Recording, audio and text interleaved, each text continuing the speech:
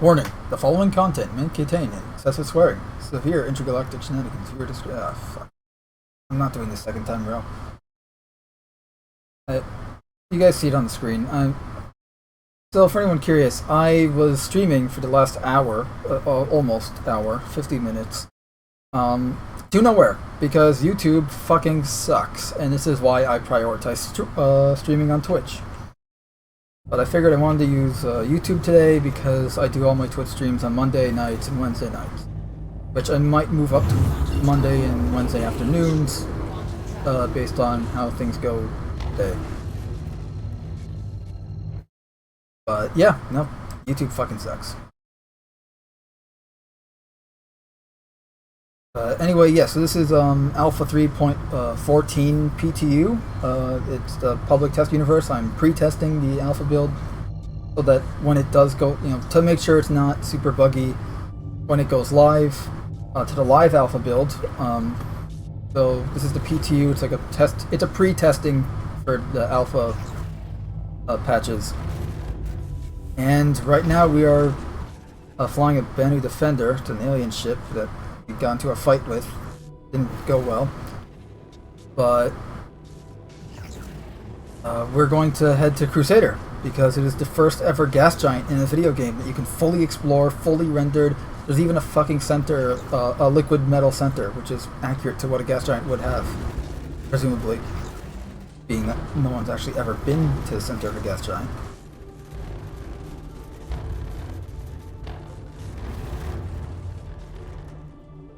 So we need to call a pad here. We're gonna get a new ship and then continue our journey. It's probably good, honestly, that... I mean, it's not good, actually. No, fuck that. It's not good that that YouTube screwed me over like that. But it does mean you guys kind of missed... for anyone watching, you missed about an hour of just dogfighting and milling about in the game. You didn't see we didn't get to Crusader yet, so don't worry.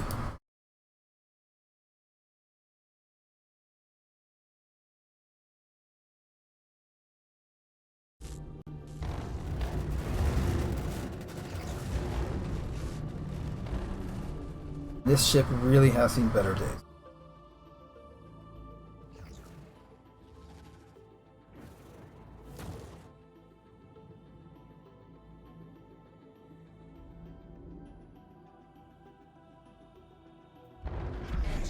So this is an alien ship made by the Banu, a bunch of tree people. I don't mean like tree huggers, like they look like trees. The species look like trees, and they are merchants. And oh, we're leaking shit. That's great. And the ramp has been open the entire time. Mazel tov. For fucking up that ship.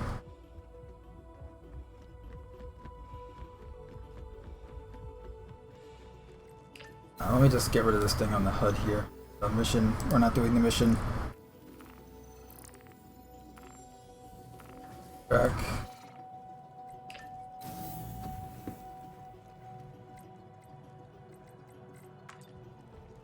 I'm gonna increase sensitivity because the PTU doesn't save a lot of your changes over from the live build. So there's my mouse sensitivity.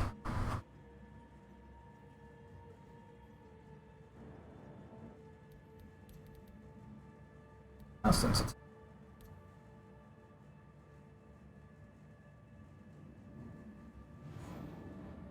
Keep it 36.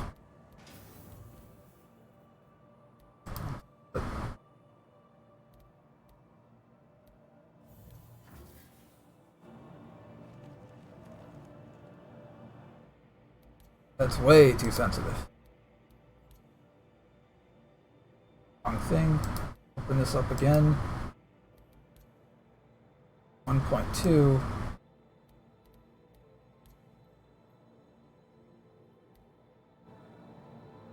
Well, maybe that was part of the problem with the flight controls I was complaining about earlier. Oh, flight movement.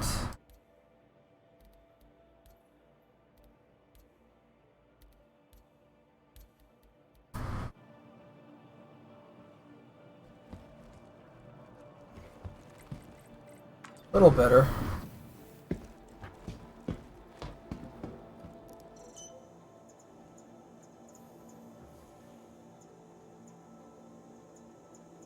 Vanguard, Vanguard.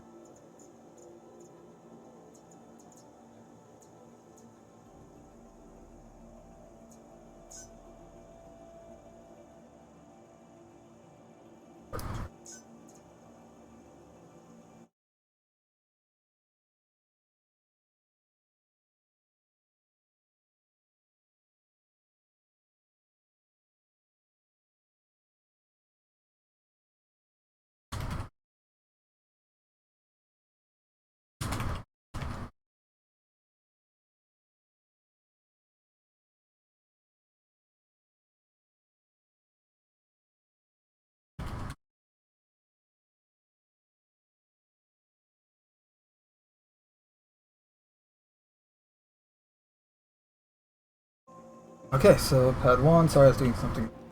Alt tab. I'll stop doing that.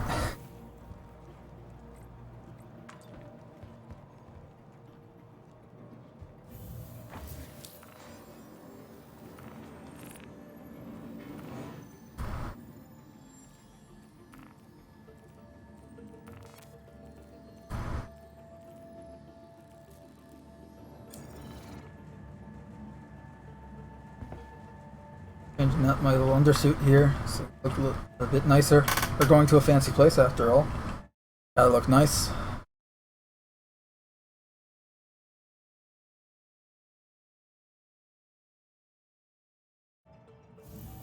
Nope.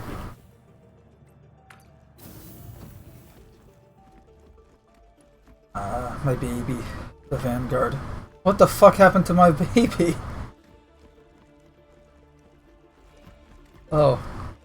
It's... I guess we'll just have to repair it on the pad here.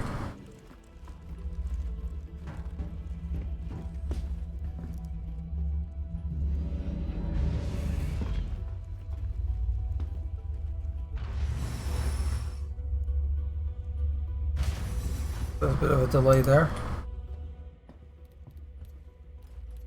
I'm just gonna mess with some controls again.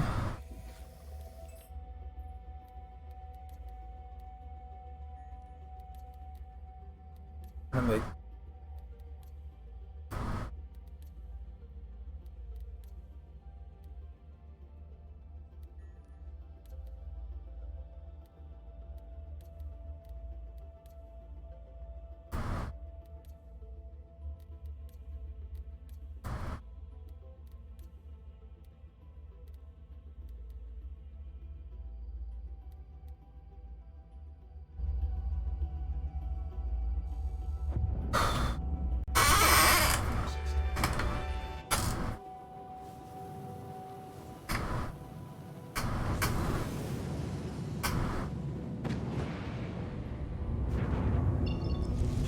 Let's continue our journey to Crusader. That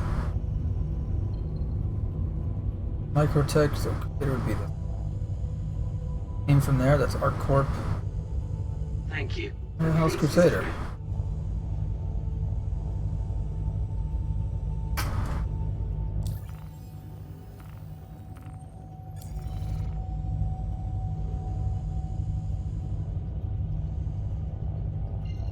There.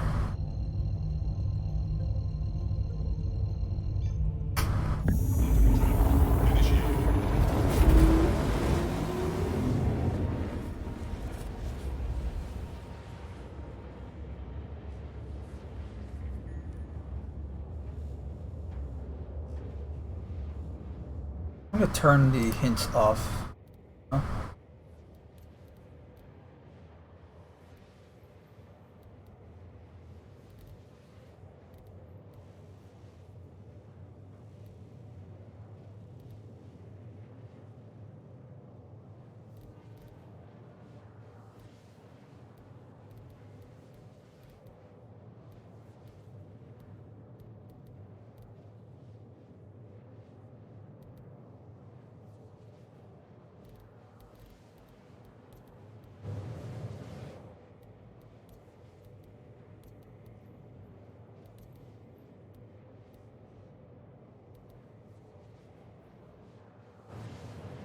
fine for now.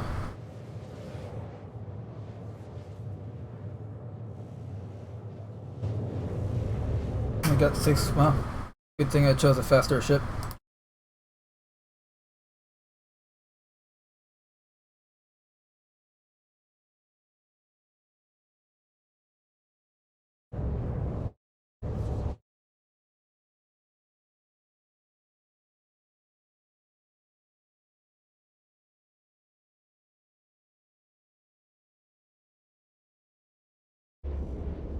But for anyone watching, or in this case not watching, this is my first, my feet first playthrough of the 3.14 PTU, and there's new Crusader. You can see it already looks very different from Crusader of old. And let's just fly right into it right now. That's the beauty of this game. It's like, oh, you know what, the planet's right there. Let's just fly into it. With this new cloud tech, you can actually see the layers there. Those clouds, they're fully rendered 3-dimensional volumetric clouds. Oh yeah. Just gonna fly, no quantum travel, old school, fly into the planet. Gonna take a little while, but oh, you can see we're already burning up in the on entry here. Just slightly, we're going in at a nosedive angle, so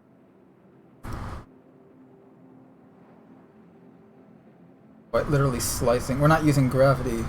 I mean, honestly though, this gas giant is so much fucking gravity. It's a gas giant, for God's sakes. Look at those clouds. Worlds.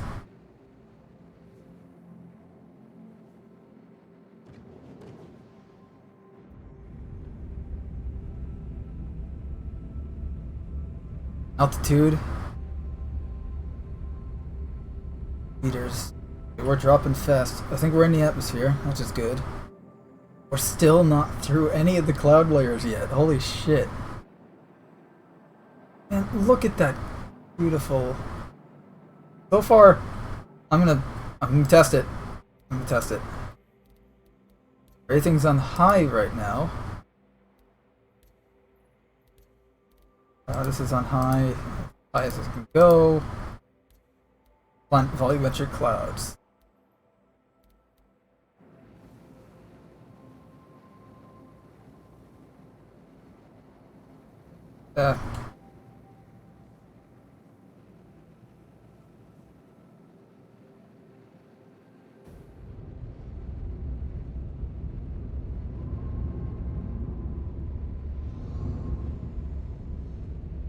Now let's just go in at a more natural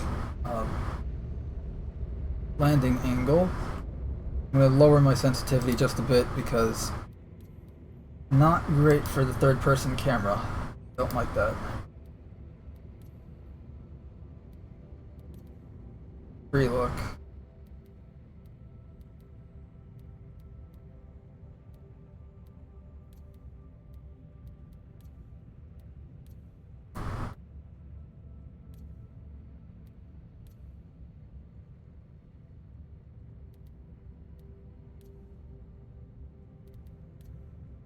I'm gonna keep pitch a little higher.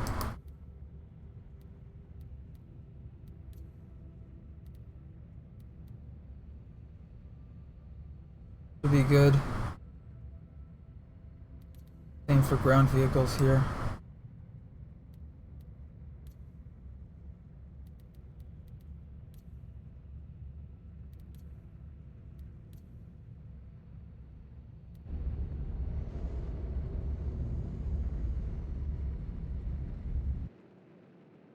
Look at those clouds though. I mean, it's not perfect, but first implementation of fully volumetric clouds. You can fly through and do all sorts of stuff with. And my very first Crusader screenshot. Of new Crusader at least. Look at that. That is cool.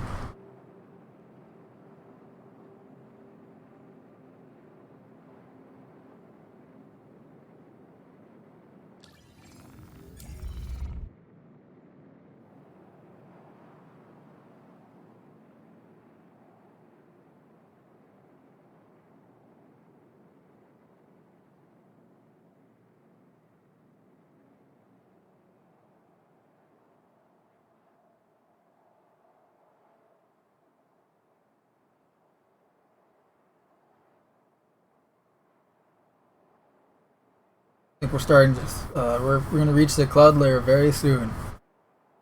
Very soon.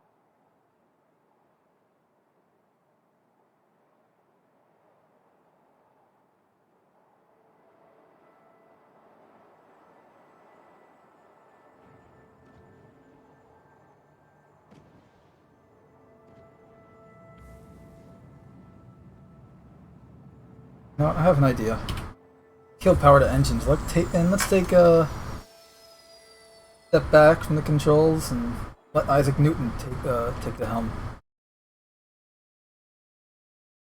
Bad idea, but why not?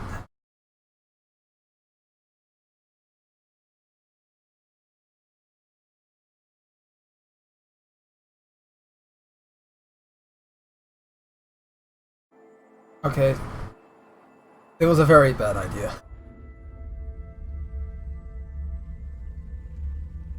Our altitude at least dropping. Few hundred meters per second, yeah. Bad.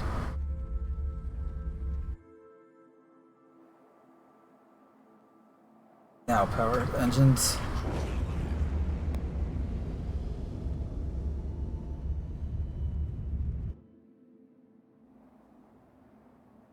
Look at this. This is incredible.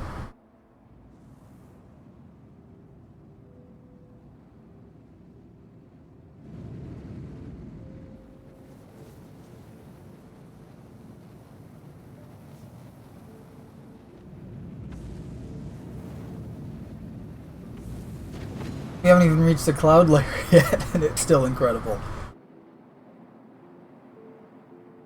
That's beautiful.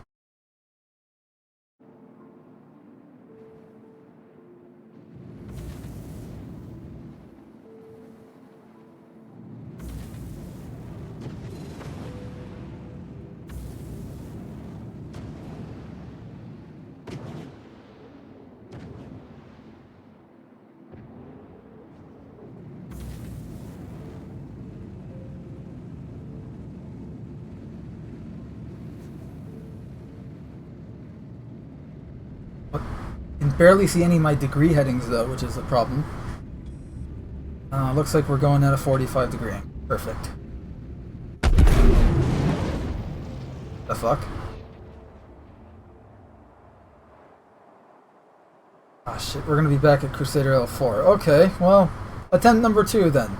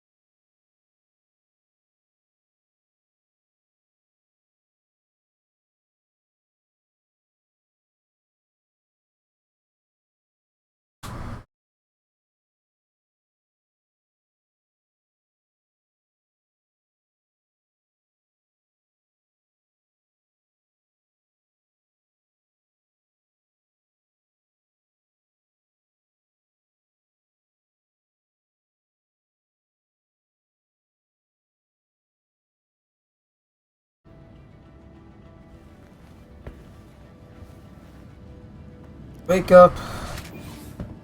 Go to the ship spawning terminals. Got a different ship this time.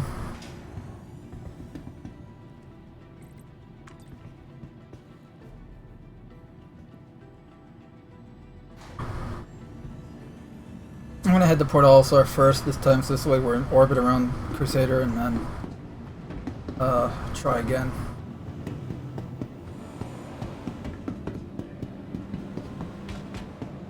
I could have decided to start at Crusader, like on, well, I can't say on, at Crusader, like on the city, the floating city there. But I decided against it because I wanted to make my journey there, thinking it'd be more cinematic and cool and all that, and the results are varying.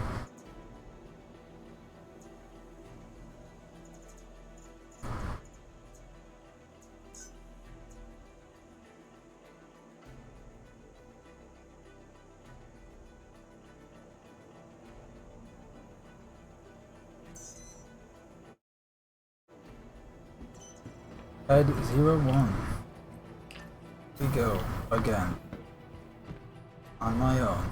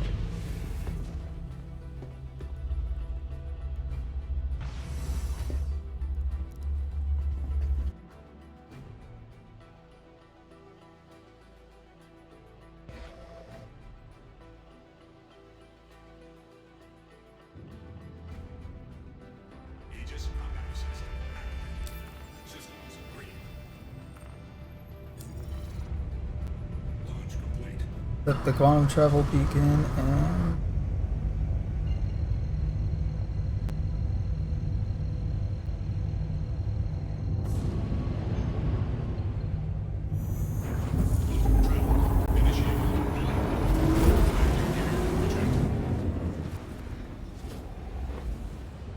how long is this one gonna be?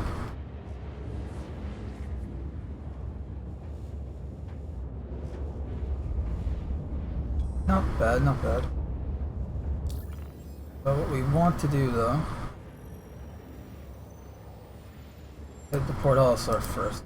Let's just edit our flight plan.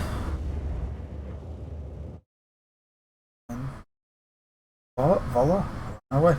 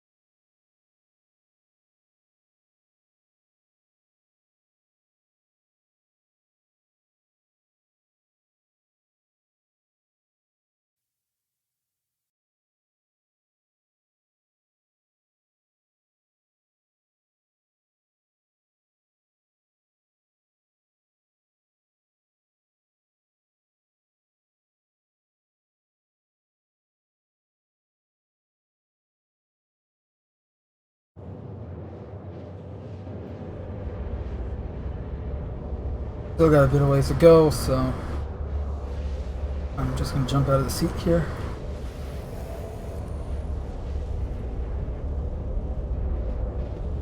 Explore the ship a bit. Bathroom, pop out toilet. Oh, that's the door.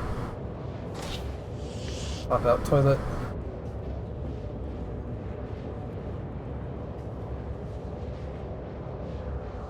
Well, the toilet's right here, just supposed to pop out and it's...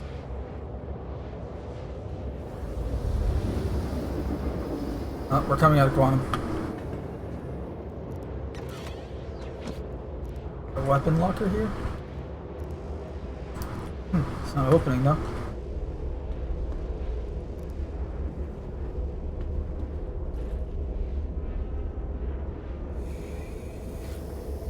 But once again, we'll be able to see Crusader coming in through the window here.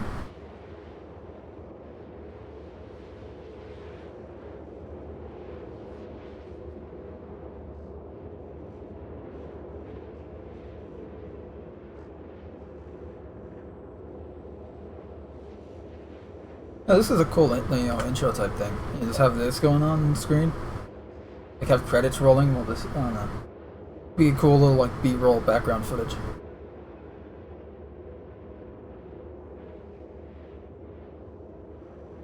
There it is, Crusader. Getting a little bit bigger every few seconds.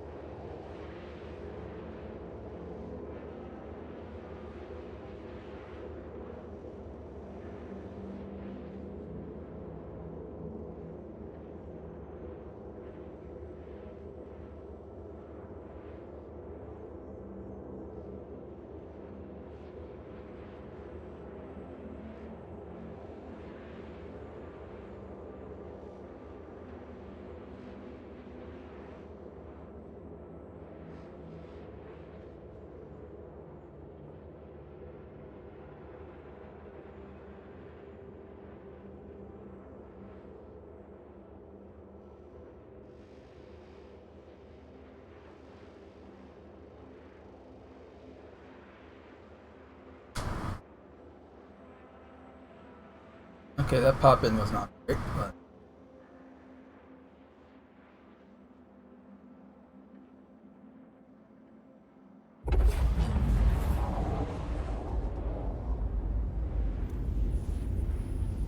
First, let's jump to All-Star and not make the same mistake twice.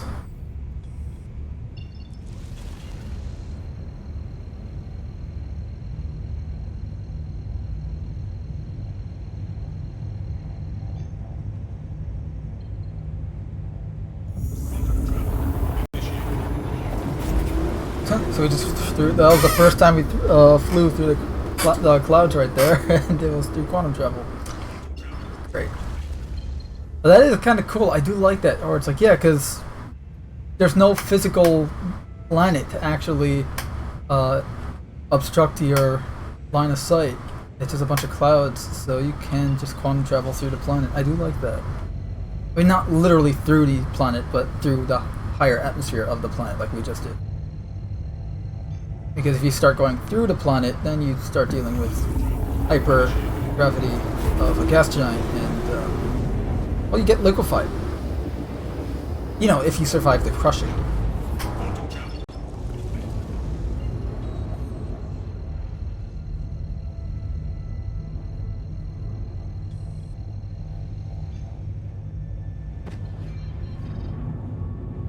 Hello, and thank you for contacting EDL Landing Assist.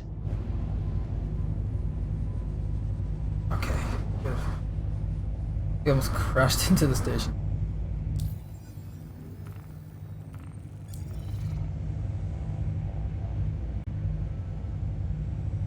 Please proceed to assigned landing bay. Perfect.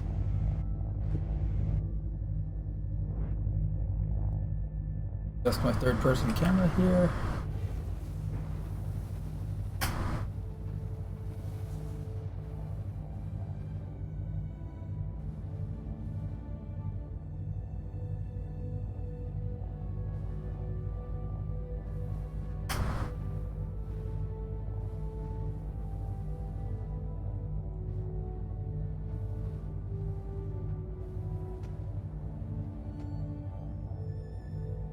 Look at that view.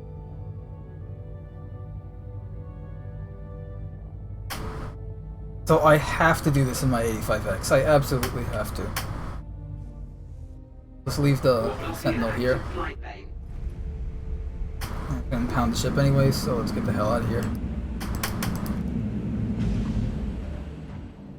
You know, we're landing at the pad they told us to land at. They don't seem to care. And that is why it is a PTU, folks. Public Test Universe. Or it goes to the persistent universe. The live build. Storage procedure. For your safety, please vacate the area. Thank you. Let me get my little hover car out.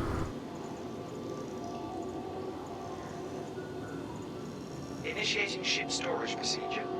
For your safety, please vacate the area. Actually, I wonder if I can spawn an Origin 890 jump here. I can! Let's see if we can actually spawn one. Okay, right. So we have to go to one of the Lagrange points, or we can probably spawn it at Crusader itself. Roll back down and get to my bag.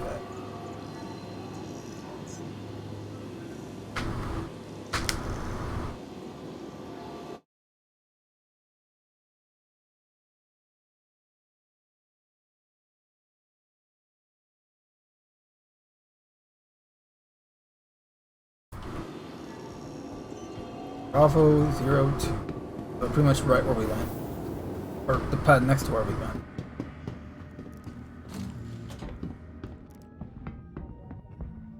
I can actually get the rest of my armor here.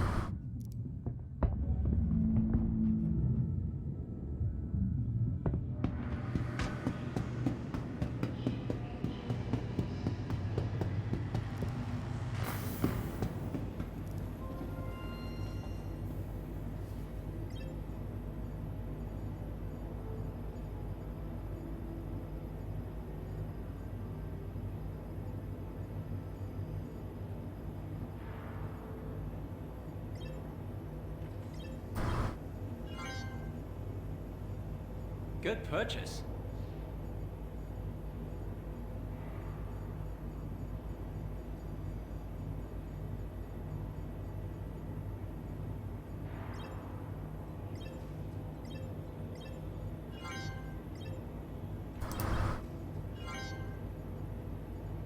Good purchase.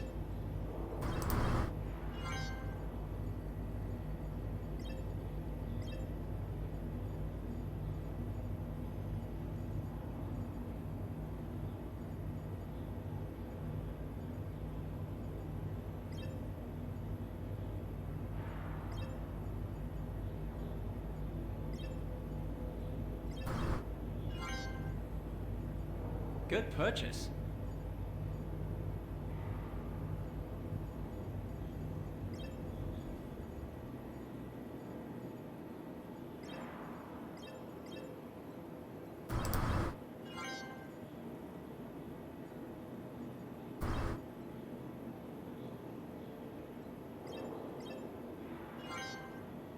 Smart buy.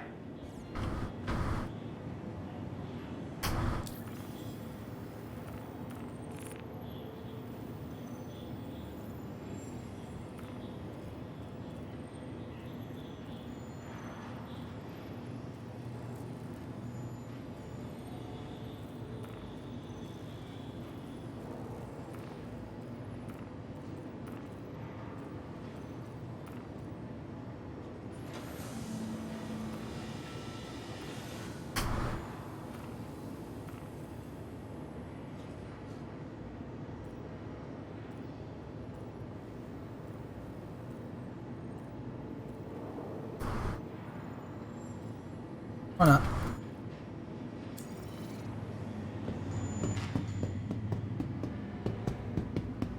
Good, now we can go into an airlock without dying.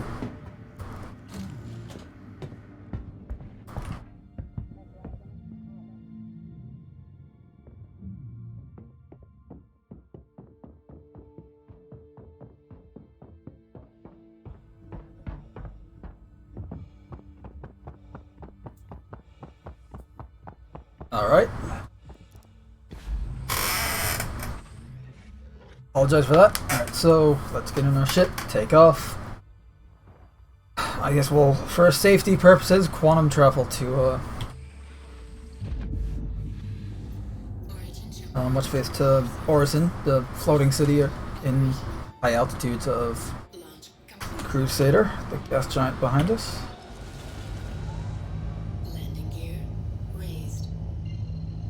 Armory.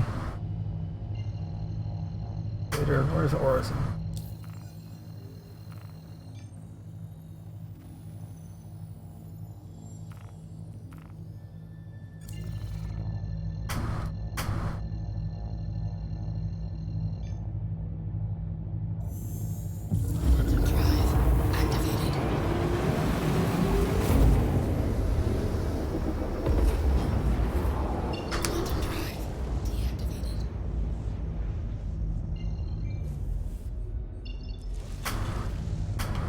Thank you, and please visit again.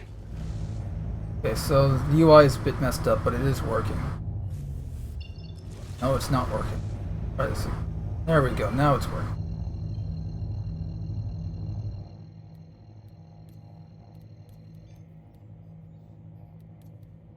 real quick.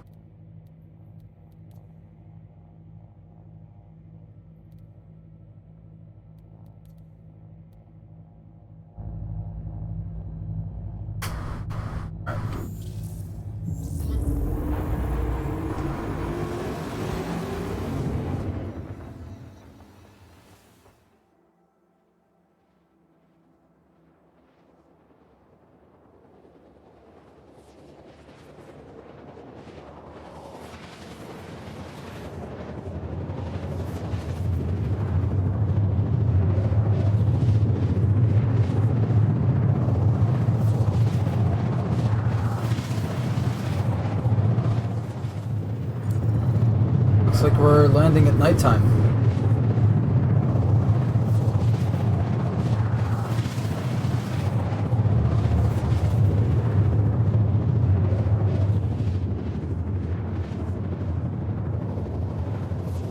And this is probably where performance is going to start tanking.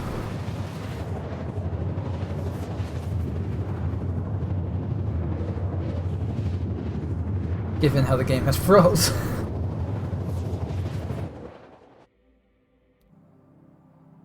Alright, and you can already see some of the lattice structure that creates Orison. Although it's very hard to see in the dead of night here. You can see it. Just a little bit.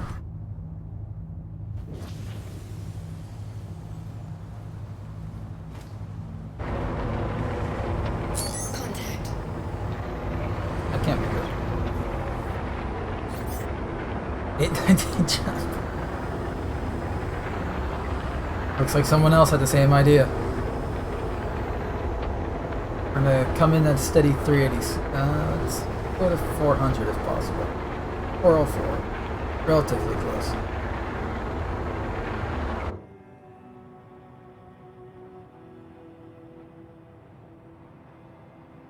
Looks like I just, a bunch of scrap laid out on the ground. The thing is, there is no ground. It's amazing how it's one for one with the concept art.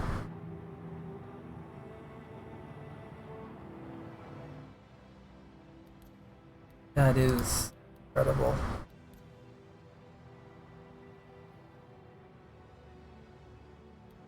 Same with sound effects.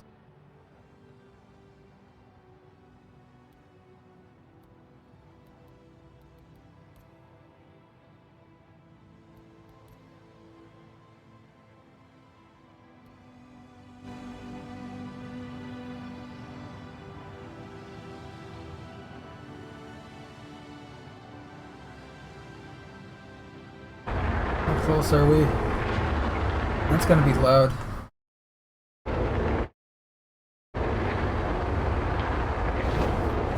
Testing something with my speaker, sorry.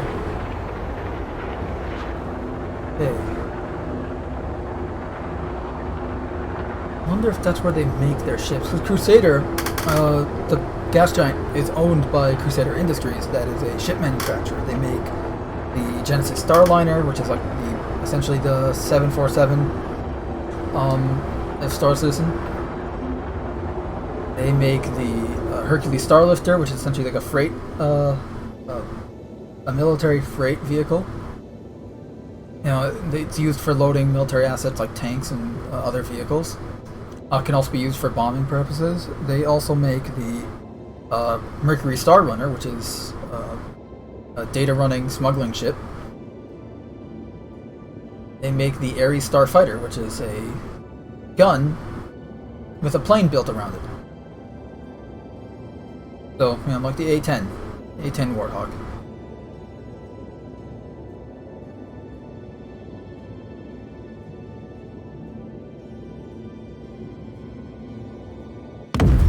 Whoa.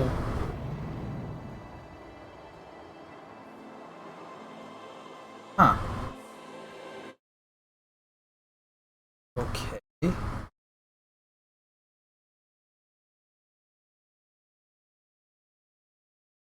Should be back at Port Olisar, but what the f is that?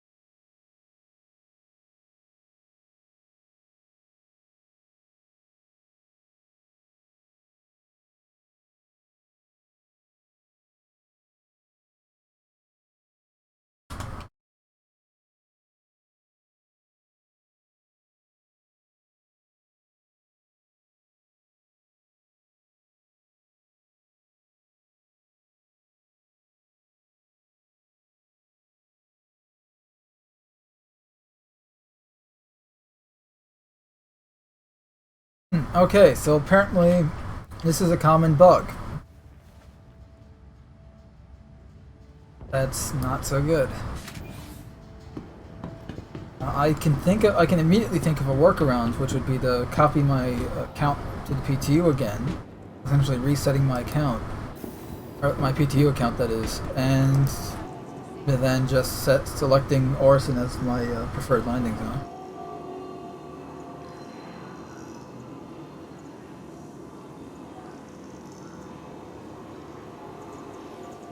I want fast shit. Big and fast.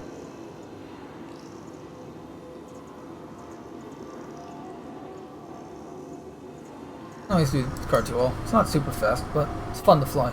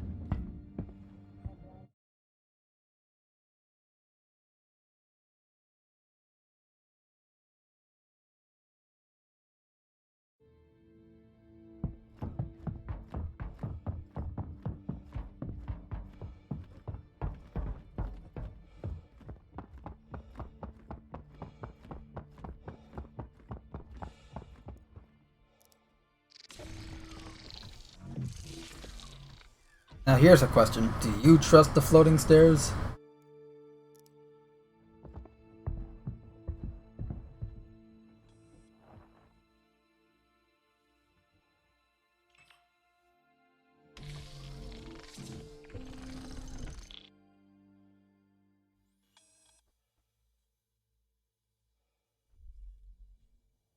Systems activating.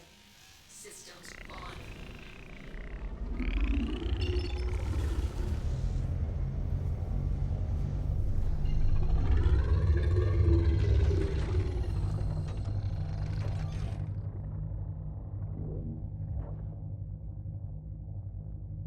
Ooh, I have a cool screenshot idea. Thank you, and please visit again.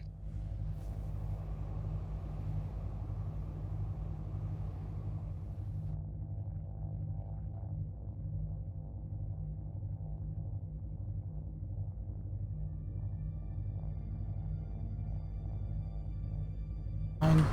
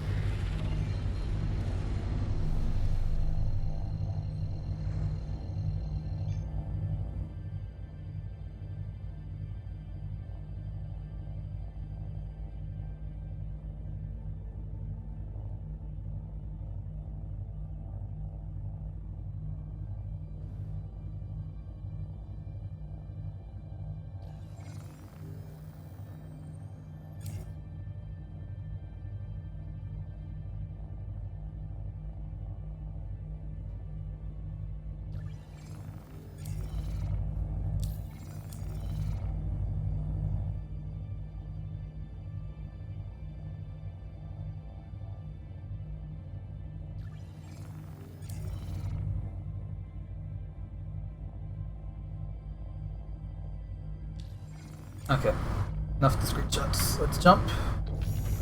Quantum travel engaged. Quantum travel complete. Landing gear up. And try this again.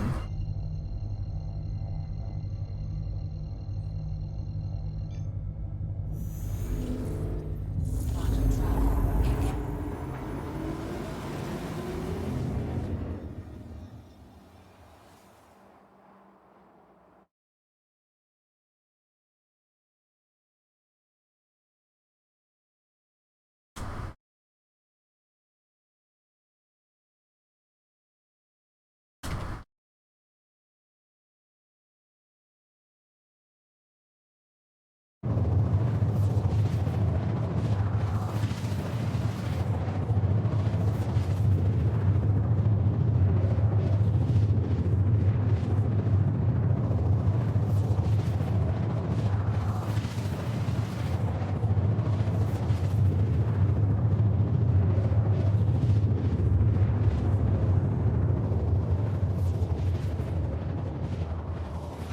Love how the clouds look like swirls of, fiery swirls of pink and white. Really, really pretty.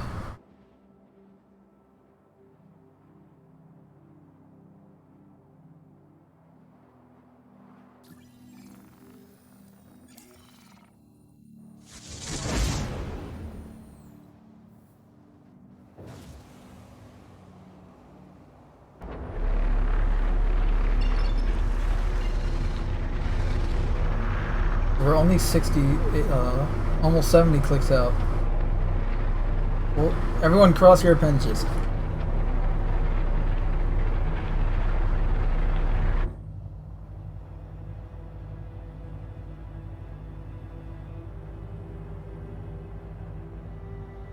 Odds are we're probably gonna have to hop servers though if this glitch persists.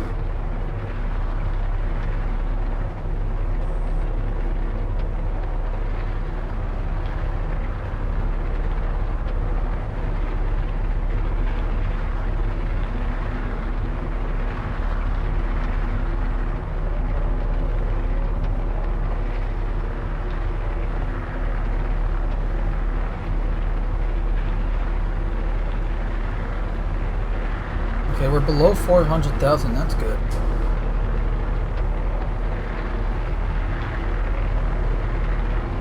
In comm range yet?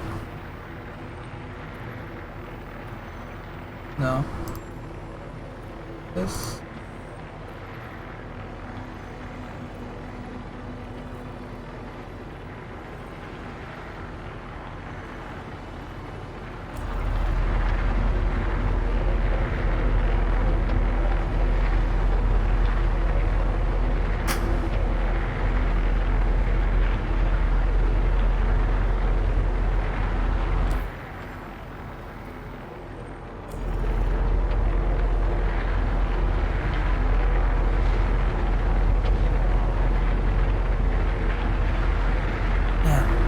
Center of Crusader is over 7.5 kilometers.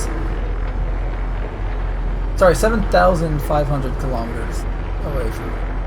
That's 7.5 thousand kilometers.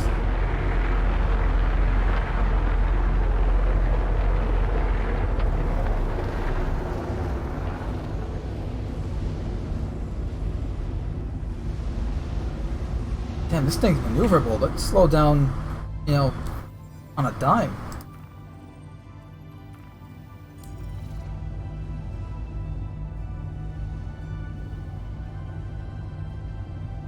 Don't need Please the, proceed to assigned landing bay. Thank you. It's over there.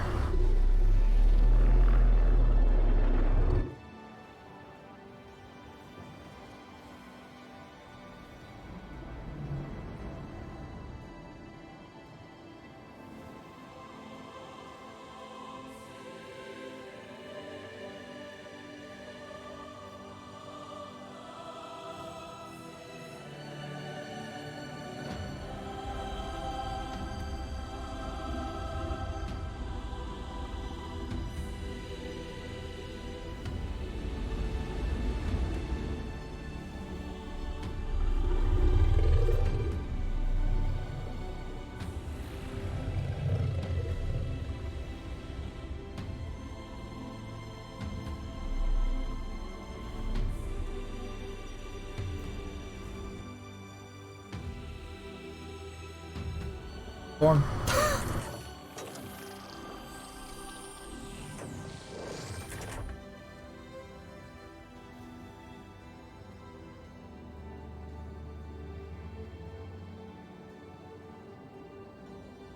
Now that is a landing.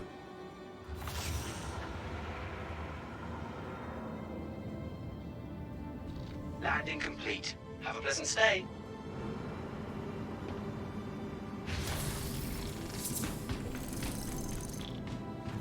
Alright, first off, hangars look very nice. They're pretty much the Microtech ones, except with some new decals.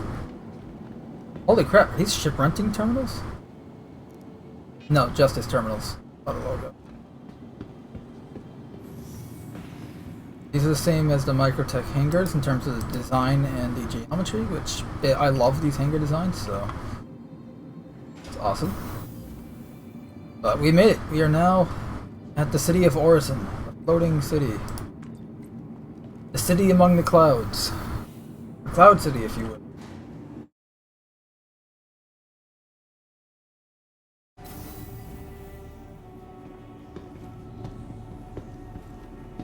Yes, here we're at the spaceport. Very, very pretty spaceport with some space whale artwork. Because there's actually a species of whale indigenous to this planet that just fly around. Wow. And the atmosphere actually is breathable. Chairman's Club. Oh, that's so cool. We can't get in though because we're not members. Fuck. I'll hack my way in though. One of these days I'll hack my way in.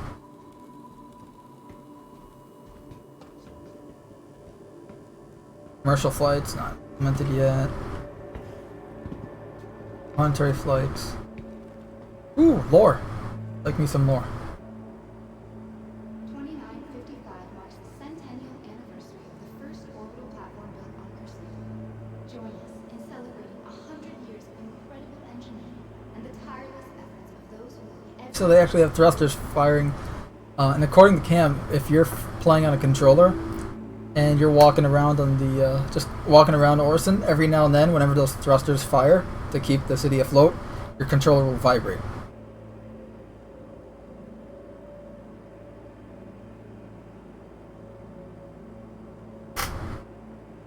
Which is really cool. August Dunlow Space. Little whale plushies. Naturally, I have to pick up a giant one. Smart buy. Oh, he's so cute. Hi, welcome to the store. Can I still stow in my inventory? No.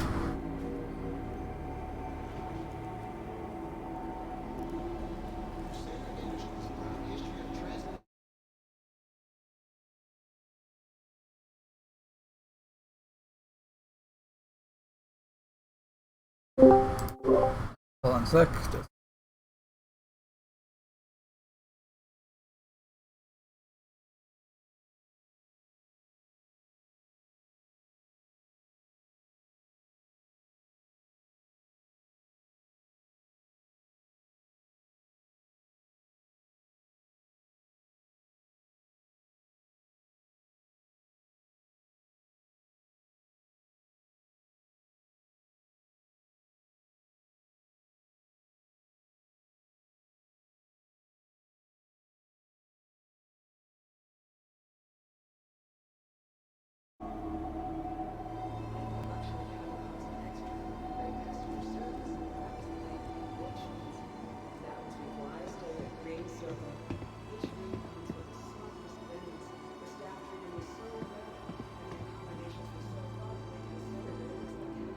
So here is the traveler stuff, that's ship rental. Hi. Let me know if there's anything I can help you with.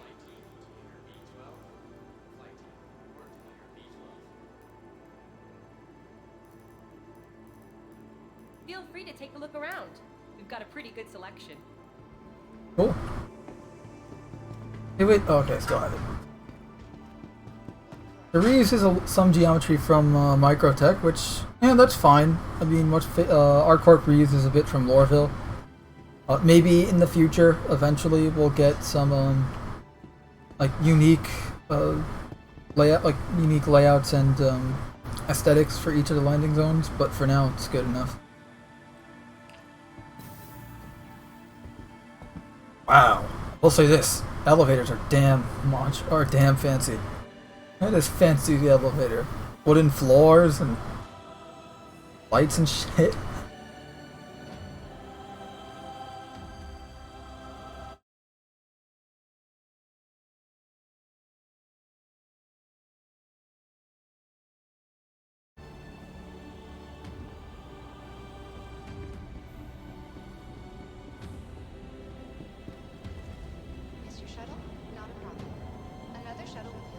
So here's the Starlifter, the Hercules. The C2 specifically, which is the civilian model. Last call for passengers. The shuttle is preparing to depart.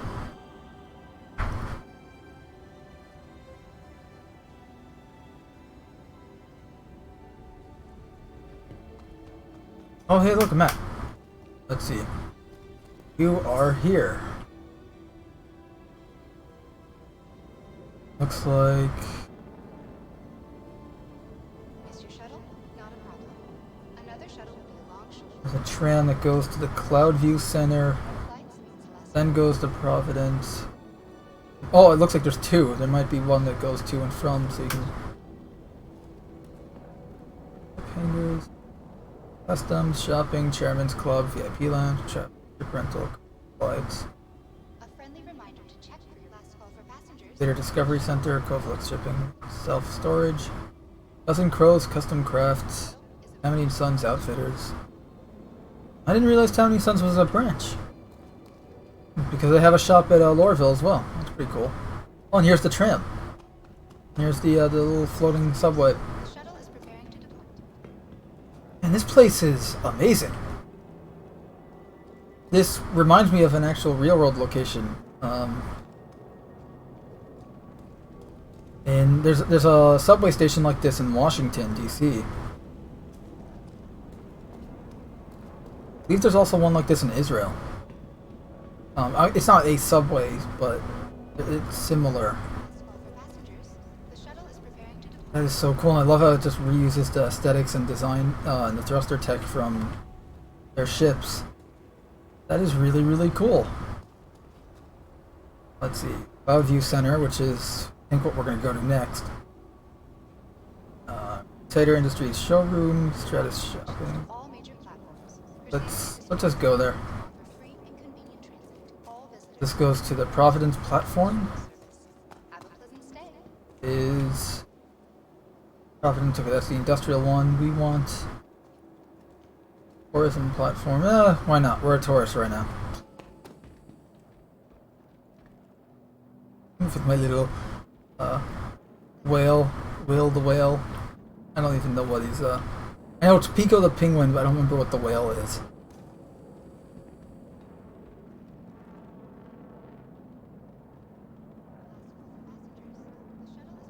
I think that I can make it to that tram. They're going to the same place. No, they're not. But we'll go there anyway. Call for passengers.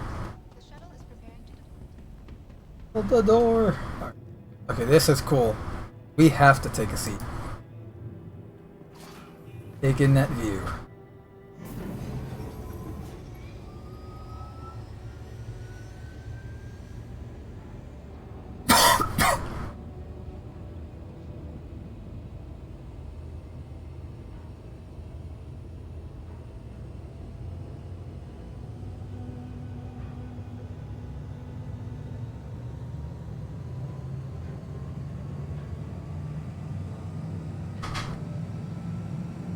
I imagine this is like, 100 times better during the day.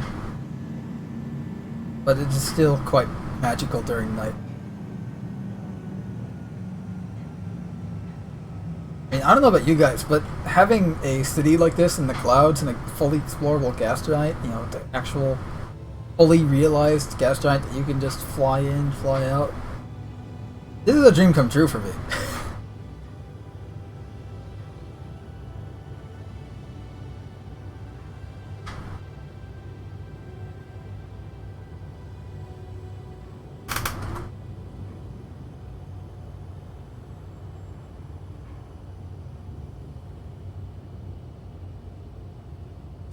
Approaching next station. If this is your stop, please prepare to disembark.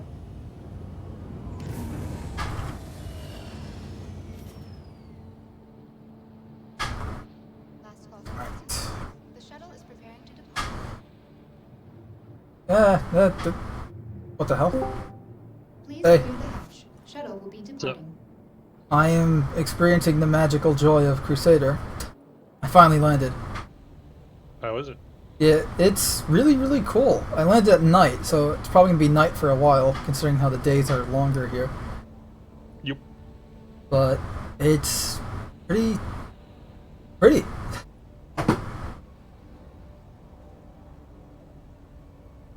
I have my little whale. I got the big one. Crusader Industries shuttlecraft feature expanded. I have the stuffed whale in my hands right now.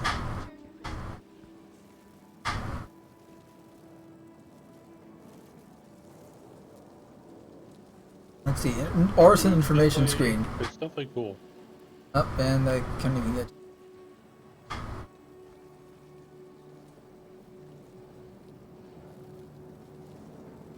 I'm hoping with the Orison version 2 that we get, I'm hoping that they have a ship store at Orison. Yeah, I saw the like- rental, but I didn't see a ship store. Well, there's a rental shop, but no actual store. Right. You Like, imagine it's a ship manufacturer. It's actually one of the first ship manufacturers that we're actually being able to go to their physical location in the verse. Yeah. I think we should be able to, buy their ships here. What's the name of the whale again? Starts with an F. I forgot. I just remember Pico the Penguin. That's really it. I really like the architecture. Very. I'm attempting to fly in to Yeah, Orison don't here, explode. so we'll see. I exploded in my 85X and Vanguard, then Harbinger, and then I tried the Car 2 all, and it seemed to work. I'm in M2 right now, so we'll see. I wonder if it has something to do with fucked up values for the pressurization. Because that would explain why you're just going along and then all of a sudden, boom, you're dead. You're telling me that it's not just Crusader, you're just flying around randomly in the verse, and then all of a sudden, boom. That being said, though, I will note I have had my ships occasionally just blowing up randomly as I'm just flying around, not in a combat zone. Yeah, that's still a problem. I think I had my Mercury Star Runner do that. I think I had a Titan do that. So I don't know what's going on with those, but I really love the contemporary mixed with high-tech sci-fi here. Because like some of the areas, like the subway. I can barely hear you, and I got your phone. Yeah, I was saying that the blend of architecture here, like the contemporary mixed with high-tech sci-fi, is very, very cool. Let's see if it might be my mic is low. Let me check device properties. No, it's at 100.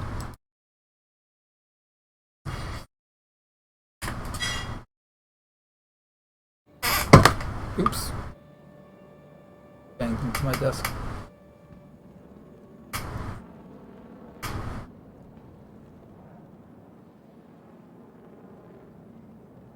Ooh, there's a platform edge. Time to jump off it. It doesn't, I will note, Orison does not look, or not Orison, but Crusader being in a gas giant, it doesn't look like what I thought it would, but... Yeah. I mean, like, externally, or actually flying around? Like being in the clouds, it doesn't, like, my view is a lot further than what I thought I would have. So, like, expecting clouds to be right up in your face, or being literally in the clouds? To a certain degree, or seeing like clouds going past. Yeah. And, like I want to be able to, and I assume down the line we'll be able to, like fly inside of a cloud to the point where like my vision is restricted. All I see is cloud cover around me.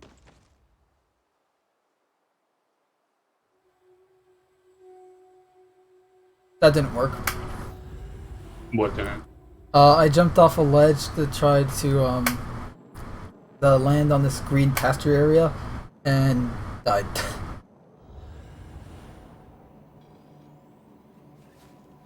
Now I get to see what the habs look like here at Orison. Very, very pretty. They're pretty decent. They honestly look pretty cut and paste similar, but they did make it so Oh yeah, that it looks a lot like there's the. a window next to the bed, so you can see Yeah, the well, clouds. that's also Watchface also has that Microtech. This is pretty much the Microtech Yeah, cabs. I was really hoping they were gonna go more with the open design, like the having like a tier kind of thing, and then having windows like above and to the side, so you have like a whole vista in front of you. I was hoping for something like that, but I do like this balcony though. yeah, the balcony is nice.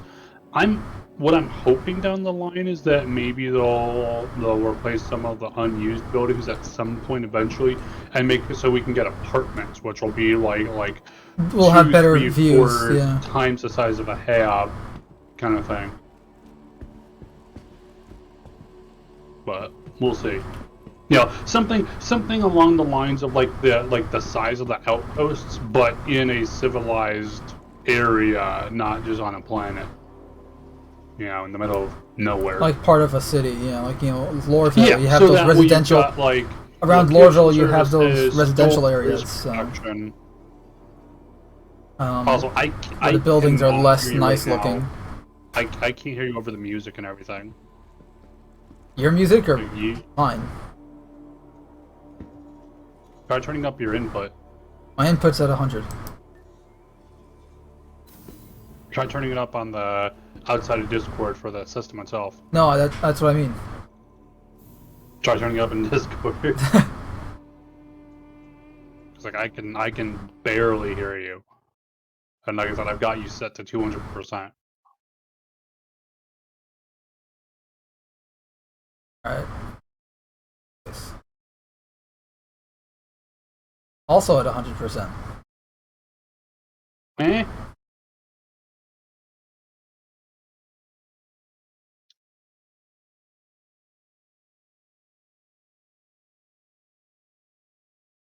I will note the hangars are very odd in how they're placed. They're kind of every which way because it's floating. Yeah, I did notice that. It was very like, oh, okay, and then like I saw a patch of grass, and finally, like when I was coming in, like, oh, obviously, like I knew instantly, okay, it's come on, underneath, you just but fucking crashed. doesn't make it great. I was literally like 7 km from landing, and it was like, nah, I crashed just out. Dang, I haven't had a crash yet. Saying that though, I probably will now.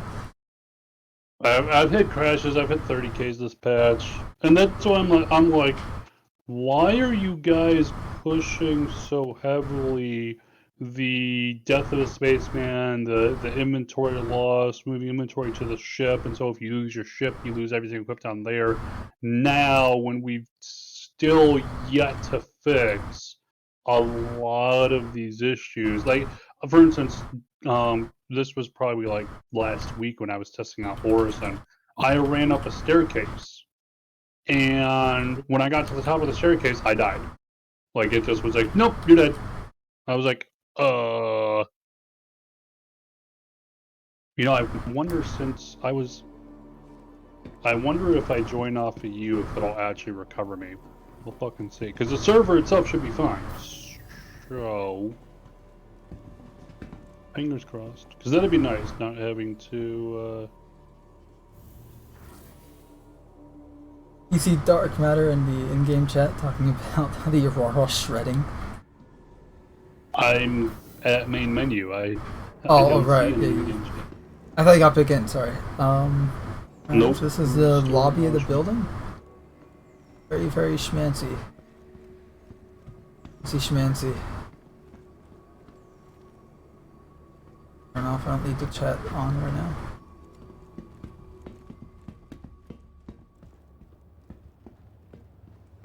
Now this building layout kind of has a cyberpunk feel, but way too high tech. Hmm.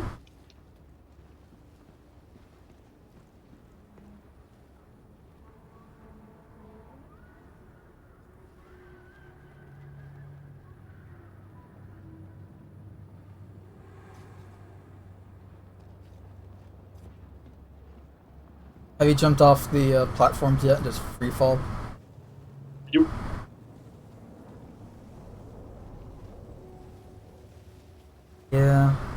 I'm about to say I just did too.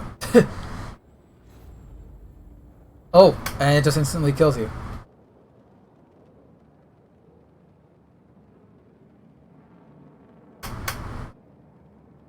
That's disappointing. I was expecting more.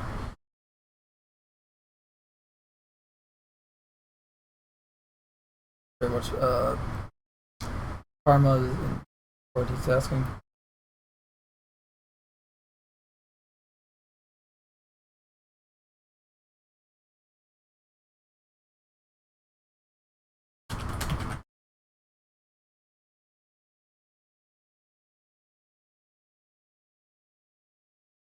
Well, that's odd.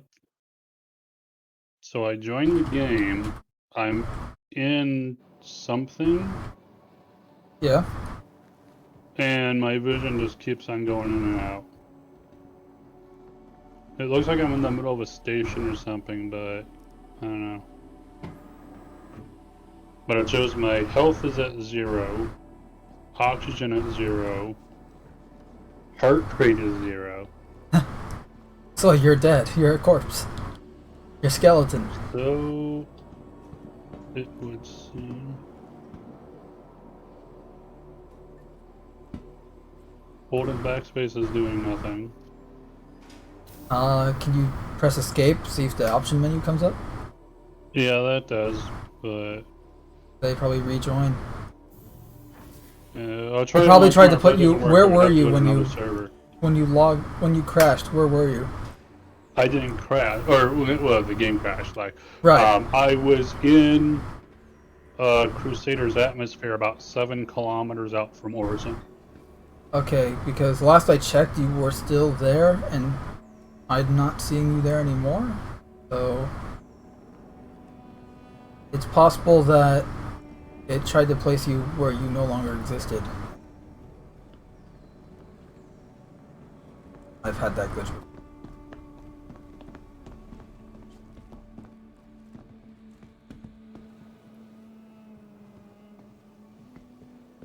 This is just like a public hot tub. It's there's a public hot tub Where? in at Green Circle. I remember seeing a sign for a spot, but I didn't find like what building it was in. Not so much a spot, it's just the little hot tub with seats. Where I is it? don't think the seats are interactable yet. They're not, but they're molded seats. On the second floor in the lobby.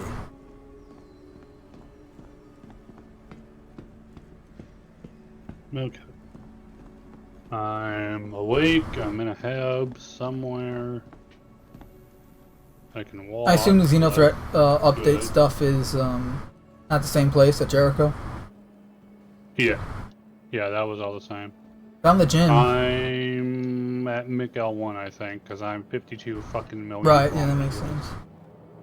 Alright, yeah, I found the gym. Found the Orison Hospital. Pretty big building. I do like Yeah, that some of the there's two parts of platforms. the gym, and they're both different too. They didn't like copy paste it. Alright, so.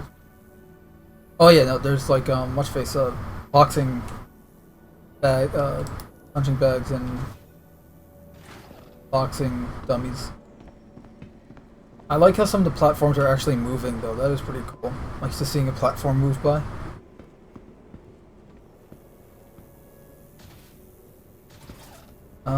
Oh yeah, look at this. This is the cardio gym. Then you have the weightlifting in the other room. That's pretty cool. I gotta say, unlike some of the other places, this feels like a genuine hotel, like a real hotel. Yeah, other places it feels like this is some kind of a modular space that temporarily. Our is set court up kind of feels with like a different- cheap cyberpunk apartment. Yeah. Like, you know, and that's good. Like, that's kind of what that world is going for. You know, our corp is very cyberpunk, just in its design and in its world. But Orison here is kind of like this luxurious hotel. Like, you're going to a city to visit, and you want to stay at a really nice hotel, and here it is. It feels like a like an interesting mix between industrial and luxury. Yeah. Whereas Microtech is more of like high tech and luxury. industry. Yeah. Well, there's also that some luxury, I'd say. Yeah, I mean not a huge amount, but I mean like just seeing like the paneled wood, smooth textures everywhere, everything's very clean. Yeah. Whereas Orison has this very warm color to it. You should see it once the sun comes up. Yeah, I'm just seeing it at night right now, and it looks warm. You know what it looks like? It looks like an infinite summer. Like it's always summer. In Philadelphia? I thought it's always sunny in Philadelphia. That too. Not necessarily summer. Although, having been to Philadelphia in the summer, it is hell.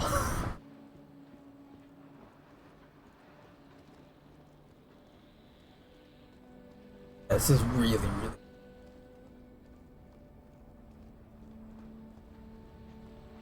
Oh, also I found out, I don't know if you heard of this before, but with the new power triangle, if you were to go and have no power set to weapons, for example, so if you were to just have it set to engines and shields, your laser weapons and other weapons, I suppose, will not recharge at all. So they don't even get like, there's no like bare minimum power amount that they always get regardless of the triangle. It's nope, they're getting no power, or at least maybe they are getting some power, but not enough to recharge anything. Okay.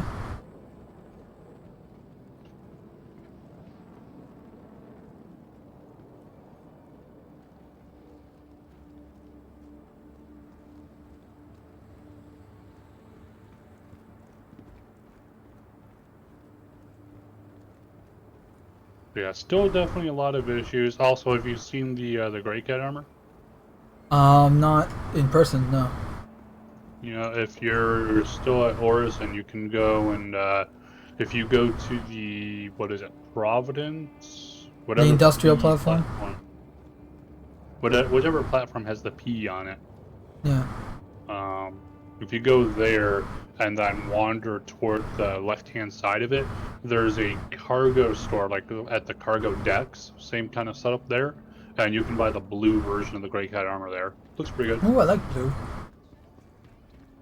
Alright. And here's a little advertisement for...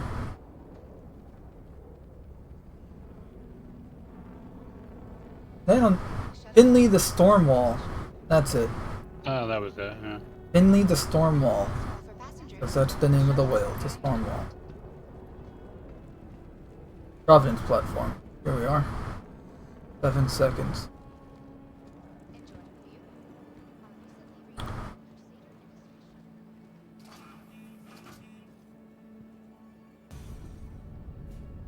Wait, what? The tram just appeared in and doors closed and now it's flying away. Crap. Yep, frame rate is not great, by the way. At least compared to what we've been getting good in like previous patches. Because even at ArcCorp at Area 18, I was there earlier. I started the game there today, and I'm like, oh, I'm like, okay, it started off pretty not so great, you know, which is normal, but then it was really, really smooth. Okay, I think at Orison, I've been getting about I can check how many I'm getting. 12 to 15 FPS, up to 20, depending on how I fuck with the settings or what's going on the back end. If I turn the, there's also a new graphics setting for cloud. Yeah. Something. Cloud density, I think, something like that. If you set that to medium, which is it's medium, high, and very high. I think I have it on very high. An additional 5 FPS. I have it on very high, just to see if I can run it.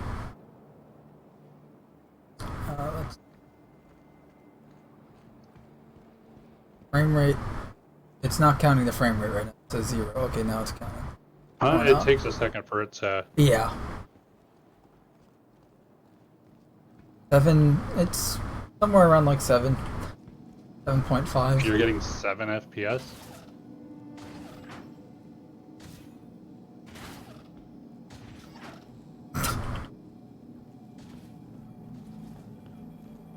Yeah. Oh, it almost went to 8.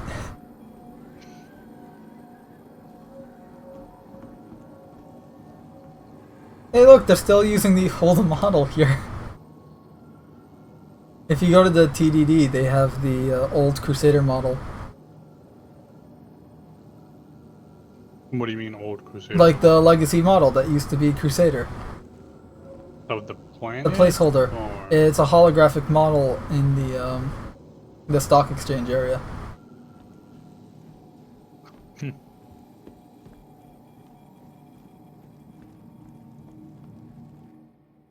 Let me see what happens if I turn down the graphics. High. Very high.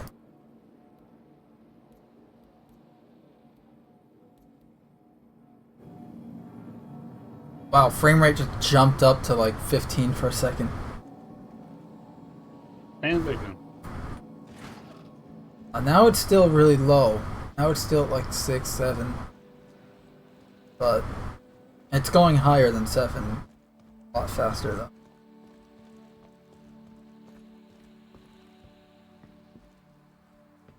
Radius at Cloud Viewer. Enter, okay.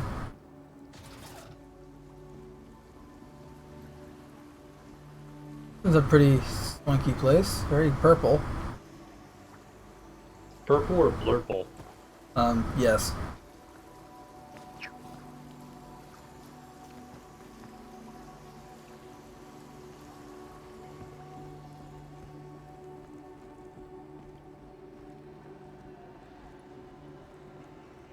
We got the high-end clothing store.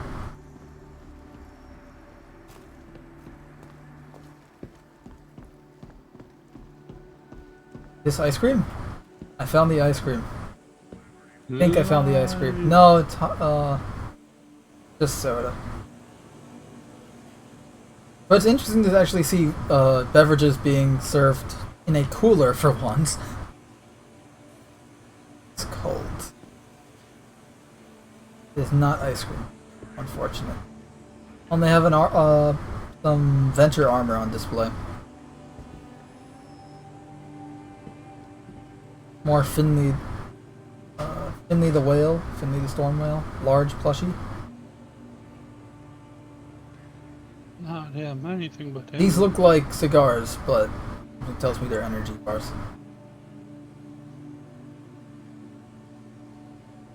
Protein stick. My favorite. Chocolate bars, which kind of the style of the chocolate bar kind of reminds me of a Crunch. Yeah, I remember that. What's this? Oh, more of the sticks, kind of like your Slim Jims. Hey, Slim Jims are delicious. Slim Jim. Whatever the tagline, the commercial is, where they always have the guy yelling Slim Jim. So you can buy. Oh my God! You can buy Finleys in bulk. They sell them on the terminal, so you can just buy. You can buy Finley, the storm walls, and bulk of like 100. You get a Finley. Everyone gets a Finley. Of course, they have something named Cloud City. They have what? One of the shirts is titled Cloud City. Isn't that copyright?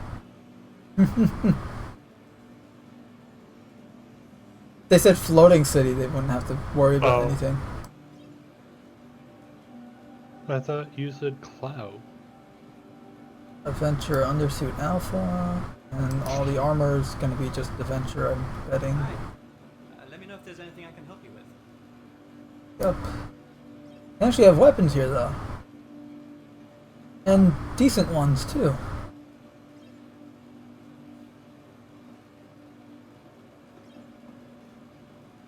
Smart buy. That's good. I just bought a freaking... Okay, no, they don't... They have some decent weapons. They have one pistol, one shotgun, and one F-55. I was looking at ammo for a second. Ammo's the F-55's a good gun, though. They sell the worst pistol in the game, however. Good purchase. The LH-86. Not a good pistol. It's the best looking pistol in the game, but it is not the best. Hi, thanks for coming in. Oh. Got some magazines. Hitbox. Overload. Ultimate shield hacks. Total defense. Extra protection.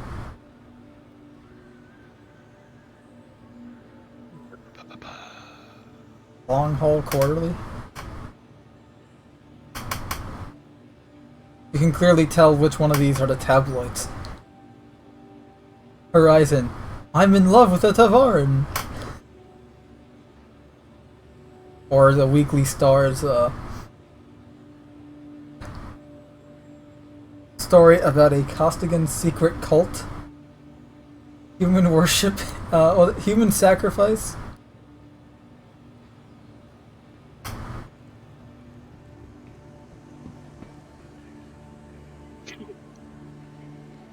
This is a pretty cool place, though. What's back there? There's an upstairs section. This takes us upstairs.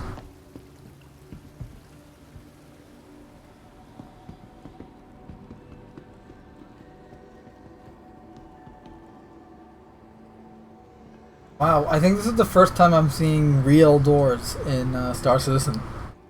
As opposed to fake doors. No, it's supposed to like automatic doors or doors that have electronic panels. Here's like a traditional door with door handles.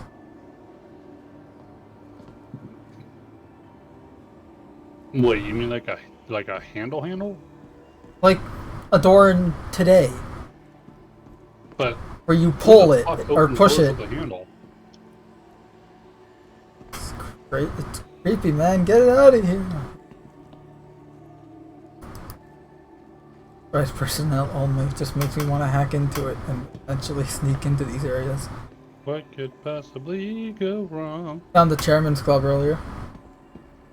Yeah, I can't wait. And I'm hoping with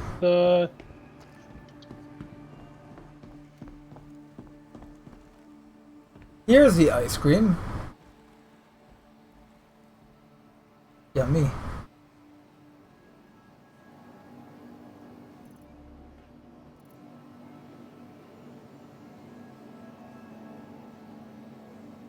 I'm gonna get me some ice cream.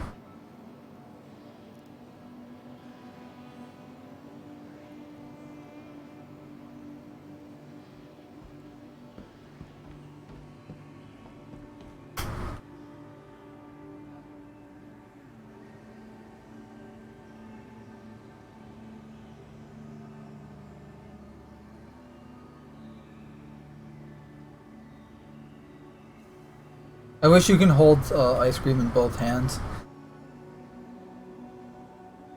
We can have ice cream for everybody. Same with drinks. God damn it! Why am I crashing every time I enter Horizon? For fuck's sake.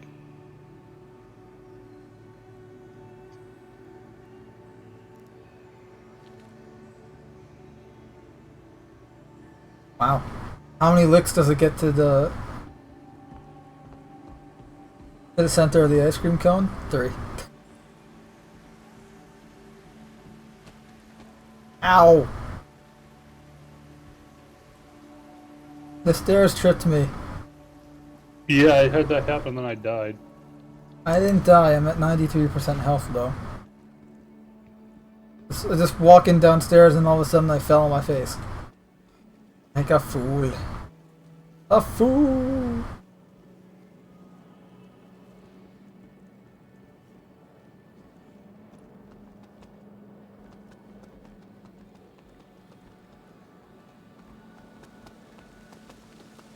See, that's one of the things that's interesting about Star Citizen, but I also hate at the same time, in that it takes you looking for how to do anything.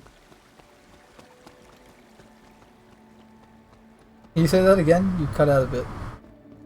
I said it says it in Star Citizen. It takes you forever to do anything. Yeah. So it's like, oh hey, for instance, I was like, hey, they got the Xenothreat event up. Cool. Let me go. By the way, your server's full. All right. I want to get the fucking Orison. Stop fucking crashing. Stop bullshit. No, I'll go to a new server. We'll do a party launch. Okay, here, yeah, just come to main menu and we'll launch from there. Yeah, I'm doing that now. Let me know when you're there. I am in main menu, I think.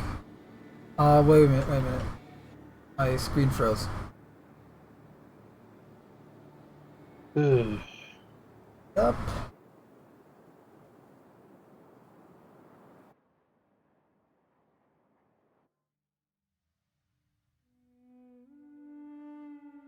Yeah. Froze. I'm going to have to force quit and relaunch again. What's that? You ready? No. Oh.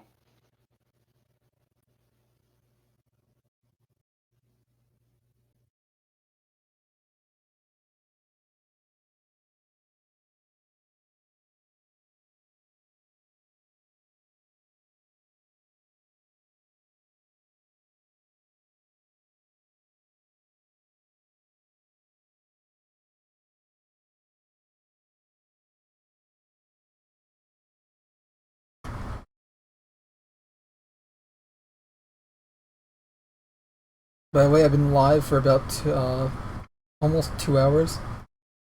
Maybe a little over 2 hours. Zero As opposed to being dead? like live streaming the Star Citizen PTU. And 0 viewers the entire time.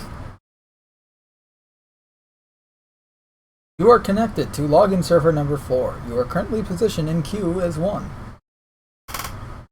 Alright, now I'm loading.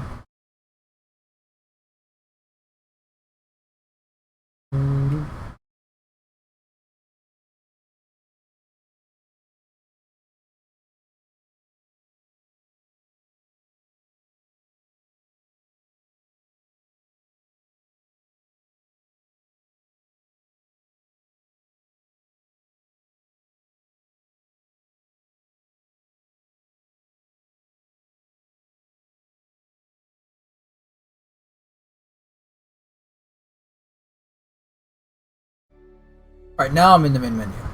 Now you are a go. Hooray, we're launching. We're off to see the blizzard.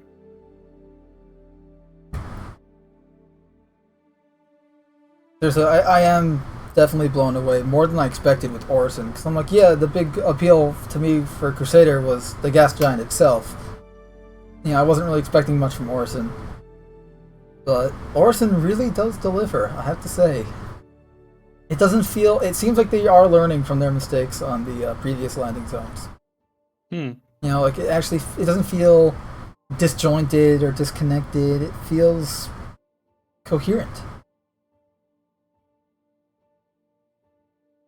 There's, you know, I love the idea where you have all these different aspects part of essentially one giant hotel complex, as opposed to the gym being part of the commons, but you know, having to take a train to get there from your apartment in New Babbage.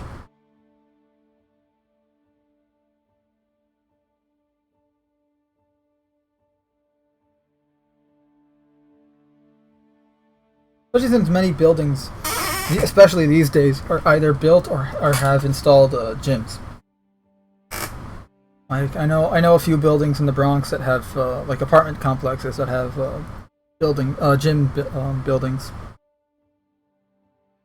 or gyms in the like lower levels of the building. So it's nice to see. It's cool to see like a lot of reality being used in then as a base for the science fiction setting. Like I'm walking around like I swear I've been here before, but in a parallel version of it in the real world. You know, it's like there are sections of Orison that feel like, you know, almost sci-fi ripoffs of real world locations. Do you have a marker for me? Because I didn't. I'm still loading. You. Okay. Well, that'd be why I don't have a marker for you. Yeah. I think what I also need to do is switch over to windowed mode, because alt-tabbing is not impossible, just I haven't had any problems tabbing around. Annoying.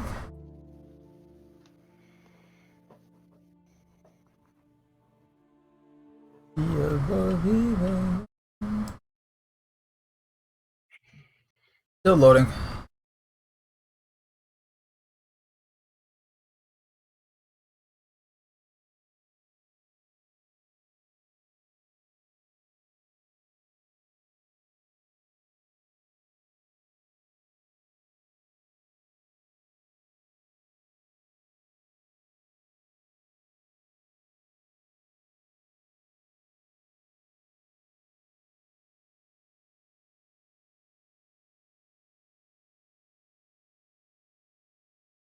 By the way, titling the stream, was it the first ever fully explorable and rendered gas giant in a video game, is an accurate title, right?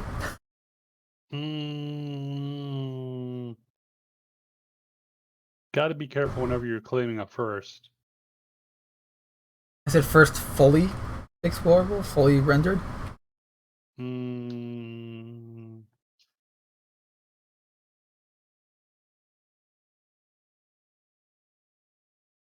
I probably wouldn't label it that, but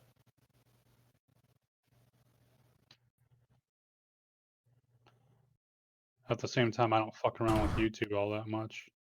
Yeah, that's the thing. I'm not saying like what I'm trying to manipulate their algorithm to work for me instead of against me for a change.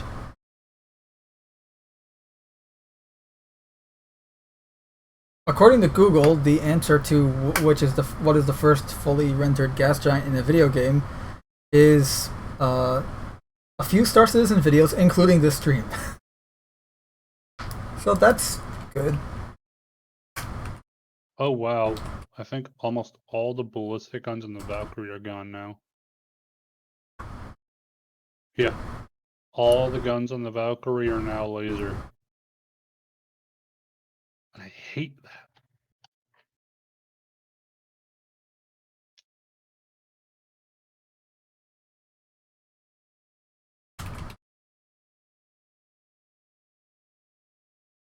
I really, really, really do not like that we are now forced to use energy weapons.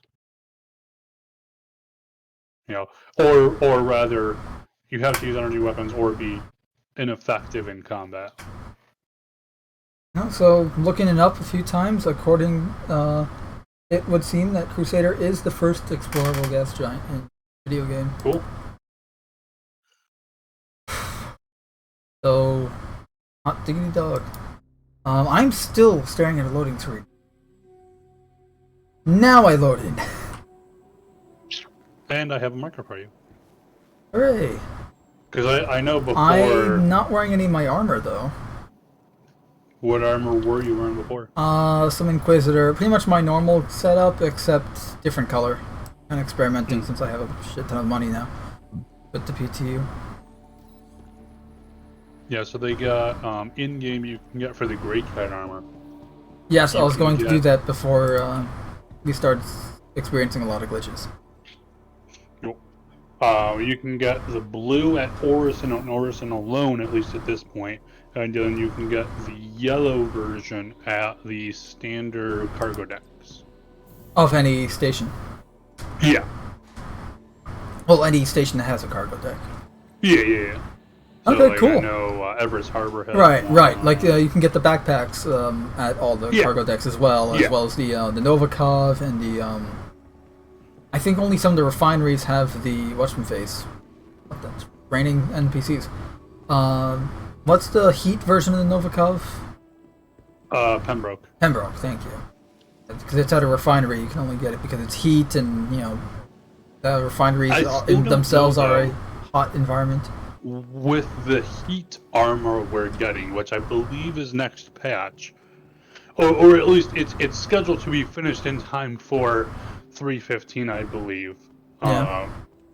Don't know if it's actually going to be in 3.15. We'll see.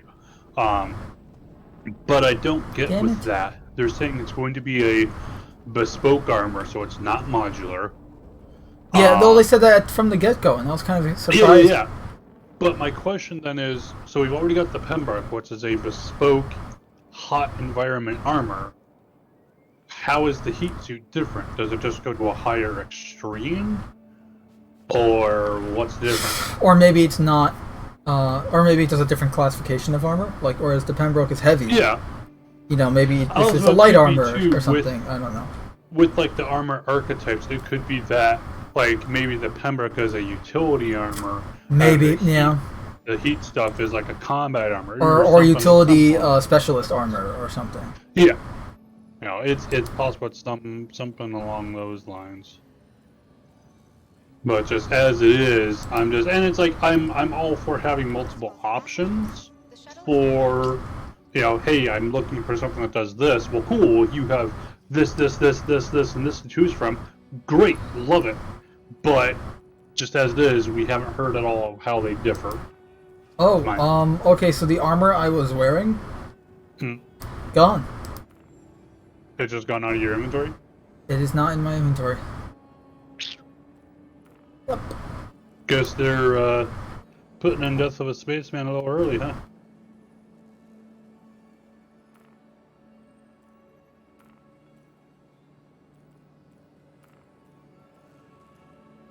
Oh, that shit, that means I lost my, that opaque helmet, too. That's a helmet that's on my account.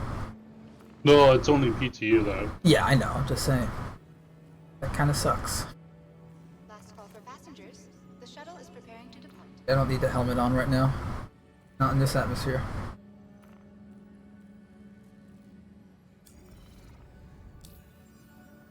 Let's see. Ram is here. Take me to no! No, you bastards! So we gotta keep it PG-13, huh? You came right at opportune time. I'm literally, the doors closed on me as I was about to enter one of the trams. Might as well join you guys on Star Citizen. I haven't touched Yeah, it. we're in the PTU, just heads up. Oh, well, shite. I don't have the ability to join the PTU. We're testing out the PTU in all of its glory. Is it actually decent? I mean, you're getting at least 7 frames per second on Orison, so. wait, back up. You said 7 frames per second? 7.5 sometimes. Jeez Louise.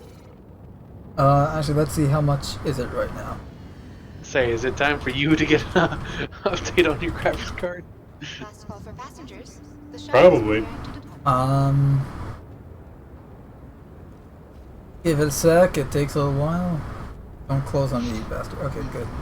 Not close. Heck, I need to. I'm getting 12 frames per second now. Jeez Louise. All I know is that the New next landing zone. setup I'm making, I'm using a giant super tower ATX. Big old boy. Nice. But the problem is the graphics card I want.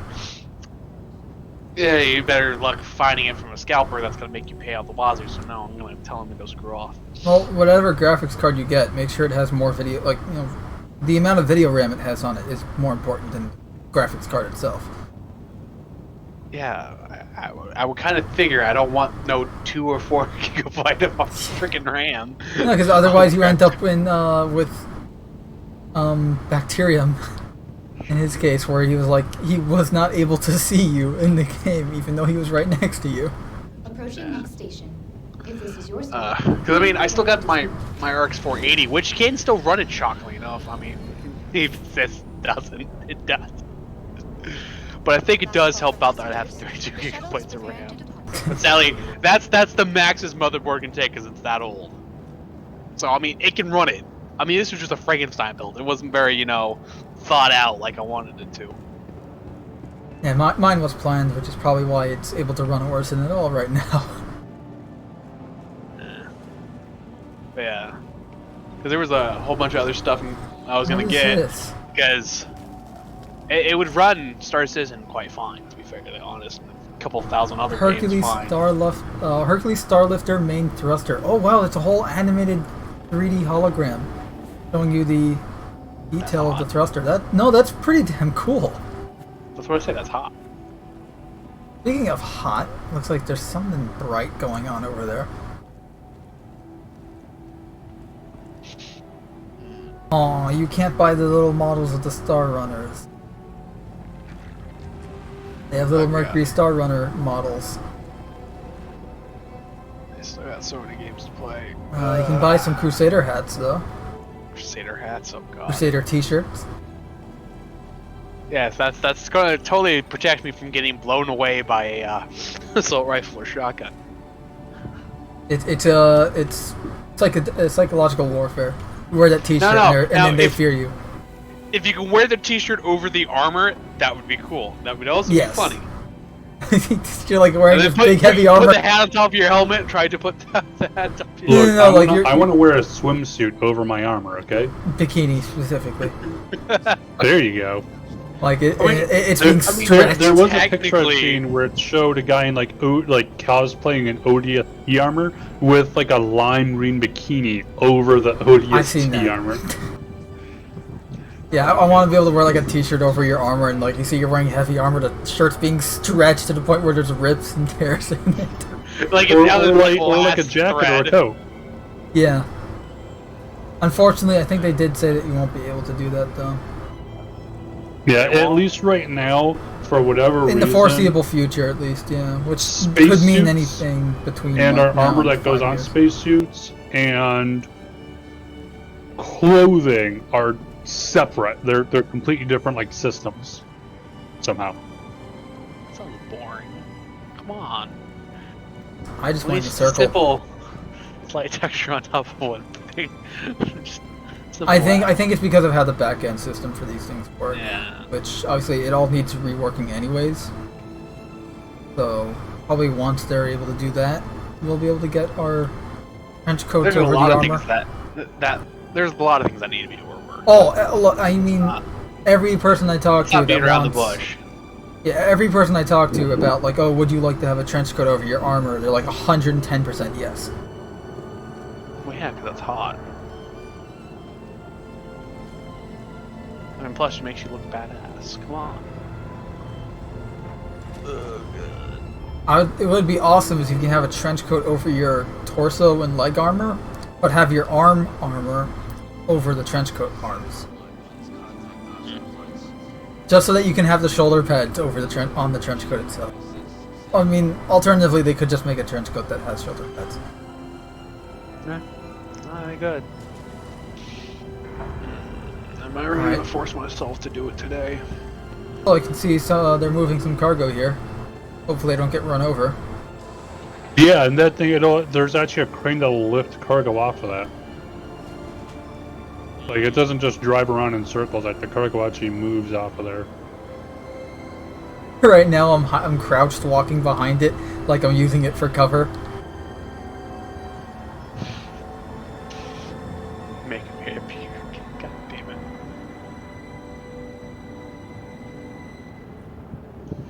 Alright, found the gray cat armor. I'm gonna buy me some.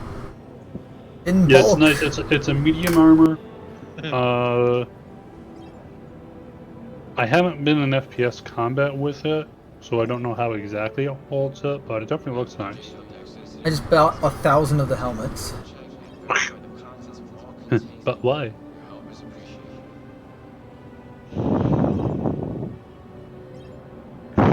Well, I said I'm buying them all in bulk, especially since every time I go into a server at the PTU, it's gonna take me out. So. I was talking to someone the other day about that, and I'm like, yeah, this is why I always buy in bulk. So it's like, oh no, I just died and lost all my gear. Well, good thing I have 3,000 spares. And there's all my shit. Yeah. I haven't bought any of the multi-tool stuff yet. I really don't know what I'm going to be using the multi-tool in the PTU. If Xeno Threat runs up again on the tractor beam tool. So let me buy the tractor beam in bulk here and some multi-tools in bulk in case people. Oh yeah, I told you that the great kite armor is missing the tube on the right arm. Yes, you it did. went from the wrist to backpack.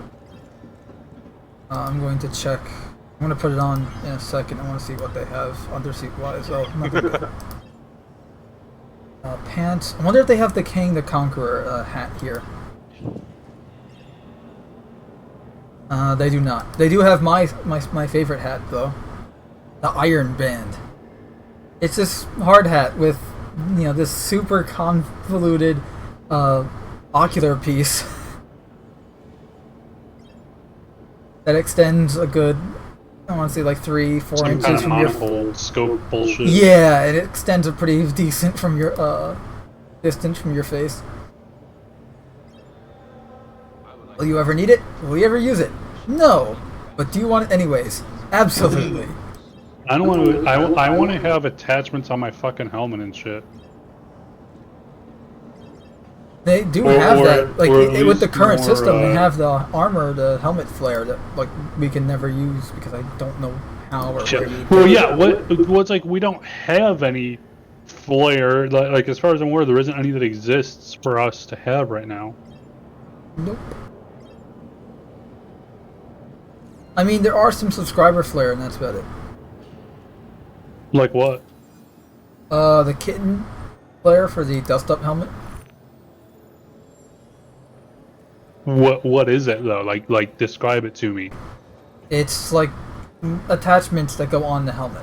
There's no functionality. It's just. Oh, okay. Yeah, like that's the kind of straight. Like I want to be able to modify the appearance of our armor as well as functionality. Well, the functionality stuff we have to wait until the armor archetypes gets it. Until do then. Do we know? Is there any specific tech that's waiting on, or? Not that I'm aware of actually. I don't know.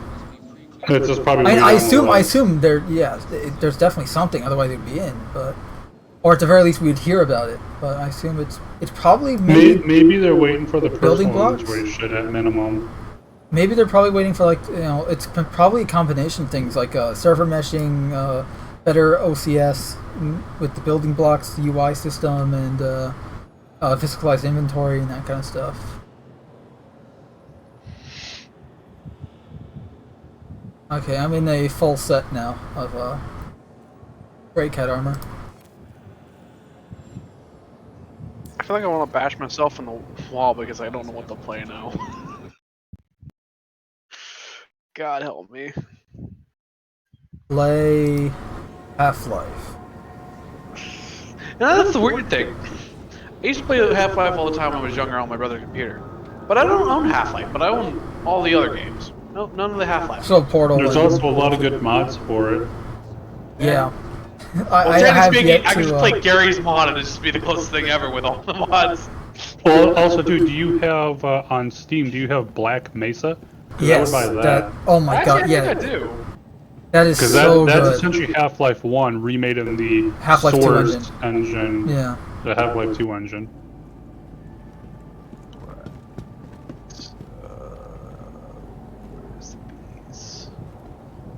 So what? I get to watch them build a Hercules Starlister here. Maybe it's not installed. Well, I thought I just saw it, and I just passed it. And why you should keep on scrolling? Go back. Let's see. There's a bunch of Arma that I don't have installed anymore. Help me on that one. Yeah, I had to uninstall Alien Isolation in order to install the PTU. And while I was at it, I decided to remove a bunch of programs from my drive. Yeah, I own it. So now with the PTU installed, I have more free space on my hard drive than I did when it wasn't. Good sir, you have no idea how much space I have still left. How big is your SSD? Now the games I own. Kill me, daddy. I have too much. Maybe even too much. I have way too much. I have that problem where I have so much that I don't know what to do with it. I still need to go and get my Fallout 4, at the very least, to a loadable state, because right now I've got so many mods in that at this point the game will not load. I have to merge them under a certain amount for it to load. Crap. and just the process Well, for doing this is so convoluted. This is what I did for 4 and New Vegas, because I recently got back into New Vegas. 'Cause I was like, you know what, screw it, I haven't touched that child in a long time, so might as well. Please don't say it that way again. Hello, FBI? Yes, this post right here. But last time I played Fallout 4 was not Fallout 4. Fallout New Vegas was a long time ago, and when I opened up Vortex for it, it was just a hopple mess of disgusting. Honestly, fuck Vortex. I hate it. I hate it too, but that's the only thing I've been trying to get into. I have to use Vortex and the Fallout, the old school Fallout Manager thing. I still use Nexus. I still use Nexus Mod Manager. Really? Is it good? Nexus, shockingly enough. Yeah, there's still community updates. Like, it's not completely abandoned. You know, the official team isn't supporting anymore, but I recently tried getting into the Master Chief Collection mods. Like, there's a bunch of mods I want to try. A lot of them are broken right now. Chief Collection in a long time. It still needs to update. It's just sitting there saying wanting to update. I'm like, no. Part of those was it like quarterly updates or whatever they do for all those seasons that they have. It fucks with the all mod. the games on there now? What was that? Are all except for 4. All of them except for 5th. I love how one says 4, one says 5th, and I'm looking. Well, I'm sorry. Yeah, all of them no, are we 5, played sorry. 4 together Four once. is Yeah, no, 5 is not. it's 5 that's not on there. Thank God. Yeah, which is the worst. It is the worst. Well, have you seen the new one? It looks good, but looks can be deceiving. I say at first, because I remember like the first time like everyone was talking about it when they saw like the gameplay of it. And Yeah, how which by the way, that's where I'm like why would someone do that to them? Yeah, like look, whether the problem with that is like I'm complaining still because we haven't seen raw gameplay footage, like something that will actually instill confidence, at least in me. And and people are like, oh well, what about the footage from 2020? Hey, don't take the Lord's name in vain. I'm gonna take your mom. And I've had people tell me like, what about the footage from 2020? My ship like, just that's randomly out of date fucking now. blew up in Orison. I'm getting fucking tired of all these goddamn explosions. You're blowing up too? Yeah, I was in a fucking Valkyrie and just like it's like for fuck's sake. Try the Car2All. I'll try it, but I'm like, this is the 5th time I've tried to get to Orison just fucking today. Yeah, I lucked out with only having Like, if this doesn't twice. work, I'm fucking done for tonight. Because I'm just like, this is ridiculous. I can't keep traveling across the entire fucking universe just to die. Why not land at But all? don't worry, we're gonna implement Death of a Spaceman soon. What could go fucking wrong? Yeah, land at all. Really? I With landed all at the All-Star 30Ks first. we've had. So that should make things a little easier. Land at All-Star and then go from I'm to happy Crusader. to go back to play the Outer Worlds. I haven't touched that in a long time. Either. Outer Worlds, yeah, I need the. Yeah. I played it for free through Xbox Game technically Pass. speaking, So. it's a whole lot better than the rest of the Fallout series.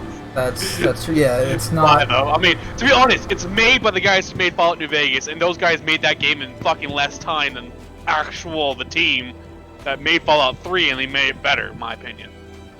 Yeah, it was janky at first, but once you fix the problem, it's about 1,000 times better than the actual goddamn 3. And 3's buggy as shit still. Definitely has that feel. It's not as perfect as New Vegas is in terms of storytelling and characters and how you interact with the world. It's as good as it can be. I mean, let alone the team that made it still makes it in such an amount of time. I mean, I don't even think how long was Outer Worlds? But I mean, New Vegas was made in less time. I think Outer Worlds was kind of in that ballpark range. But it takes Bethesda's little sister to do better than them. Because they're shit at writing. Yeah, that's true. And they refuse to learn from this fact. Let alone choices. I mean, Yeah, well, I mean, it's like Fallout New Vegas gave them a perfect checklist to go through and be like, hey, people really like this. Let's do that in our next game. And they deliberately went and threw it to the side and said, they went backwards. Fuck you. They went backwards. And then they go, Fallout 4. People didn't like the game. Weird. Crazy, huh? Like, for fuck's sake, you were literally given a fucking cheat sheet. Piece of shit. No, seriously, they went backwards with Fallout 4. Voicing, like, in a heavy, unless you're doing like a pre-established character like, you know, The Witcher or Cyberpunk, even though Cyberpunk falsely advertised that, you know, falsely advertised that aspect,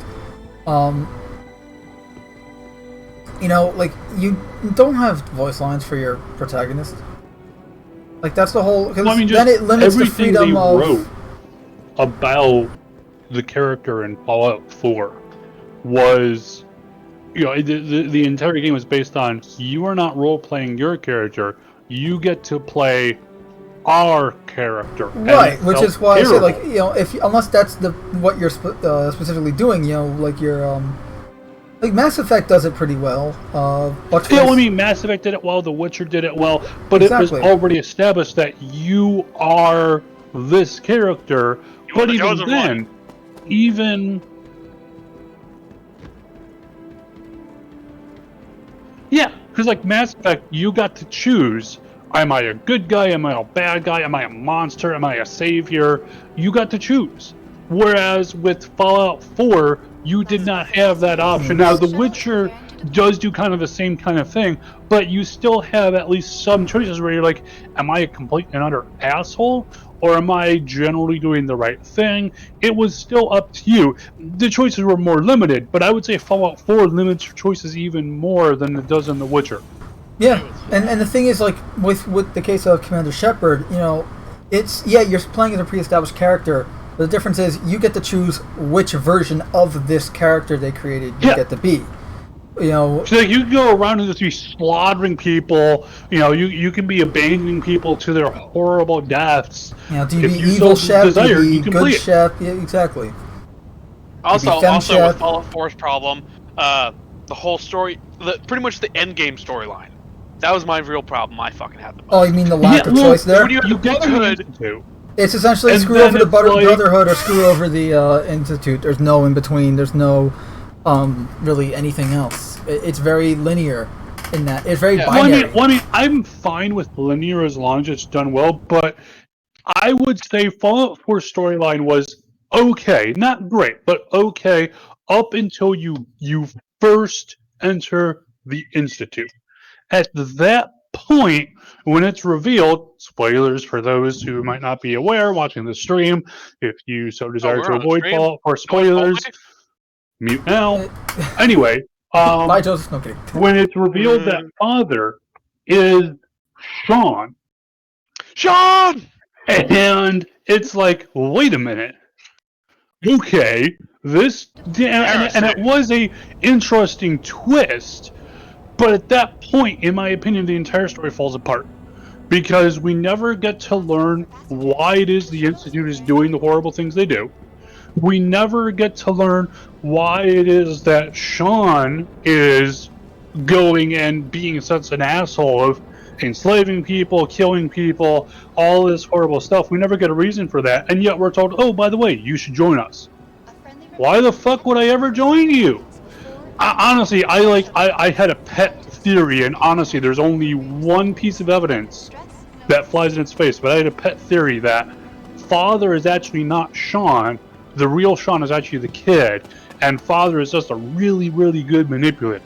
And there's only one terminal entry that flies in the face of it, and that was Doc Lee's terminal where she's talking about the kid where he'll never be able to grow up. Sean program she's working on. Beyond that, it could totally work, but as it is, at that point, it's like okay, it's you're getting led by the nose to this point. Boom, there you go. But then it's like the story just it falls apart. There's no more momentum to it, and it just becomes these endless grind missions for the factions. And then it's like, oh, you either destroy the Institute or you join the Institute. Yeah. And there's just nothing else to the story. No, you don't have to use the Minutemen to kill him. And it was terrible. Yeah, because here's my thing. I mean, whenever Bethesda took over fucking the Fallout universe to begin with, let's just be frank, 1 and 2, in my opinion, are still my favorite ones. Even though they're isometric and old as shite. Oh, but the thing is, isometric thing is Their story that's was a that's whole great. lot better. Yeah. In terms of, I mean, heck, when you see the Fallout 4 universe now, or not Fallout 4 universe, the Fallout It's so universe bright now, compared to it's- the it- dark it's and too bright. pessimistic future of Fallout 1 and 2. They keep it 250s style. Right. Yeah.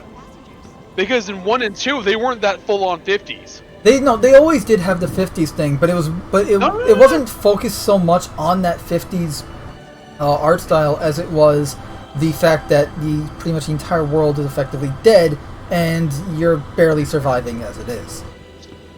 Well, no, I mean saying like, from before the nukes went off, it was 250s on 3, 4, well technically 4, really the most.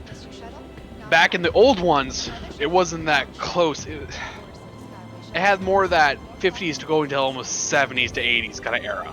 It was kind of a mix between the two. I mean, it was kind Yeah. of like it had the visual and the feel of the 50s, but with the problems and kind of the mentality, I want to say the mentality was kind of a blend of the 50s and 80s, because you had the energy type thing, like in the 80s where, for instance, Chernobyl, 1986, with the nuclear fallout of that. So it's kind of like, okay, instead of nuclear fallout, it was the lack of fossil fuels that resulted in prioritizing nuclear and atomic energy in the Fallout universe.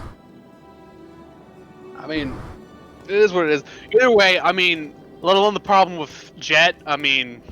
Oh that was yeah, a big where they problem. completely I did, retconned Jet. 3, 4, and... Yeah, 3 and 4. I think it was 4 that did it. 3, I think, stayed to the lore. I thought they... I think it was a vault. Maybe, hold on, let me check it. I think it was a vault in 4 where they had, whichever game had the vault with the drug addicts, which I think is 4, where essentially it was a vault. The social experiment was, have a vault full of drug addicts, and within 5 years you clean them up, and then once they're clean, you reveal a closet full of chems, and one of the chems in that closet was Jet, which was created during Fallout 3. Fallout 3. Was it Fallout 3, really? Yeah. Because the fact that Jet was everywhere in Fallout 3, but the problem is because it was on the West Coast. Right. It didn't fully get to that point in Fallout 3 on the East Coast. Well, I mean, Fallout 3 is still 200 years after the bombs fell, so you could still argue that. Yeah, but when did that kid create them in Fallout 2? Yeah. Oh, well, actually, I'm reading this. Never mind. This could be easily justified. Perhaps merchants ended up selling these on the East Coast, but we found strange in Fallout 4. Jet is mentioned everywhere in pre-war terminals. Which that doesn't make sense. 3 had slightly a problem, but could be justified with the merchants. 4, not so much. 4 just blew. Well, also too, the biggest problem was, like Merc said, you had a pre-war vault that had Jet in it, references to Jet in all the terminals, because Bethesda was just showing we don't give a fuck about the lore. Because it's like that's a real simple thing though, that anyone who actually played the original games will go, hey, wait a minute, this wasn't around back then. Right, and I remember a lot of people going, just hey, wait a remove minute, any references Jet to was it created from by that crazy kid. You mean the one I let die? I mean, he deserved death. I mean, he was the worst. I mean, The dude made a drug using cow dung. Sorry, irradiated cow dump. But I mean, he deserved to die 1,000 timefold. He made a psychedelic addictive drug using cow poop. Or what's the Brahmin crap? That's another thing too. Is Jet required post-war cattle essentially to be able to be made.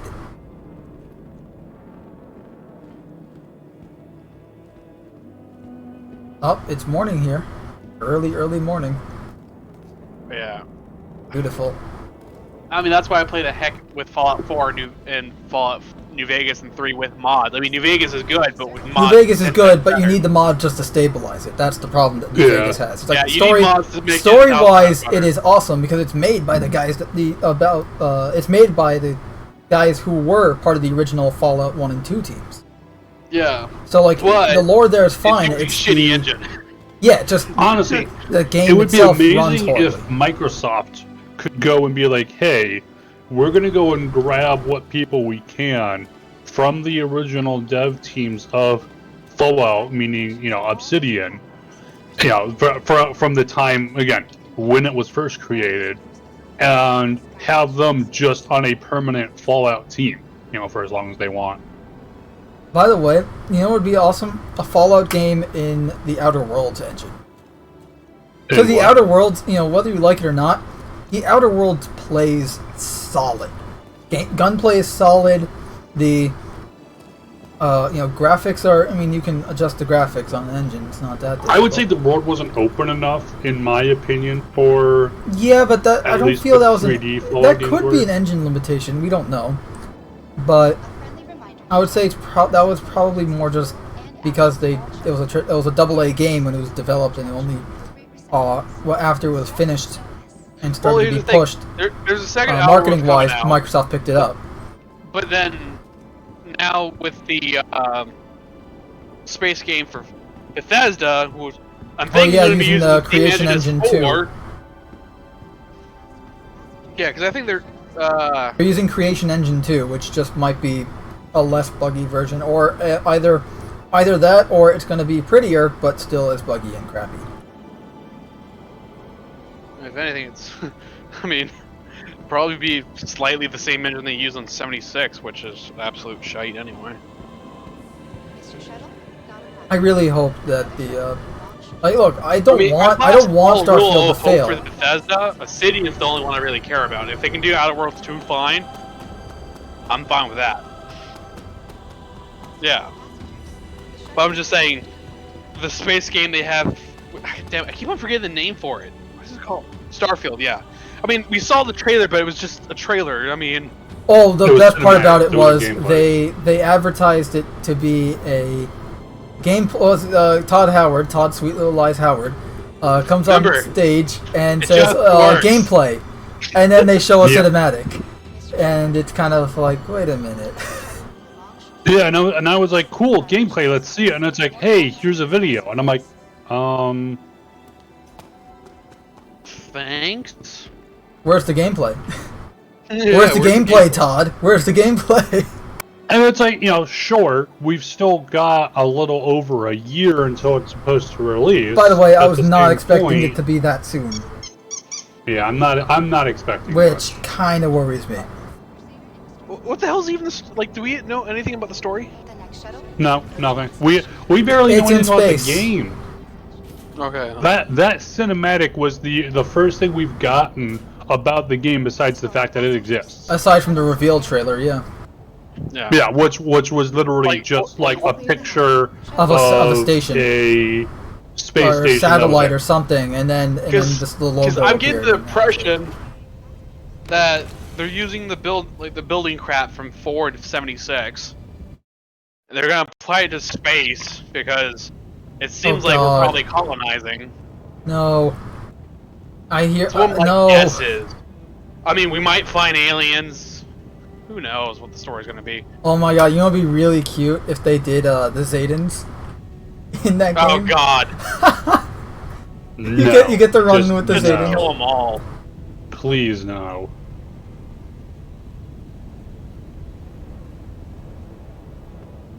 That was a good DLC though, Mothership Zeta. It was. I liked it. At the same point, like, no, I know they'll keep the universes separate. I agree. Yeah. I was just being silly. Like no, like it would be cute. It'd be like the whole thing of like, oh, Skyrim is just a future Fallout 4 universe. Like it's like no. Why would Skyrim be the future? It wouldn't be the future. I forgot what it was, but I'm pretty sure it was that like something happened with the fucking bombs, whatever that led. Oh, to... so it essentially creates everyone's a mutant with powers and shit. That's the magic explained. Well, obviously yes, but that doesn't stop these guys. Not Earth planet. I mean, it was a whole different planet entirely. Yeah, I am aware. The Skyrim universe can be technically in that Fallout 4 universe, just not anywhere near Earth. Well, the thing of it is, though, The shuttle is But still the kinda shitty. world of Tamriel is specifically referenced as not being a three-dimensional planet like what we have. So it's a flat Earth. Flat Earth confirmed. To a degree, yes. Like, it's been confirmed that, like, oh, the stars, like, it's not like the stars you see in the sky of Oblivion or Skyrim or any of those games.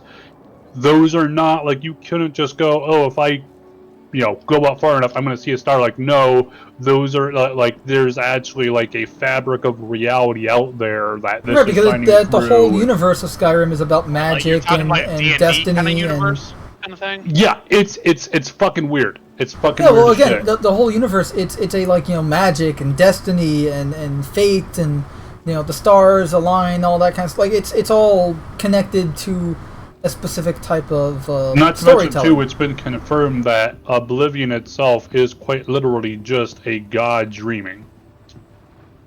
Or, I'm sorry, the world of Tamriel, all of existence is a god's dream. And if the god wakes up, the end. That's hot. So every time he wakes up, that's when you're logging out of the game. When you log back in, that's when he starts going back to sleep. Essentially, apocalypse and everything gets destroyed and people rebuild. What people come out from the end of that rebuild from whatever is left.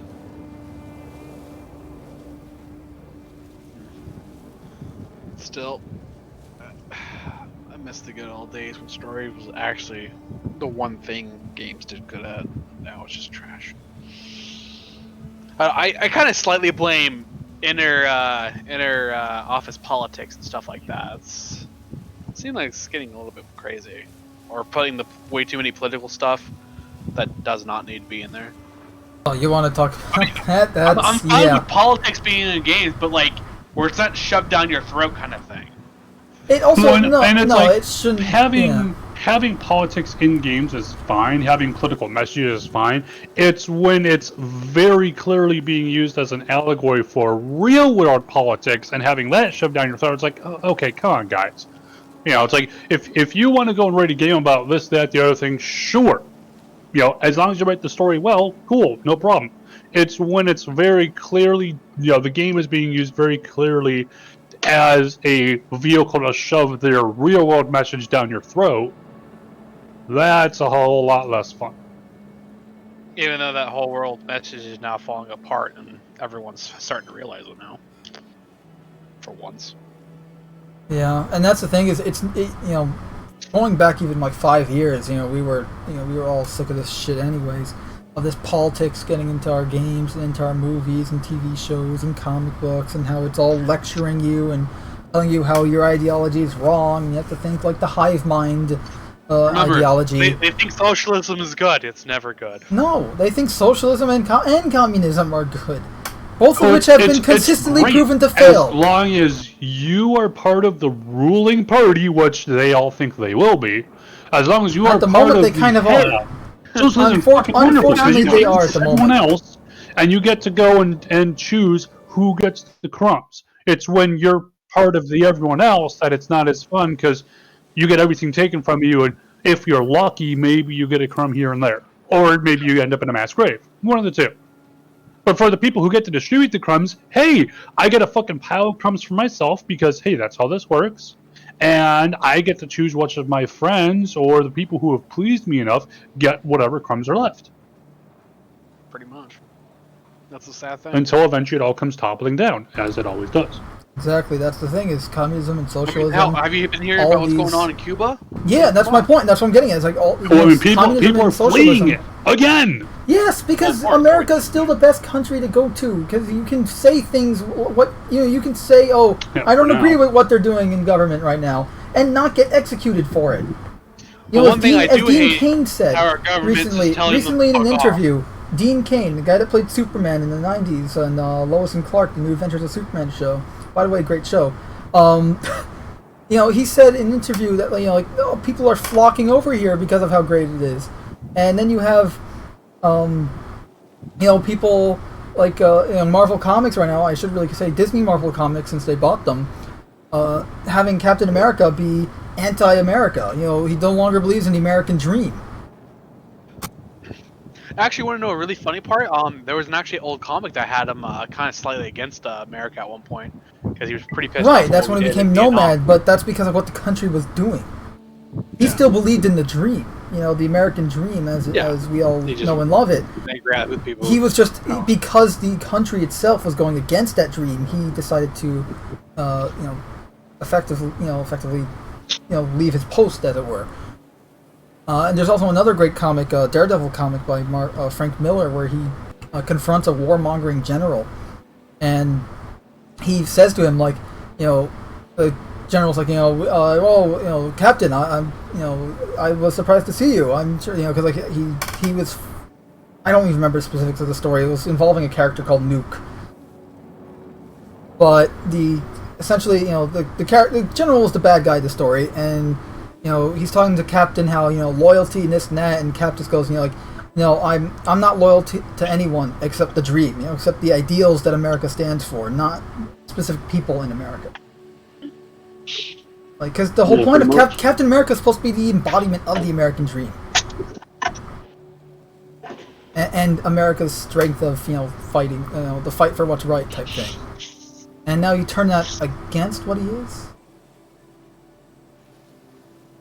I mean, I can understand, like, not that part, the full-on anti-American thing. Well, it's because they want to use these characters to push their political narrative, to indoctrinate young children to then think like them. Now, one thing I kind of hate is when they made him, there was some, like, what was that whole debacle? They made him gay or something? Who? Yeah, I think it was. Yeah, they made Captain America gay. No, they made him a Nazi. No. That's I forgot which character. I think I know what you were talking about. They made Bobby Drake, Iceman, gay. Yeah. And it's like in the comics, he's. I have several X-Men issues where he is very not gay. Gone out with women, and what I love too was how they did it to where it was like, hey, they had another character tell them. I don't really think that's really the case, and you literally had a woman just going and saying, I think it was Jean Grey just going, no, you're gay. Yeah. And it's like, you're going to dictate to me who I am? Well, she does have the power to manipulate your mind. Well, I mean, it's just like the whole point of like LGBT is to go, hey, I am my own person. You don't tell me who I am my own person. And to have someone supposedly representing this doing the exact same thing, the very thing that you are supposed to be against, it's like, wait a minute. This goes against everything. Well, that's the thing, is they're talking about representation, but they're not representing these people they claim to be representing. Because for three reasons. One, the way they're representing them, everyone that I know that's either bi or gay or whatever, hate this shit. Two, is their representation is not like, it's not like, first off, it's the character is that they're gay. That's just not a character, that's a character trait, not a character. Second, and third, it's a caricature, thank you. And third, notice how they always have small roles, insignificant roles, because it's for them to edit out those characters or those specific scenes involving them being gay or whatever it is, for their Chinese CCP masters. The funny part is, the Chinese, like the actual people over there, do not like gay people at all. No, they don't. No. That's why they edit it out. That's why they edit it out, and then they give it the small roles so they can edit it out for the Chinese audience. Don't forget the black people roles. Same thing. Same problem. They don't even like Finn from freaking the shitty sequel that's gone now. No, there's that whole story where they edited him out of the poster because in China, they're super racist and anti-human rights there. They have fucking concentration camps for the Uyghurs. So. If I remember my actual history correctly, the reason why they don't like black people in general, all the Asian countries over there, they view them as demons. Last time I remember. Why? Something to do with that stuff. Their cultures. Oh, it's cultural shit. Way back when old traditions kind of bullshit. Right, and they still abide by that shit. When they saw us at first, the white people, they thought us as ghosts. And then black people as demons. because if you're demons in black.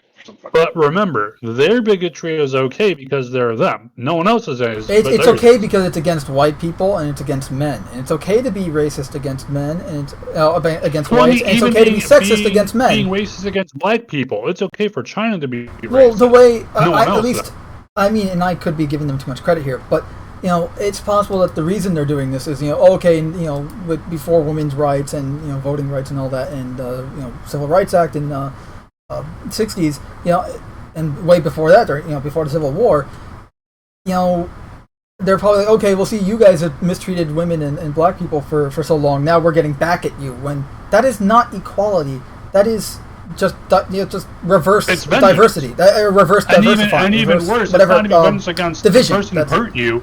It's against someone completely unrelated to them who maybe sort of looks similar to them.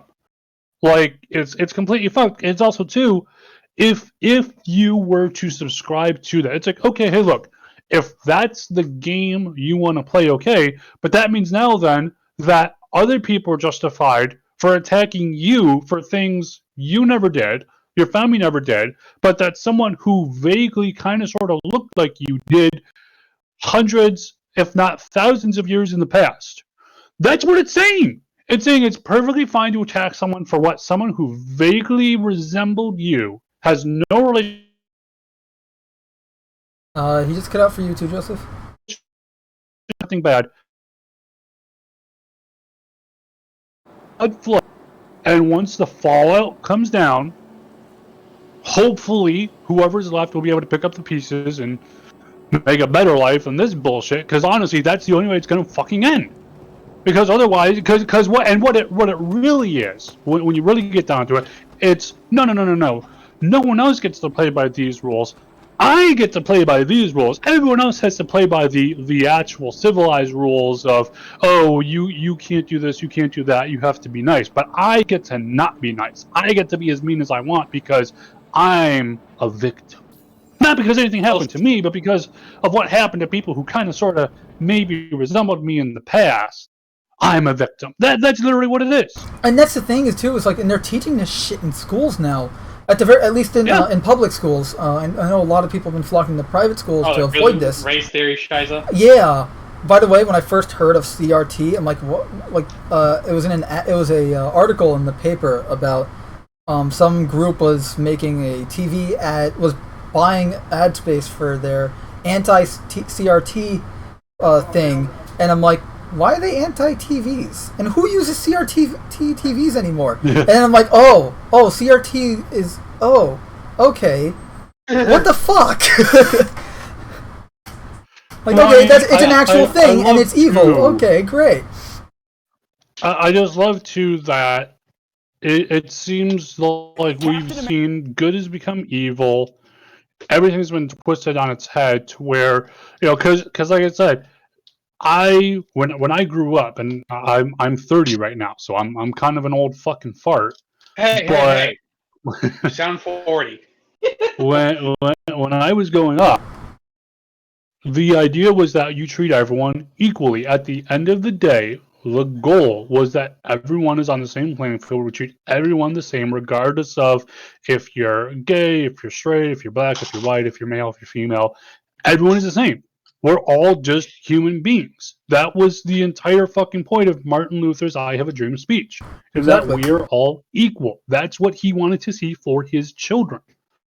And that's being completely pissed on by almost all people who claim to be fighting for civil rights these days, because now it's all about, we all need to be different. That's what sickens me, is they fancy themselves being the same. They fancy themselves civil rights activists and even do all this, sing the songs and all this shit. No, they are the worst racists. But they're the ones that are causing the problem. They're literally making the problem that they're claiming to solve. That's the problem. They're making the problem that they're then claiming needs to be solved. Get the Democrats were the slave owners. Like, look, they were the party of the KKK. They were the party of racism. And man, did it ever piss them off when the Republican Party was formed specifically to stand against racism, which is why they'll claim, oh, there was this big old switch back in the 50s, and everything just somehow switched around. So just ignore that. That wasn't us. Okay.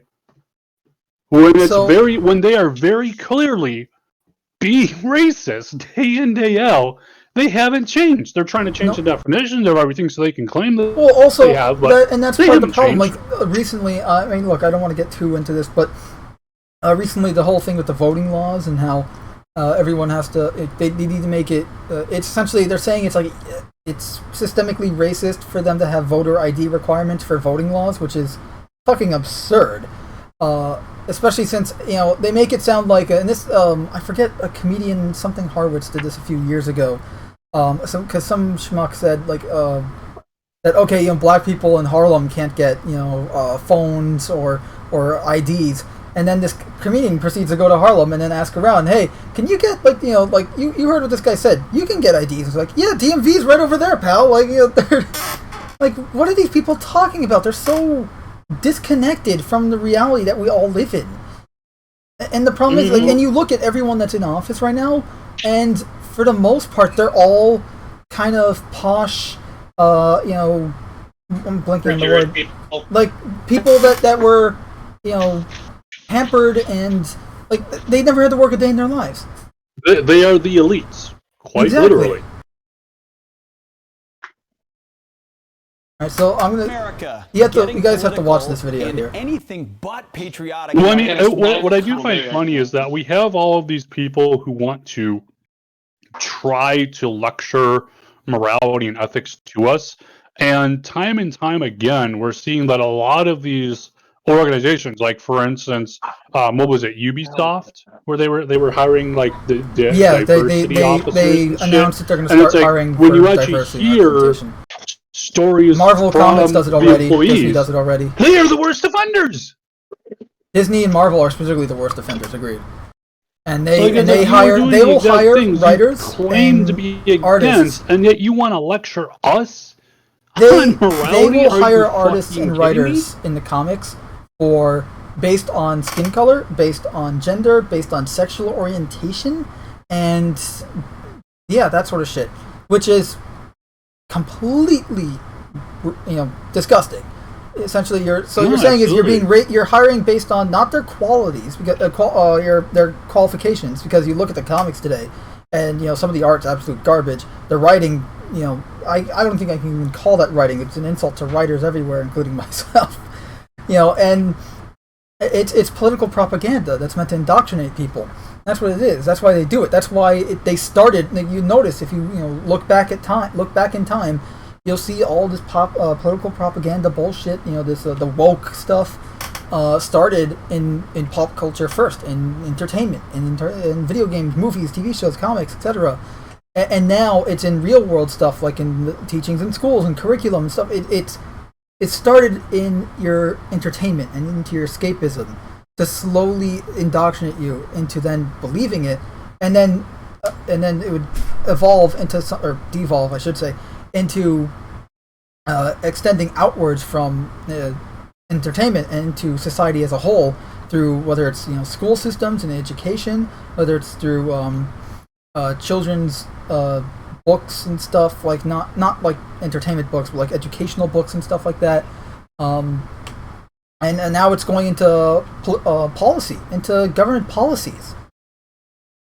With the voting thing, like it started with entertainment, and now it is working its way through the various systems of our society, so that they can then make it, so they can eventually retroactively turn America into a communist state, into a socialist state, and that's really, I'm just going to be bluntly honest, that's kind of how I see it. Well, at the very least, maybe not even socialistic, but definitely away from America as it used to be in being They want to make it where if you say something against a them, world of equality. they can say you're racist, you're evil, you're sexist, you're whatever, and then, if they eventually get their way, I could be going to an extreme here, but if they get their way and make it where it's illegal to say these things, they can freaking execute you for saying something that they don't agree with. I mean, that's what USSR did. That's what the Czars did. That's what Cuba does. That's what North Korea does. What China does. Well, and the thing of it is, I think there's at least some politicians who would absolutely love that, especially because they think that, oh hey, once we get to this wonderful world, I'm going to be one of the ones on top. No, you're going to be one of the first ones fucking killed by the ones who are actually going to consolidate power, and you're going to be fucking dead. And you're going to be in round 2. Round 1 is going to be the enemies of the state, which is anyone who openly disagreed with us. Round 2 of execution is going to be you and all the useful little fucking idiots. And then after that, it's anyone who ever disagrees with the regime. Until it all comes falling down a couple hundred years later, and Yeah. All right, so you got to watch this video, Cam. Look through the stream if you can. It is this is an interview that Dean. I think it's check the news and events channel. What's channel? News and events. I think it's I message everyone with it. So. You mean the out of context one, or? Oh, I put the video itself in out of context as well. If you want to just watch the video There's straight too up. many channels. Hey, Captain blame him. America. So here, I just- don't. Okay, Shoot what and server? anything First but of all, Probably on the Community other Hub. the latest Marvel The one we're in. comic series released right Okay, before what's Independence channel? Day. Well, the issue The video itself is in out of context, but the stream link is in news and Okay. events. Oh, it's asking for my birthday. America, God, I feel getting old political and anything You are but old. patriotic in the latest Marvel I'm only comic series 24, released man. right before Independence Day. Well, the issue at you, claims, though. quote, the first American dream is the I one do that feel isn't real. It's one some people expect to just be handed to them, when the truth is it never really Fox existed News in one? the first place. Other cultures, immigrants, we're at our best when we keep no one out. A good dream is shared radically, shared with everyone. When something isn't shared, it can become the American lie. All right, well, you confused? So what does Superman have to say about that? Dean Cain played that role and took great pride in it. Dean, does this really bother you more than most, you would think? Brian, you know, Right, I you am there? Captain America.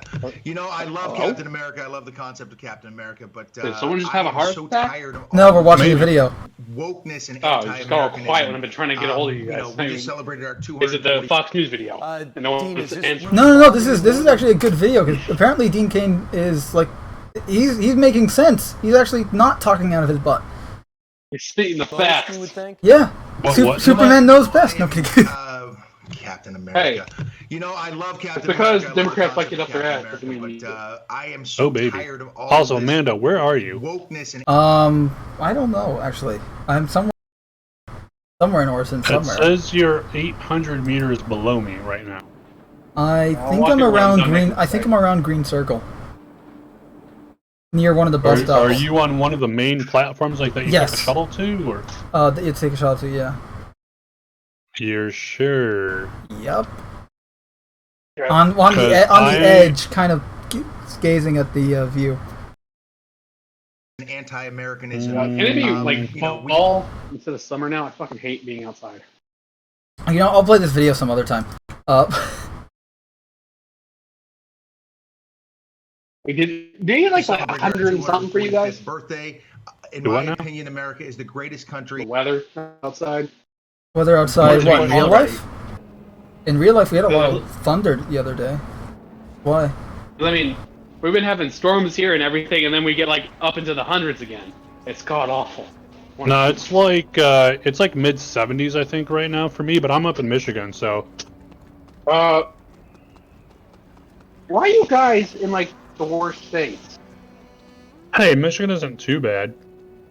New York is pretty bad, at least right now. yeah. You guys saw the article. Also, one of You guys the, saw the article I sent you about the prostitution stuff. Well, I mean, and honestly, in my opinion, it's like I do think prostitution should be legalized, Legal somewhat. so there can be legal restrictions placed on it to protect the workers of it, so it's not just people who are being pressed into it by pimps and that kind of shit. At the same time, I don't think it should be completely in your face, like, you can just do it whatever the heck you want, and no limitations on it, kind of thing. But Joseph, in case you're wondering, in the Out of Context channel, there's a New York Post article about the rise in prostitution in Brooklyn, and it's It's a really good article. It also really crap that that's happening to the city. I mean, you do live in a very democratic city, though. Maybe. Yeah, unfortunately. You do realize I'm probably the only one in this chat right now. Well, not in the stream there, but probably one of the only ones in the. No, it's okay. There's no viewers on the stream. We're literally just talking to ourselves. It's fine. Alright. But I say, I'm probably the only one out of us that lives in a red state that actually gives a shit about us. I mean, hell, these Michigan's kind of purple, I thought. No. I mean, I guess it kind of is, but mostly in the cities it's really blue. Thing is, too, in New York... Any state, really, if you go outside the city, it's all red. No matter where you go. I mean, hell, okay, California... Mando, where are you? I'm right at the entrance of the major subway terminal area. You know, like where? The main subway station, or tram station, whatever you want to call it. Okay, at what platform? I think what platform? Cloudview, I think. Whichever one has the apartment building complex. The green circle? Where the fuck green did my circle. soda go? Okay, and which tram thing are you at? Because there's like 5. Oh, okay, where are you then?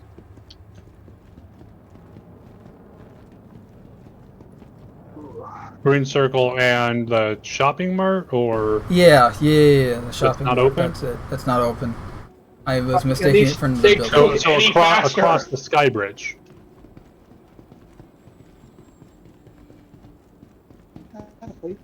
You should see me somewhere nearby. I'm running around in orange armor. I see a guy in red armor. It's red in lighting here. Is that you? Stop moving. Am I spinning in circles and jumping? No, you're on stairs.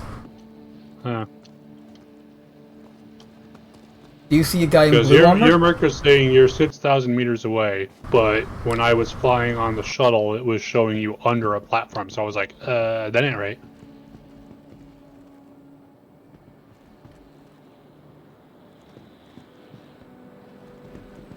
I don't see you at all. I just ran into you. I should be right next to you. For daddy. There we go. Nope, nothing. Well, fuck. Guess you're invisible. Yeah, and I will my use marker this power shows for you evil. 6,236 meters that way. I will use this power for evil. He may be invisible to you, but not to your enemies. Stop moving. I want to turn on your flares. What happens if I destroy this sky bridge? Everyone dies. All the women. And the children, too.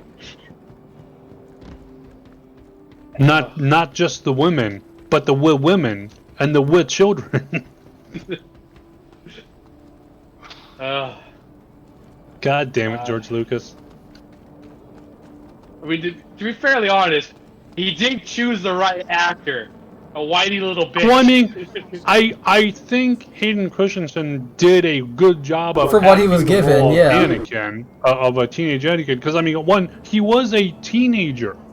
Like if I remember, he was like 18 when he got the role. 18 or 19 in that movie, Yeah. I believe. So it's like, Let alone, he was meant to be awkward for that reason. I mean, like, look, let's think be honest he did a though. good job of acting the It's role he still provided. it's still a bad movie. It's just that modern movies have validated it, which is unfortunate. Yeah, say it validated it more. I mean, to be fairly honest, with the not canon series anymore, I mean... Look, let's be totally honest. Star Wars is dead. Let's just move on to things that aren't at least for lecturing you about, what's right and what's wrong and all this bullshit. Like, well, I mean, there was definitely a moralistic tilt to Star Wars with, like Obi-Wan, Ben. There was always a somewhat philosophical, moralistic, I mean, his whole thing, from a certain point of view, what I told you was the truth. It's like, okay, you're lying, however, you're not entirely wrong. You were very clearly misleading me, though. But there was always a moralistic standpoint to it. However, I think that's been completely perverted. at this point. Oh, they used it like everything else. They turned it into a medium to push their political agenda, to push their narrative onto kids. Yep. I mean, onto parents and to just everyone else as well, but I'm more concerned with the kids because of, the kids are our future type thing. I mean, it's cliche, but it's the truth. I mean, if you get these kids to think like the rest of the hive mind, then we're fucked. Well, we all have to agree. Now that Kathleen Kennedy is gone, and now It's George not going to Lucas- make a difference. At least not You to sure? a lot of fans. No, because let's be honest. See. We'll see. We'll see. At least look. At least to we still me. got the Book of Boba Fett. We still got Mandalorian season 3. We got the Obi-Wan movie. Yeah, but you know what? I don't give a flying fucking rat's ass about any of that shit because they've killed my enthusiasm and love for that franchise. To me, Star Wars is dead, and I'd rather just move on instead of hoping that things get better. Well, I mean, because there are good things that I would deserve say the attention. dead, but they might bring it back. We'll see. Maybe in like 10 years at least. But for the meantime, it's not worth getting your hopes up and hoping that's good because the thing, like, yeah, from what I've heard, The Mandalorian isn't, the same shit that the sequel movies were. But at the same time, it's not something great and worth, it's good in comparison. It's not good. And that's... It's like, hey, you are not specifically ruining a franchise to push your political message. That is good in that you are not ruining that franchise anymore and just trying to make good content. However, this should be the norm, not something that you are. It's like with What's-Face with EA's Fallen Order game, where it's like, again, where it's like, okay, yeah, it's not full of macrotransactions and gambling and all that shit, but at the same time, games from 2009 came out that are better than it, have better gameplay mechanics that are more innovative than this game. The only thing is this game looks better, and it's like, and that's where I have my problem, is that you're not making any progress, you're not even doing more of the same, you're going backwards.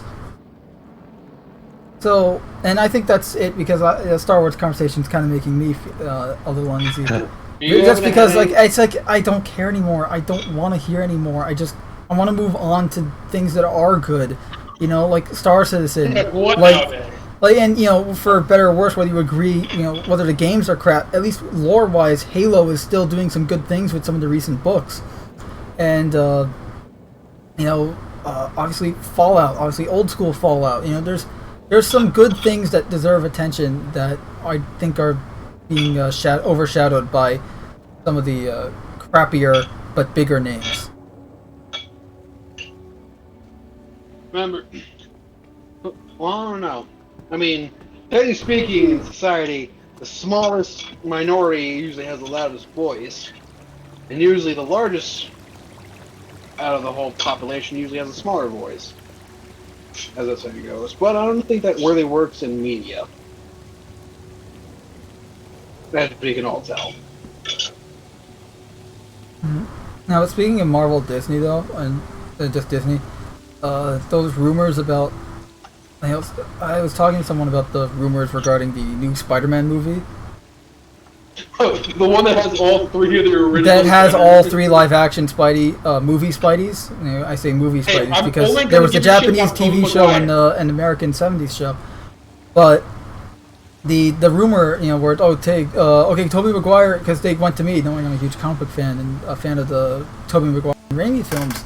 They're like, oh, aren't you excited that Tobey Maguire's coming back? I'm like, if it's the same writers, no. Yeah, I mean, honestly, especially movie number 3 was so fucking cringe. Well, no, that was studio involvement. Like, literally, Raimi was fighting. Edgelord. It could have been a whole. If you read the behind the scenes stuff, it could have been far worse if Raimi didn't fight back on some of the stuff. Oh yeah, oh yeah.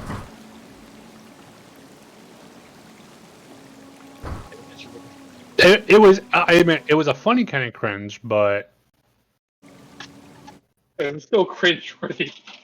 There's no denying it. It was cringe. There's only one title. All right, guys, I'll be right back.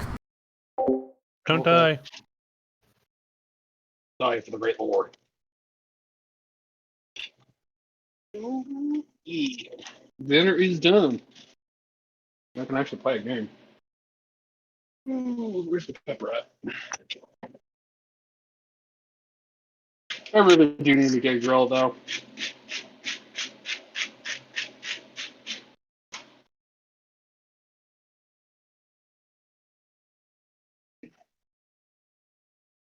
Is there other A1 sauce? Let's check.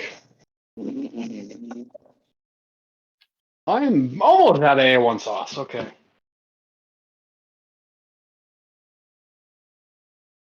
Now I'm officially out of A1 sauce. That didn't last long. Fuck.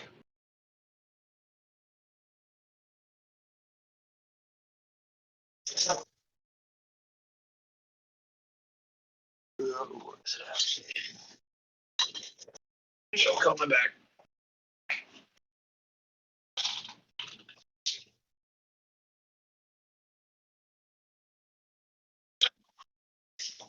How you been, Ken? Who do what now? I said, how have you been? Alive, I think.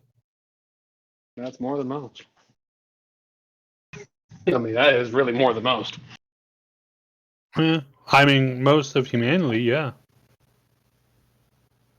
Oh my god. Christ almighty.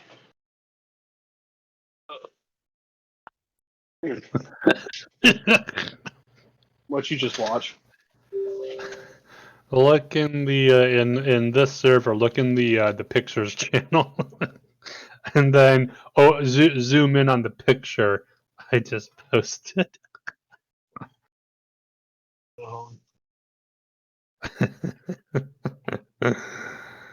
Yeah. The fuck? What fucking awful engineer made that? As someone who Carpenter. wasn't an engineer. Pretty much. Hey, you want to go down real fast? Hey, you can get down real fast. Getting back up, yeah, not so much.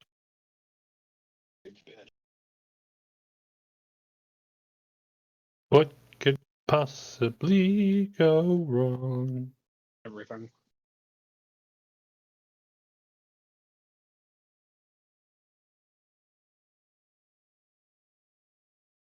See, let me find my really messed up stuff. There we go. Tell you. I love this one.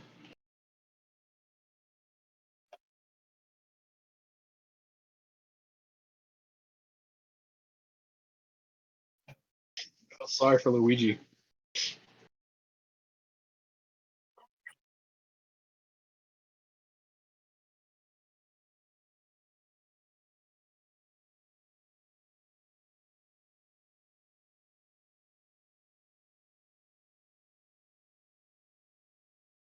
Did you see the picture I sent? Which one? The one with the clown, or? I didn't send a clown. Look. Yeah. Or Luigi having to see that shit. Mamma mia. They're putting a pineapple in the pizza.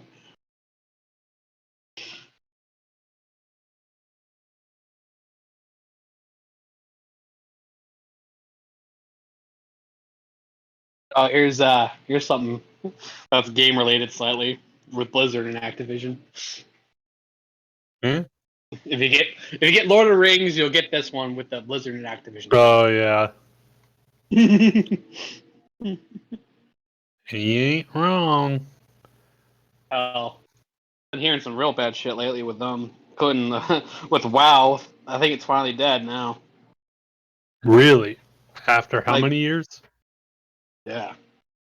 I mean, because players are leaving en masse, and there's crazy shit going on. It's like, oh, bound time. Why are players leaving in mass? I know they did like they like a year ago or so did like the reboot of OG WoW or something.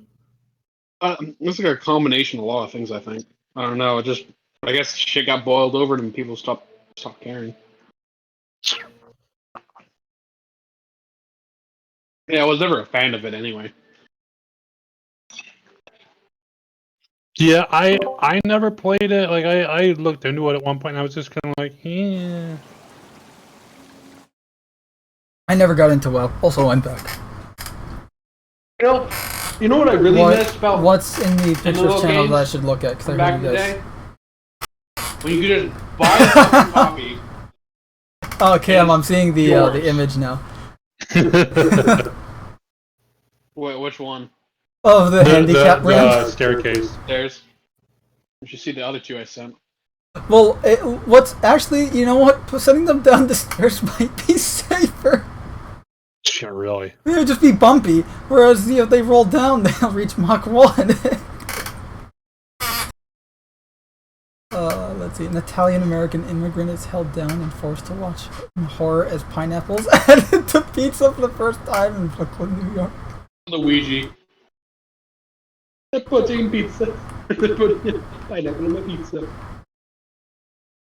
Yeah, that Blizzard Activision thing is spot on. I've seen that before.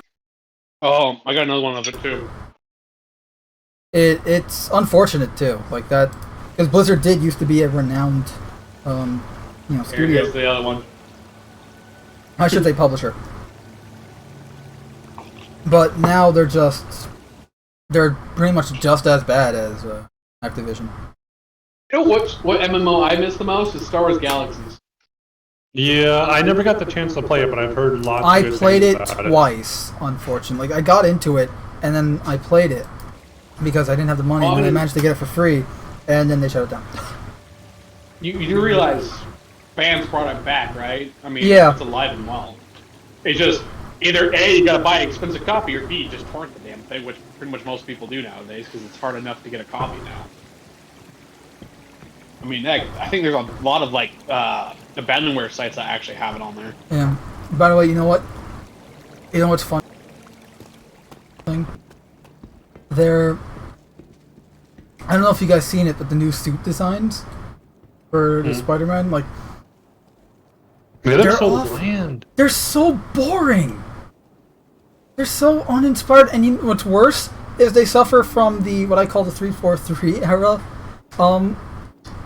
syndrome, which is they're over-designed. That just it makes them obnoxiously over-designed. Like there's too much going on that whatever design was originally there is just ceased to exist through the mess that is the new design of the suit.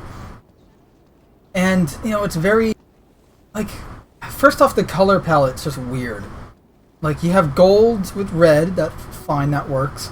But then you have like this like black jeans color, like this dark navy color. It's not navy. It's not really like it's like a bluish black. That's not navy. It's like you ever see like black jeans? It's kind of that color, and it just doesn't work. And then you have all these stupid intricate patterns and circuitry patterns and this and that, and it's like you completely lost what made Spidey's costume so iconic. Like, and there are designs that that are creative new takes on the classic web red and blue costume, like in the 90s. Whoa, that might show something that was patriotic, and we can't have that. Right? Yeah, that's the thing. Spidey's costume was always patriotic. The white eyes with the red and blue, and black webbing. Well, I mean, you can notice so many superhero costumes are some combination of red, white, and blue. Even Thor's costume's fucking red, white, and blue. I mean, it's not, like, it depends on the artist. Sometimes the blue is black. Yeah.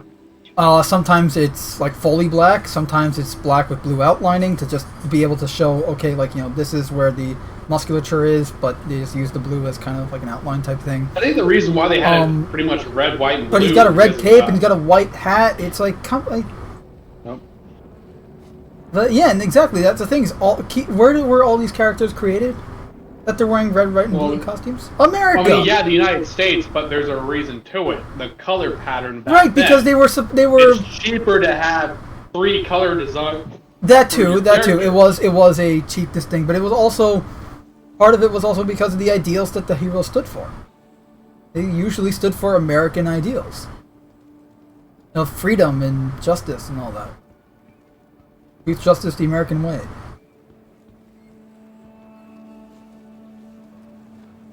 Now you have to be red and Asian.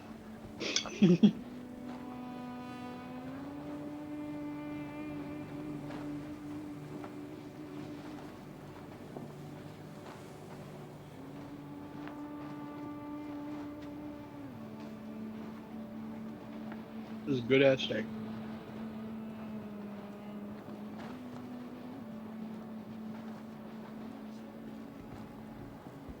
Oh, have any of you watched Invincible? Nope. Yeah. What'd you think, Joe? I got a meme right here for it. Yeah. I take that as a good thing that you liked it. Oh, I have plenty of memes of Invincible. Yeah, it's a good show, Cam. I recommend if you have the chance to watch it. The comic book's 1,000 times better. The comic is different, but very close. Like, it's not like they drastically changed things. They changed. They only really black chick. I was gonna say they only changed one thing. They only changed one thing, and it was totally for the worse. Because it's not. And I'm not saying, oh, they race swapped her. That's bad. Like, and if it was the same character, I really wouldn't be complaining. The thing is, they made her complain and bitch about Mark not being there for her when he was making sure people didn't die in the numbers of troves that they were already dying in. Well, and then if I remember right, the character then, so it was his girlfriend, and she went on to further argue, abusive and if I toxic remember girlfriend, hearing right, that he should have ignored and let people be hurt and get killed, and prioritize her and their relationship, and then she broke up with him. No, she broke up with him because he didn't tell her who he really was to begin Right. with. That's what she was really mad about. It's like, Yeah, but on top of that, it was that he wasn't prioritizing her in the relationship. Right, and yeah, Cam's right. That it was also in addition to the fact And that it's just he like, wasn't that's prioritizing her in his life. horribly selfish. Yeah, and that's the thing is, Joseph, I take it you read the comics?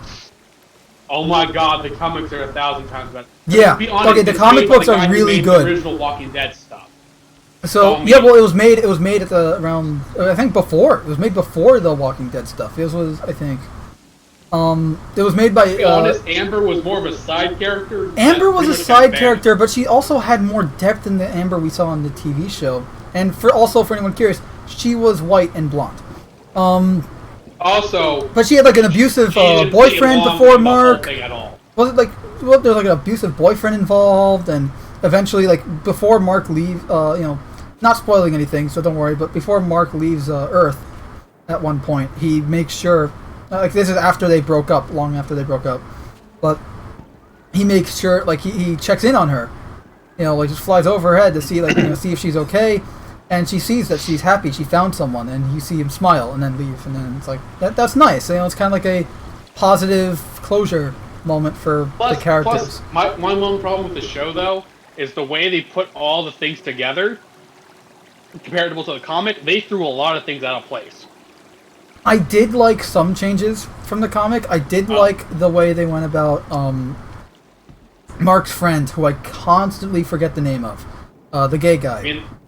You mean the gay guy that... Who, in the comics, he came out as gay in like a random conversation, whereas here they just have him gay from the get-go. I prefer that. I like that they're not making a drama thing of him coming out. It's just, no, he's gay. Like, who cares? Like, that's great. Well, I think that in terms of, we've ragged a lot on how a lot of movies and media and stuff does. No, that's my point. Is this one does it right? Shit badly.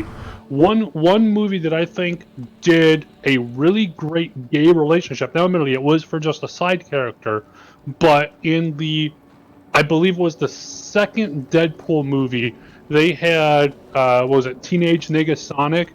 They introduced her girlfriend. So it's like, okay, they're lesbian, and it was just oh yeah, this is the thing. They never hugely focused on it. They never like just was like, look at these perfect lesbians. It was just like oh yeah, here's just a nice little 5 minutes. Yeah, it was literally, she was just hanging out with her girlfriend or something like that. And Daredevil. It was very homey, very cozy. It was well done. Yeah, no, she was just hanging out with her girlfriend while Deadpool's there, and he just goes, hey, like, that's it. Like, it doesn't need extra attention to it. Yeah, or and then they anything, reintroduced her several times throughout the movie as well. And I was like, it was really well done in my opinion. Yeah. Did she? Wait, oh yeah, she had like some kind of psychic power. Oh yeah. But it was like that I think was a really well done.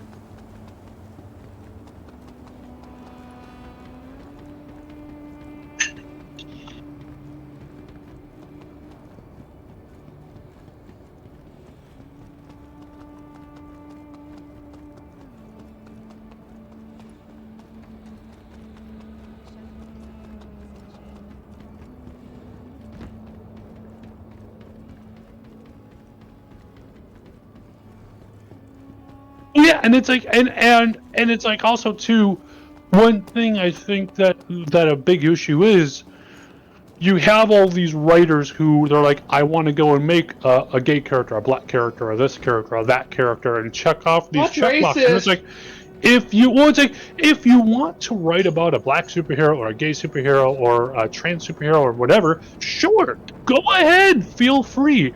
However, at the same point, I think you have a lot of studios and the people making the high up decisions going, hey, you either you have the writers making the decision not to make new characters that go and fulfill these checkboxes that they want to write about, or the execs are going, no, we want to write stories about Spider-Man because Spider-Man's a hot commodity right now. We aren't going to be doing anything other than Spider-Man stuff right now. I don't know where it's coming from, and maybe then that shoes it in, well, okay, we have to write about Spider-Man. Well, okay, but we're going to write about a black Spider-Man. And it's like, that, and that's when it starts getting ruined, because it's like, you are taking this character and twisting them around, unless you write a decent story where it's like, I will say, I kind of like the character of Miles Morales, and that's like, hey, this isn't in what version? And I'm only asking, Kim, in what version? This is this alternate dimension Spider-Man. Right. Here's how the universes are different, and here's their story. I didn't like it in the Ultimate Comics, which is where he originates from. In the Ultimate Comics, they killed off Peter to introduce him, effectively. Yeah, no, it's like he's that's replaced. Weird. I did like the character, and this was a character I hated, and was one of the reasons why I didn't want to see Into the Spider-Verse. But after hearing many good things, eventually my father and I, who are both huge webheads, watched it on Netflix a few years ago, and we're like, you know what? Because we both dislike the character. We're not fans. To us, Peter Parker is Spider-Man. They're one and the same. And we watched the movie, and we're like, hey, we like this. It was well done. It wasn't. Yes, they had Peter Parker. They imitated the Death of Spider-Man thing from the Ultimate Comics, where Spider-Man died at the hands of the Green Goblin, the monstrous Ultimate Green Goblin, and the thing here is, because I hated the Spider-Verse comic book thing. That was just a gimmick, and it was shit. Oh yeah. And I hated Ultimate Comics after Peter died, and they weren't really great before Peter died. They were declining because Mark Bagley left, and Mark Bagley, who was the artist, was a Spider-Man vet at the time for almost 10 years now, when they created Marvel Ultimate Comics. He started on Amazing Spider-Man in 1991. So he knew the character better than what's-his-face, the writer. The writer, the only good thing that Brian Michael Bendis did was Ultimate Spider-Man. Look at everything else, and it's not really that good. And I think that started, and now that I've seen some of his other works, I'm starting to think, okay, probably because he had Mark Bagley, a Spider-Man vet who drew the character for almost 10 years, with it. And the thing with, and again, Ultimate Comics is to quote Madam Web, a present day out of sync. It's a very different universe. It's to summarize the real world version of it, it's a, what if Marvel Comics, like the original Marvel Comics and all the heroes that it contains, started in 2000 instead of 1961. And it works really well for that. And that's the thing, though, is it's a very different universe. Same with Marvel Noir, right? You have Spider-Man Noir, 1933. He gets his power. Peter Parker becomes Spider-Man and starts fighting mobsters and Nazis. And also Spider-Man 2099. It's not even Peter Parker, but Miguel O'Hara, a geneticist working for a mega corporation that runs New York City, now known as Nueva York. And due to his boss drugging him, he tries to purge the drug that bonds that belongs to the user genetically through an experiment of his own, and a petty, jealous coworker sabotages the experiment, resulting in him getting powers. You know, like, they're very, very different versions of the character, which is why the Spider-Verse movie worked, which is why I liked it, because it wasn't the Spider-Verse comics where you have like 17 million different versions of the same character, and you know some and of they them all differ just by and they differ by like slightest, smallest like, of ways. I'm still wearing the black costume, you're still wearing the classic costume, but aside from that, our lives are identical and stuff like who gives a shit? Like we want to see the like completely original new takes on the character, not a slight difference. You know, like we want to see, for instance, the Marvel cartoon did this before anything did, and that was the I think Spider Wars is what they called it, where you had like, you know, what if Spidey you know, continued with the 6 arms. You had the Spider-Man that was more like Iron Man. You know, like what if Peter Parker was successful and rich? You know, like you had all these different what if ideas. If I remember right, classic Peter Parker is supposed to be a fucking genius. Yeah, he is. So it's like, which is why I hate the Marvel movies, because they paint him to be the sniveling little Tony Stark wannabe. Which is, you know, in relying on Tony Stark hand-me-down technology in order to make his own stuff and everything. Yeah, it's like usually when I remember, like, you know, like I make the joke calling him Iron Lad would be an insult to the actual character of Iron Lad, because spoiler alert for anyone that, you know, doesn't know who Iron Lad is, but Iron Lad is actually Kang before he becomes Kang the Conqueror, which is actually really cool. But you know, time-altering shenanigans. You know, the guy is literally a conqueror throughout time. He time travels to conquer different eras, but. You know, and that's why my point is, Iron Lad may not be a popular or even cool character, but he's an interesting character, and I respect the character, and to the point where I'm not calling the Peter Parker Iron Boy Jr. Iron Lad out of respect for the actual Iron Lad character out of Kang the Conqueror. Kang the Conqueror is in a Loki movie, right? So I heard. I haven't watched the show. There's some thoughts that in Loki, Kang might be the one in charge of the TVA. Yeah. You guys been watching? I haven't been watching it. I have not, but I've seen enough spoilers and shit that. Yeah. My mom still paying for Disney Plus, so like I got bored and was gotcha. like, I don't have Disney Plus, so I couldn't. I watched it. Yeah, Kane is the Conqueror, but the thing is, the way they put it together is he invented this thing, you know, saw the other versions of him throughout the multiverse and causes. That doesn't sound too dissimilar from the comics. In the comics, Kang the Conqueror eventually there's like a council of Kangs that, you know, work outside of time, and it's like Kangs from different eras of his life. But no. So Kang the Conqueror is by himself. That whole little time loop. He made sure that the others wouldn't exist. Okay, because there's also a Kang that's trapped in stasis outside of time. So this way, if he dies, they can just, you know, bring a version of that back in, and he's still alive. So this way, he can never really die. So, like that. Either way, comic book time altering shenanigans. Loki, and then the female Loki pretty much destroy everything on accident, not realizing it, and then cause all the multiverse to come back, and thus spreading more chaos. Unintentionally, because they didn't realize that. Go wrong. But yeah, back to what we were saying originally, though. With Spider-Man and what I was saying with Spider-Man, the Spider-Verse movie, I thought it was good. I thought it was well done, because you saw, you know, very extremely different versions of the character. You know, you saw, you know, like what if versions of the character, like classic Marvel what ifs, you know, like and stuff like that. You know, the equivalent of DC's Elseworlds for anyone that doesn't know what if is. And you have, you know, like, you know, Spider-Man Noir was there. You had the Japanese chick with the robot. You had Spider-Ham, who, by the way, Captain America in his universe is Captain America. No, my gosh. And Doctor Strange. No, sorry, Doctor Doom and Croctor Strange. That was it. Doctor Doom, Croctor Strange, Iron Mouse, Goose Rider.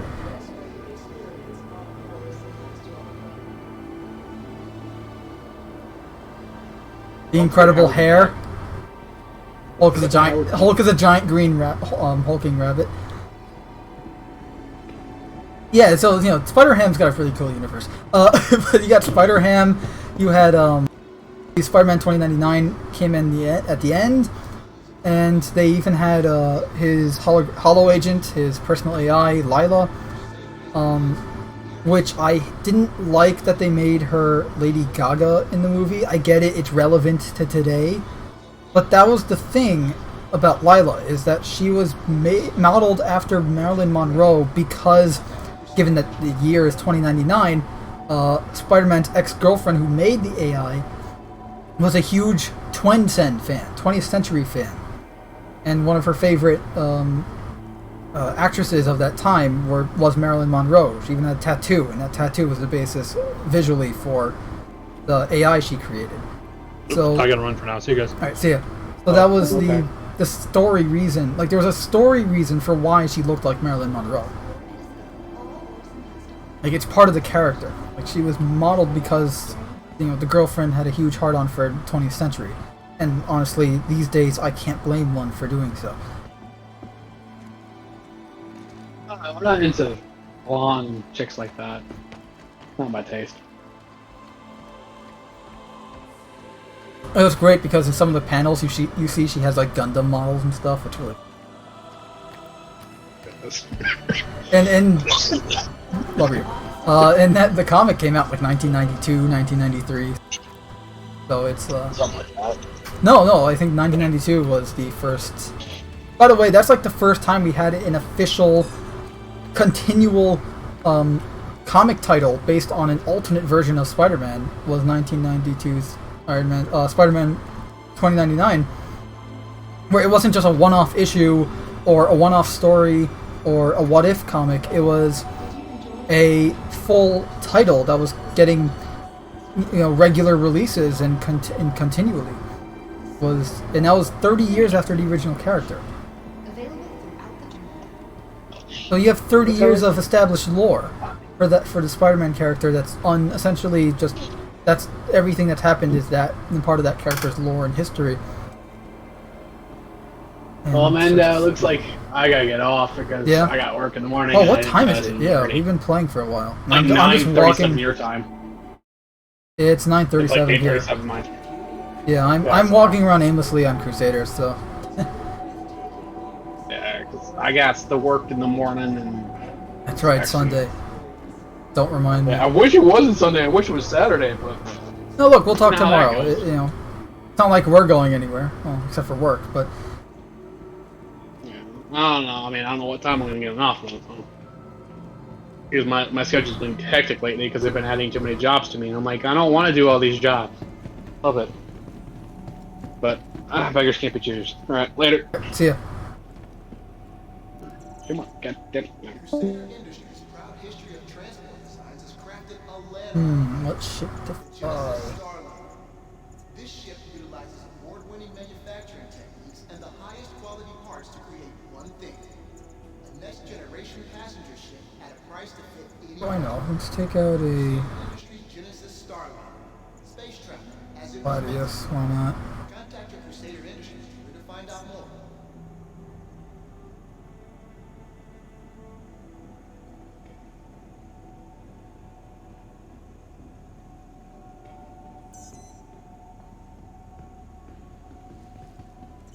Attention all crew for Starliner LK2-TYP-8. Please report to gate T11. LK2-TYP-8. To gate T11.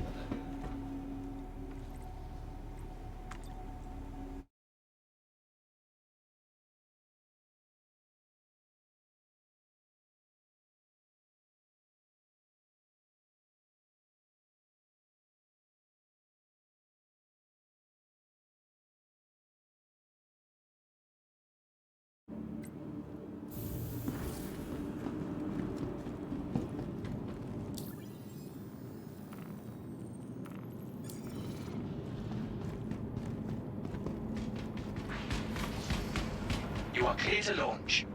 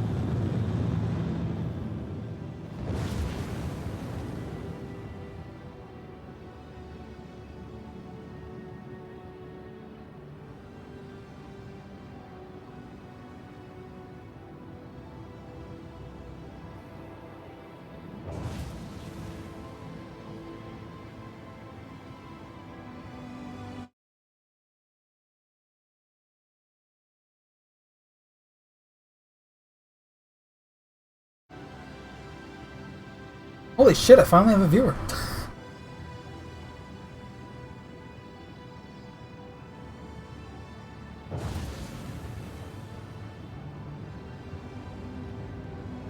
This Crusader's never gonna get old, that's for damn sure.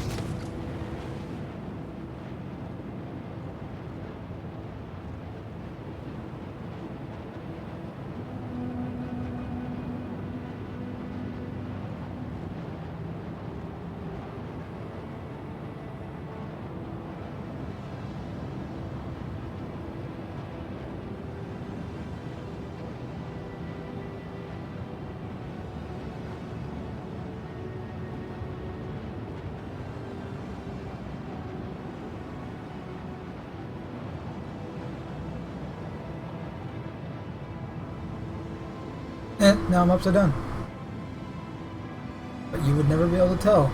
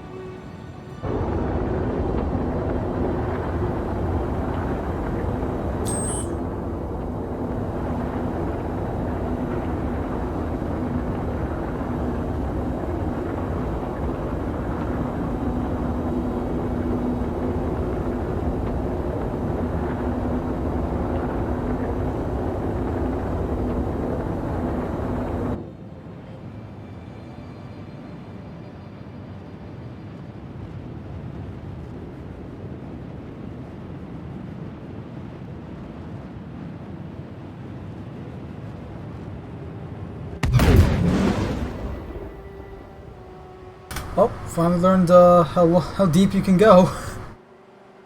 Got pretty far into the gas giant, though, I gotta say. A lot further than I expected to.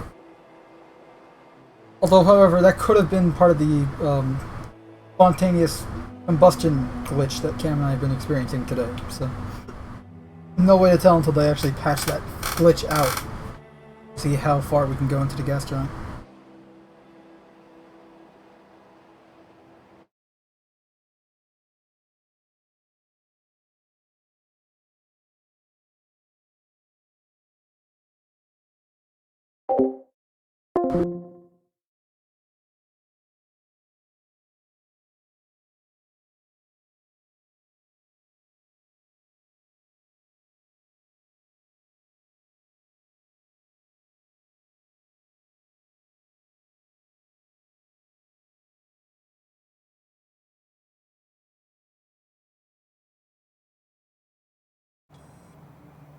Also, I'm just going to apologize for anyone that came to this stream, whether and expected some Star Citizen gameplay and ended up getting a Cast in the Shadows episode 32.5. Think of it this way. You just got 2 shows for the price of 1. All the stuff we were talking about after we went off on a tangent from Fallout, that's usually all these types of topics and subjects we cover in the weekly podcast every Saturday night, which I might move to Sunday, actually. We're dealing with that internally, but yeah, anyway, once a week, you know, every weekend, whether it's Sunday or Sunday night or Sunday afternoon or Saturday night,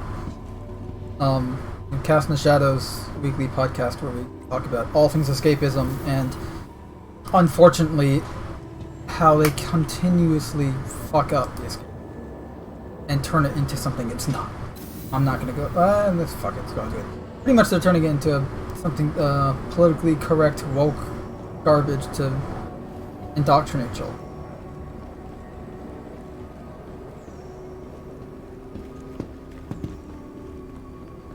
I know I sound extreme when I'm saying that, I sound like conspiracy theorists, but take a good look what they're doing. And even if that's not what they're doing, why is this shit in escapism when it's supposed to be an escape in the fucking title? As I said, Star Wars is dead. Let it die. Don't hold out hope. Just let it die and move on to things that are better, that are doing good things, that deserve your attention and the love and fandom that they themselves have. And you know, like we deserve things that are created by people with passion and that care.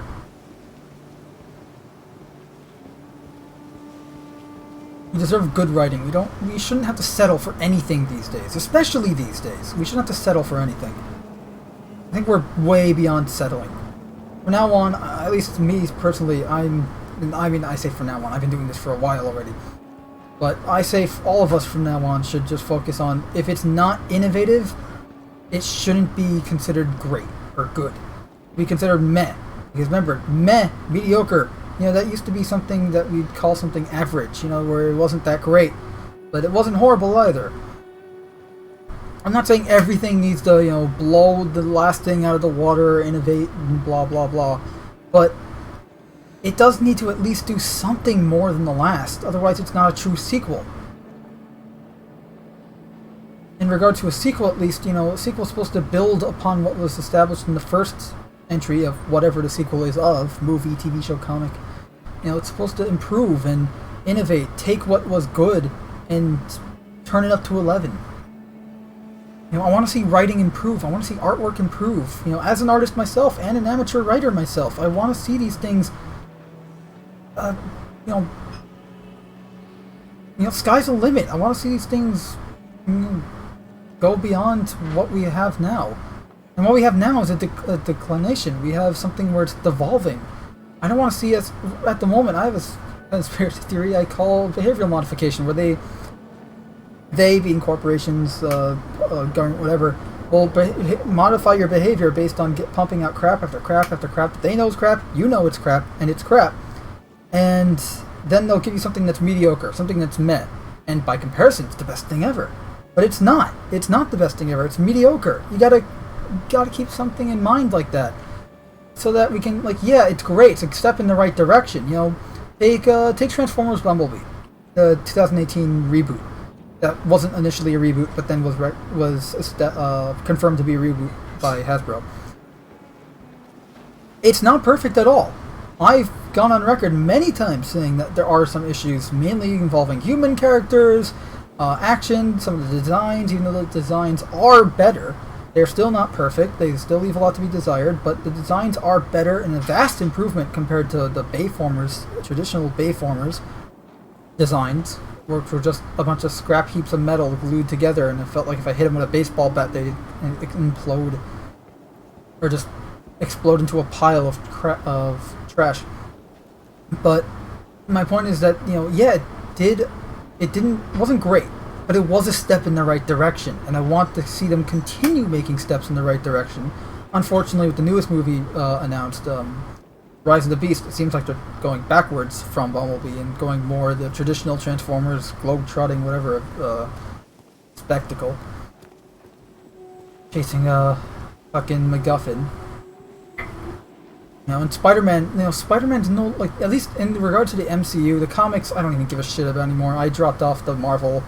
In full honesty, I'll, you know, every now and then read a comic, or, like, you know, I have a site that I use to read comics for free, so I haven't paid for a Marvel comic that isn't a reprint or a back issue or Epic Collection volume since 2006. That was the last time I bought a new Marvel comic. Because after they undid Spidey's marriage, and even then, like, the comics were shit then, it was just, they were still interesting, but they weren't good. From 2000 to 2006, and I'm talking about the mainstream stuff. Ultimate Comics from 2000 to 2006, bombing. It was knocking it out of the park. Noir as well, in 2000, I think it's 2001. And obviously 2099 was done at that point. They killed that off in, like, the late 90s, and they brought it back in 2014, but it wasn't really good. It was the same writer, still Peter A. David, but good old Pad. But it just wasn't that great. Wasn't a huge fan of the art. The character, you know, like, given it was Pad, you know, he created these, you know, helped create these characters. He did a great job. You know, Miguel O'Hara felt like Miguel O'Hara, Lila felt like Lila, but the stories and other characters felt like Spider-Man 2099 just fell into a, you know, alternate dimension based on the mainstream Marvel Comics. Because for anyone who don't know, Marvel Comics really, since they were going bankrupt in the 90s, have not been the same ever since. Like, the characters that you know and love from 1961 to or in some cases 1963, depending on Avengers or Spider-Man or Fantastic Four. You know, from the 1960s and 1990s, early 60s or early 90s. After mid-90s, after 95, when the bankruptcy really started, or 94 really, when the bankruptcy started, you know, it's when, like, Bone Saga was extended for years, even though it was supposed to be a short, you know, mini-series. Yeah, that's when they started, like, changing characters completely to keep things interesting and to keep selling comics, because they knew they couldn't sell them otherwise. And the problem with that, you know, like Iron Man, they killed off classic Iron Man in 1995, haven't brought him back since. They replaced him with a younger, alternate dimension version of him that was brought into the mainstream dimension. And then, like, 1996, they completely fucked up the universe with something, some characters at least. And you know, bottom line is, after 2000, you're not reading the same characters anymore. Some characters really haven't changed much, like Cap.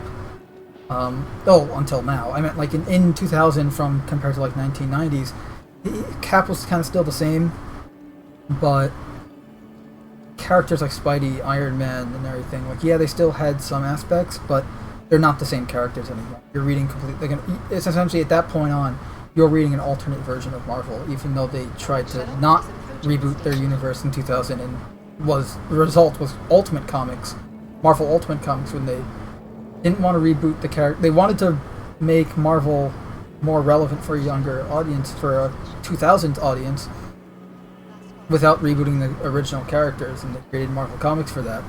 Marvel Ultimate Comics for that, apologize. But they at that point in time, Marvel Comics mainstream was already kind of rebooted at that point, so to speak. They weren't the same characters. A lot of the time I felt like I was reading an alternate dimension take on the characters. See, like, this is a parallel universe where the characters were just a little bit different in personalities, and some of the other characters just completely different overall. I don't even know why I'm getting in this car, but I am. But yeah, I went off topic again. My point is, you can't, you gotta be our own masters, right? You gotta be able to, stand up for quality. You can't let them reset the quality bar as they see fit, so that they don't have to be creative or have to take risks or have to put any effort, and they can make a minimum viable product that costs nothing or somewhat nothing, in the grand scheme of things, and makes billions. Because that's what they want. And theoretically, you can still be creative and still be innovative without having to sacrifice a shit ton of money. Like, you don't have to essentially spend bajillions of dollars to be creative. Deadpool 1, I think, proved that. This is your stop. A lot of movies prove that. Anyway, my point is just, I want to see innovation, I want to see improvement. I don't want to see stagnation, or what we're having now, which is worse than stagnation, which is declining back to a state worse than what we were, only to then go back to where we were, only to then decline again, and that cycle repeat itself. That is worse than stagnation, because at least stagnation, things are the same. Here, they're getting worse, and then they're going back to normal, and then getting worse, and going back to quote-unquote normal. And I don't want that. I want things to improve. I want art to improve. Hell, and I know I'm sounding like an old man here, so what? Fuck it. I'm an old man then. I mean, look at comics from the 60s to the 70s, and then to the 80s, and then to the 90s. Look at the art style. Look at the storytelling, and the writing, and the characters. Everything improved as years went on. I want to see more of that. I don't want to see stagnation, and I don't want to see declination. I'll call it that. Or, my behavioral modification theory, where they reset the quality bar so that, they can still make a buck and not have to be creative. Like Assassin's Creed, they're making it live service now so that they can be even more lazy than Ubisoft's already been lately. And instead of having to create, new games that are essentially copy-paste games, they just have to make one game and update it periodically. That's their thinking behind it. They said so themselves. I'm not making this shit up. I'm quoting them. I'm simplifying the quote, but I'm quoting them nonetheless. We covered it in the episode last night, which I have to re-upload because of technical difficulties on my end. I apologize for that one. Every shift. Crusader cares about your safety.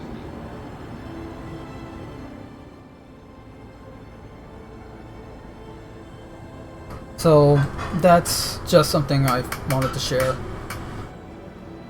And we all wanted to share. Cam, Joseph, I'm sure Data in the call sign certainly would agree with me there. We've all been saying it.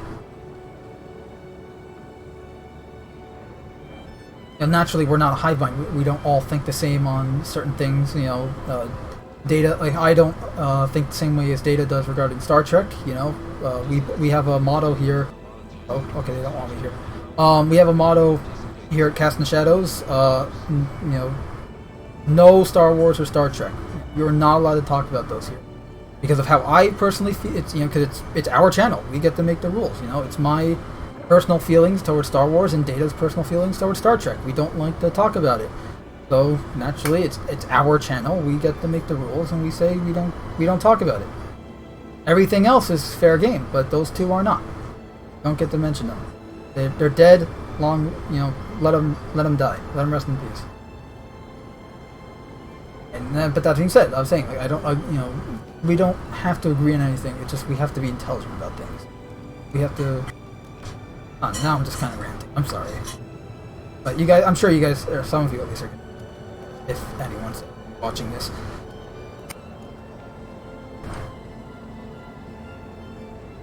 And it's kind of funny that I make a live stream about all this shit today. Pardon my French, by the way, and the French. Pardon. You have to excuse all the swearing, but I did mention it in the warning, so I really did say, caution, warning, excessive swearing and severe intergalactic shenanigans. And don't disappoint in that regard. But what I'm saying is it's not irony. Today is well, it was up until an hour ago. It was Tisha B'Av, which is the anniversary of the fall of both temples. The Beit HaMikdash, the temple, the Jewish temple, was destroyed. Technically yesterday. We're going by the Hebrew calendar, because it ended. Technically, it's a new day today because it ended an hour ago. So an hour ago was also a new day. But it was a fast day. It celebrates the death of a lot of people, as well as the destruction of the temple, of both of them, because they were destroyed on the same day, even though like years apart. And it's kind of like, I don't want to see destruction. I don't want to see the destruction of franchises. I don't want to see the destruction of my favorite characters. I don't want to see the destruction of progress that we've made as a society, as a culture, as artists and writers. I want to see things improve. I want to see things be built upon and get better and grow. To use the current location in my game right now in Star Citizen, not my game, the game I'm playing. It kind of is my game. It's my main game at this point. But to use the location here, we got to get our heads back in the clouds and start dreaming. And if anyone says, well, you're dreaming up, you gotta live in reality. Yeah, you gotta have 1 foot in reality, 1 foot ahead in the clouds. Otherwise, how are you supposed to... How do you improve things if you don't dream of an idea of the improvisation? Of the innovation? You gotta think these things up. And in order to do that, you gotta be creative. You gotta think. Sometimes you just gotta look up to the sky and use your imagination. Now I'm starting to sound like a really cliche asshole. I apologize for that. But I am kind of still, not dumbstruck, but definitely awestruck at the beauty of this gas giant. I am in a gas giant. Like, that's the thing. This is why I follow Star Citizen. This is why I support Star Citizen, both financially as well as my time and effort. Honestly, I'm not as financially able to support it as others, but I do wish I was able to, because I believe in the project. It is doing, and it's not like I believe they will do things. They are doing it. I'm walking around a floating platform that's physically floating and physically keeps itself aloft in a gas giant that has realistic gravitational properties that are based on variables in the game and back-end technologies. I'm walking around on a simulated gas giant, the first ever fully explorable and rendered gas giant and traversable gas giant in video game history. And before anyone says, oh, that's not true, blah, blah, blah, I mean, if it's not, please correct me. Please do. I don't want to be wrong about something like that. If I'm wrong, please tell me in the comments or in the live chat or whatever. But as far as I looked it up, this is the first. And I'm not usually one to go, oh, first are important. Like, no, it doesn't really matter if you're first or not. It just depends on how good you do it. Like with Captain Marvel, quote unquote, I can never say it otherwise. They touted it as the first female-led superhero movie, even though, Wonder Woman came out just years before. Not even 2 years before, because it was, summer of 2019, Marvel's Captain Marvel came out, and Wonder Woman was, I want to say, fall of 2017. So there's almost a year, almost 2 years, I mean. And then obviously, look, Wonder Woman wasn't the first either.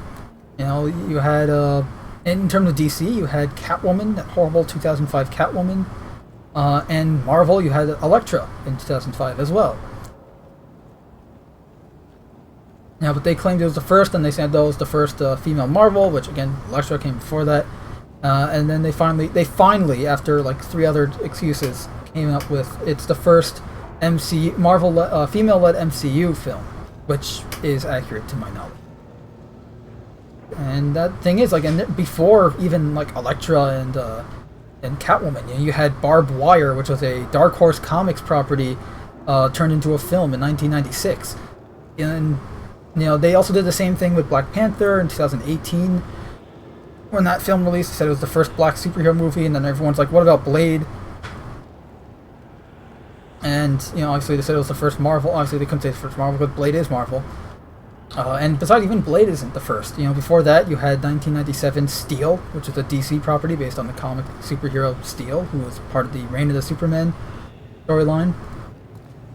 The movie was absolutely terrible with the Shack and all that, but the character is a good character. He's in the Justice League cartoons and the Superman animated series. I love him in that.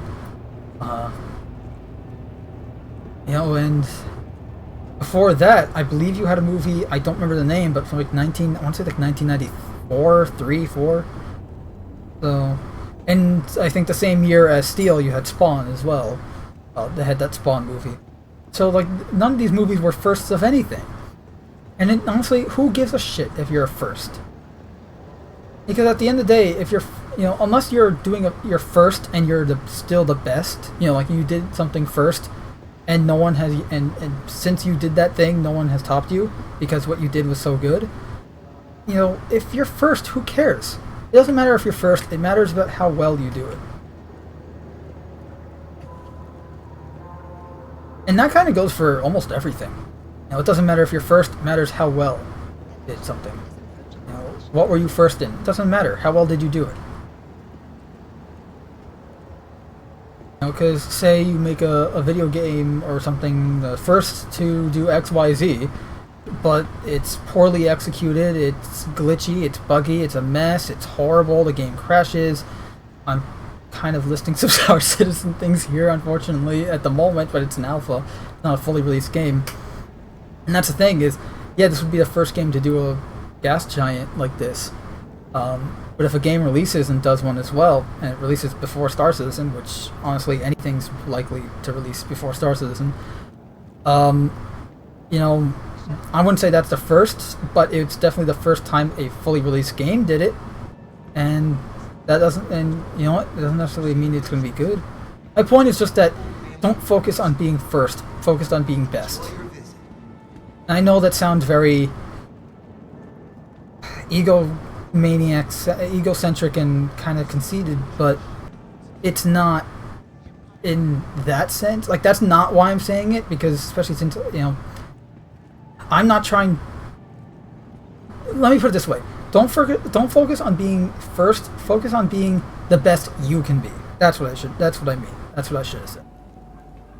Because no one else can do you. And that goes back, and this goes back to what I was saying about we need to innovate. You know, if you have an idea for a movie or a comic or something, you know, don't wait for someone else to, you know, take your idea. Like you have, if you have the thought, you know, you have the creation, the imagination to create this idea, go for it. You know, at this point, look at the current state of the entertainment industry. Indie comics are blowing up like crazy. Because people still want comic books. They just don't want the corporate crap that we're getting right now with Marvel and DC.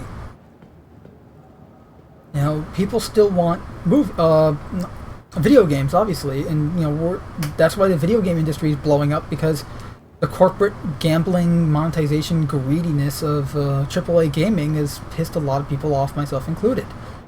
Same with the comic book stuff, except I kind of dipped off before it got all woke and shit, but that doesn't mean like, oh, it doesn't affect. No, it still affects, because it affects the comic book industry as a whole. That's why indie comics and indie games have, you know, taken off like crazy in the past years. And I fully believe and expect the same to go for films and TV shows. I fully expect to see indie films and indie TV shows take off like crazy as comics and games did. I mean, we already saw some indie films, like the Daily Wire made some indie films recently.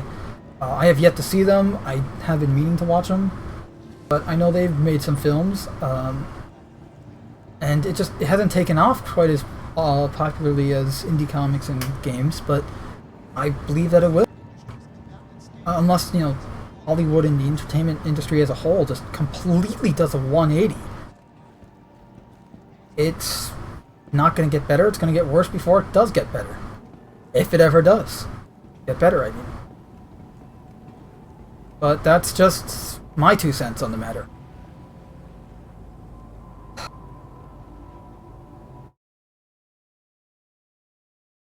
And the Wake Down's in the chat saying, this is an expensive game, I'll give them that.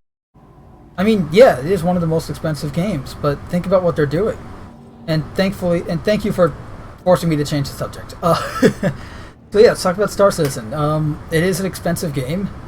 It's, for starters, no other game that I'm aware of the research I did during the stream earlier, has a gas giant, a full size. Like, we're talking like comparable to an actual gas giant in the real galaxy, in the Milky Way, in real world. A full spherical, fully rendered, fully explorable, fully traversable gas giant. About half an hour ago, I tried to fly to the center and blew up because it was either a glitch or it was the function working properly, and that function being that this gas giant actually simulates gravity. And because gas giants are extremely massive and have hypergravity, the gravity crushed my ship and blew me up as I got deeper into the gas giant. That's good. That's cool. That's real science in a video game. That's awesome. And no other game is doing anything Star Citizen is doing. Star Citizen's truly innovating on the industry. They created their own, they created their own universe that's engaging and, at least in my case, a little addictive. It's crazy. Like, here, look, we have a bus. Let's go to take the shuttle to the... I don't even know where this is going, but screw it. We're just gonna go on it anyways. Please clear the hatch. Shuttle will be departing. It has a... It feels like a living universe. And it's only an alpha. And we only have 4 planets. In the game right now, there are only 4 planets, and given each planet has at least 2 moons. Hurston has 4, so that makes 5 celestial bodies there. Stanton 2, which is our Crusader here, has 3, so I got 9 celestial bodies so far. And then you have 12 celestial bodies if you include ArcCorp and its 2 moons, their 2 moons, and then you have the 3 moons of Microtech and Microtech itself. So you have a lot to do in this game. In terms of exploring, flying around, it's a full star system. The star system in this game is finally complete. Last call for passengers. The shuttle is preparing to depart. And this is one of the smaller star systems in the game. This is one of the smallest star systems in the game. According to the lore and the star map, this star system, the Stanton star system, obviously all the star systems aside from Sol are made up, just letting you know. But this star system is only 5 astronomical units in size. Now, and I believe that is like distance from the sun. Anyway, I don't remember the exact measurement of what a astronomical unit is. So that's on me, I apologize. But this is the smaller one. This is, this is 5 AU. Okay, then we move to Sol. Sol is close to like 100 AU. Our solar system is almost 100 times the size, or at least like 90 times the size of this. Actually, I should say more like 25 times the size of this star system. Then you have star systems that are twice the size of the Sol system. That are like close to like 200 astronomical units. 200! That's crazy. That's huge. Some of these star systems have 6 planets, each with like 1 moon. One of the star systems, and we covered this I think in last week's episode of Casting Shadows, where we just went full in on Star Citizen and we ignored all the other topics that we covered, eventually covered last night. And today, one of the star systems is a freaking black hole. It's a black hole with a event horizon, accretion disk, and 2 dead planets in its orbit. One of which is at risk of being enveloped by the black hole. The other one has somehow achieved a stable orbit around it.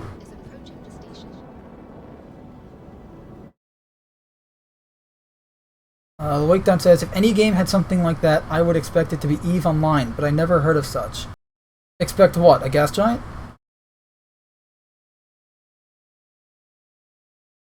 The Wakedown said, I'd consider playing something like this if I had the hardware. Yeah, that's the thing, is this game is going to be very PC only in that you're going to need some pretty intense hardware to run it. I built my machine around it, so 1 AU astronomical unit is 93 million miles or 8 light minutes, the distance between Earth and the Sun. Okay, so I was right. It is this. Okay, thank you, Wakedown. You're getting a thumbs. Actually, you know what? Instead of telling you I'm giving you a thumbs up, I can give you a thumbs up in the game.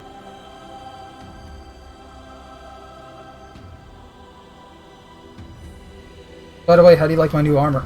Enjoyed review? Our recently redesigned Crusader Industries shuttlecraft features. Okay, it's... Alright, there's an emote where... There we go. Yep, there he is. There is your thumbs up. Get a double thumbs up. Because science. Yeah, that's how we feel about science. At Norse's Skyway Shuttle service, we aim to make getting there. Please enjoy your flight. The next shuttle. Yeah, so back to Star Citizen now. We're currently on a... It's funny. This was the first planet to be in the game, but as a placeholder model. It wasn't a real place to go to. It was just a... It was a ball, like it was actually a spherical object in the game, in the persistent universe, but it was essentially just a ball with a JPEG wrapped around it, with a JPEG texture that made it look like a reddish Jupiter. And then over time, we eventually had the moons of this planet come out first. Then we had Hurston and its moons, then ArcCorp and their moons, and then Microtech, and then Microtech's moons. And now, finally, Crusader itself. It's got a bit of a visual update, but like the clouds are three-dimensional, fully volumetric, rendered clouds. I know I'm getting excited about freaking clouds, but I just spent 20 minutes flying through the clouds, and it's really, really cool. You even got the condensation on the windshield when you're flying through them. You have really unique contrails when you're flying through them. And eventually, the same tech that makes up the gas giant is going to be applied to just every other planet that has an atmosphere that has a dense cloud layer, or a cloud layer at all. Which is great, because there are some rocky moons, that, like Microtech's moons. I think it's Clio. C-L-I-O. So Clio, whatever you want to call it. It has a really, really, really dense cloud layer to it. Like, you can't see the surface from space because of the dense cloud layer. And I'm just walking around in circles as I talk. I apologize. Here, I'll make it more interesting. But you can't see the surface, and you can hardly see the sky from the surface because of the dense clouds. So imagine those clouds being more like the clouds here, where they're actually, it's not, instead of a 2D texture, which is what Star Citizen's used until now. In future patches, they never specified, but it somewhat implied either late this year or early next year. The volumetric cloud tech that makes up Crusader will be implemented on other planets. Flying through to that moon is going to be a whole new experience.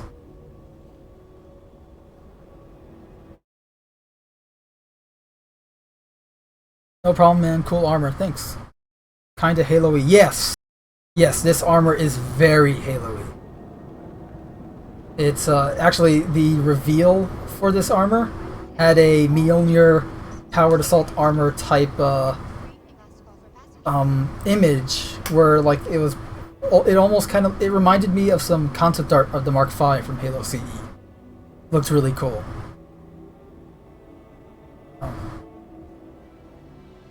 The shins kind of remind me of some, the shins specifically remind me of an Iron Man armor I once made.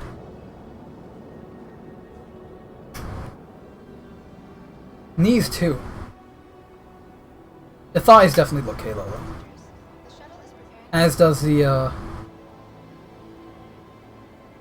some of the other aspects. I do like the kind of Cyclops helmet.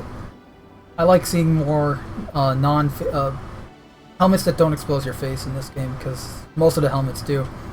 Not that that's a bad thing, you know, until we can customize the helmets to have an opaque visor. Yeah, it's just, I want to see more. I want to see more creative helmets.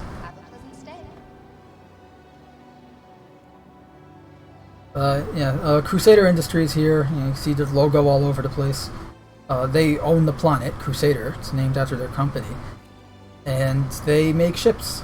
They make really big ships, like the Hercules Starlifter and the Ares Starfighter, which you can see an image of right there. The Ares Starfighter is essentially the A-10 Warthog. It's a gun with a plane built around it. Or in this case, a spaceship built around it. You got the Star Runner. It's like the Millennium Falcon of the Star Citizen universe. It's a Star Runner. It's a data info runners, you know, data collecting ship that's also a smuggling ship. It's even got little smuggling decks on board. It's really cool. Also, look at this. I'm in a subway, you know, type hub. You know, every aspect of this specific city, which I mentioned earlier, innovates on lessons that they learned from previous cities and the failures of those cities in implementations in the game. Is that this being an Orison, which I thought was going to be kind of boring. You know, the gas giant was the real lore for me. But Orison here, which is the city's name, it feels like everywhere I go, I feel like I've been here before. But not in like I've been like physically, but I've been here. I've been to a place that in the real world that looks very similar to it. Like at least certain aspects. Like here, I've been to a subway station that looks a lot like this. Like the layout, the giant, you know, you got this giant layout here with the cars would pull up on the sides, and the terminal here is just big open space with sitting benches and, you know, maps and people milling about. Well, you know, so the only things missing is homeless people and that one guy playing guitar for money. But there are other aspects of this city, this floating city, where I'm like going here and I'm like, huh, I've been here one time during the summer on vacation somewhere.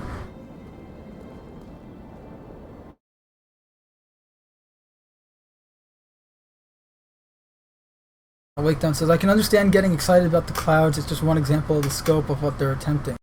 It is, and that's the thing is, scope as well as scale. I mean, look, I'm just a little person walking around a giant city that's floating in a giant, in a giant, gas giant. In a small star system that's already still big. I mean, here's a fun fact. From this planet, from Crusader to Microtech, so Crusader is Stanton 2, Microtech is Stanton 4. From Stanton 2 to Stanton 4 is somewhere around, I would say on average, about 58 million kilometers in terms of distance. That is approximately, not approximately, but it is close, you know, depending on, obviously, orbit. Depending on the orbit, it is about the same distance as the Earth is to, I'm sorry, as Mercury is to our Sun. At the moment, the longest quantum travel you will experience in this game, as of right now, as of recording, as of playing, is that of from this planet to Microtech, which is the equivalent of, I guess, you know, traveling 20% the speed of light from Mercury to our Sun.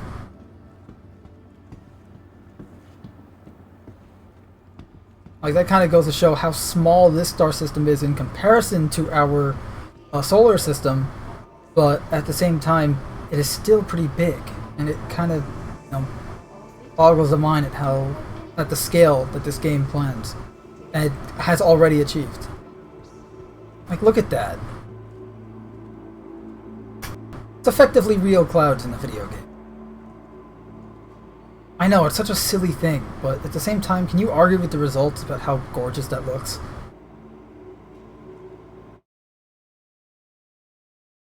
Waketon says, what makes it work is the lack of load screens. It helps build the immersion that you're actually exploring another universe. Exactly, and that's a lot of people. I've had people say, "Oh, quantum travels is a loading screen." No, you're physically moving across the entire map at a simulated 20% the speed of light. And I can rent a ship here. I'm at the spaceport after all. I can rent a ship at the spaceport. And that's what's really cool. And yeah, that's what I'm saying. There's no load screens. The game is constantly loading assets and items in and out as you're playing. So as I walk away, or as I take an elevator to a section, or as I'm walking away from that other room, it is deloading essentially that room as I walk away, or at least that it's not as efficient right now as it's planned to be, especially with server meshing as well as a shard manager and dedicated games, server games, and all that sort of back-end technology, object container streaming. They're still in their infantile stages, so it's not running as smoothly as it should be, but it will be once they get that server meshing in, because that will.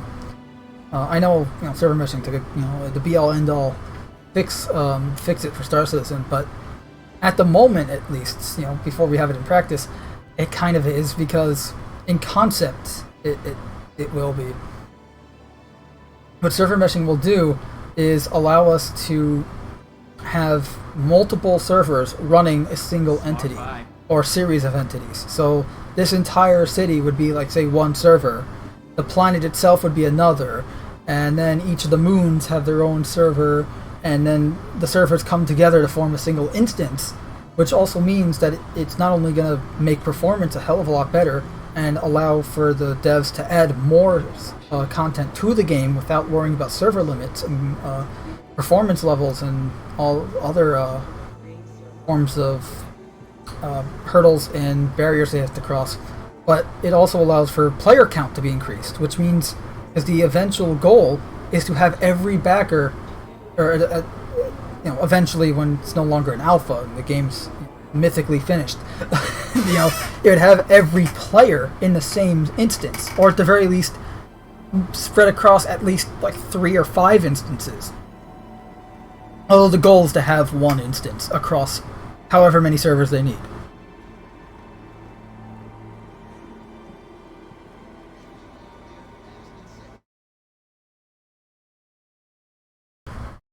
So how do I make money? Are there jobs, combat? Oh yeah, let me open up let me eat my ice cream, and then I'll open up the my Moby Glass.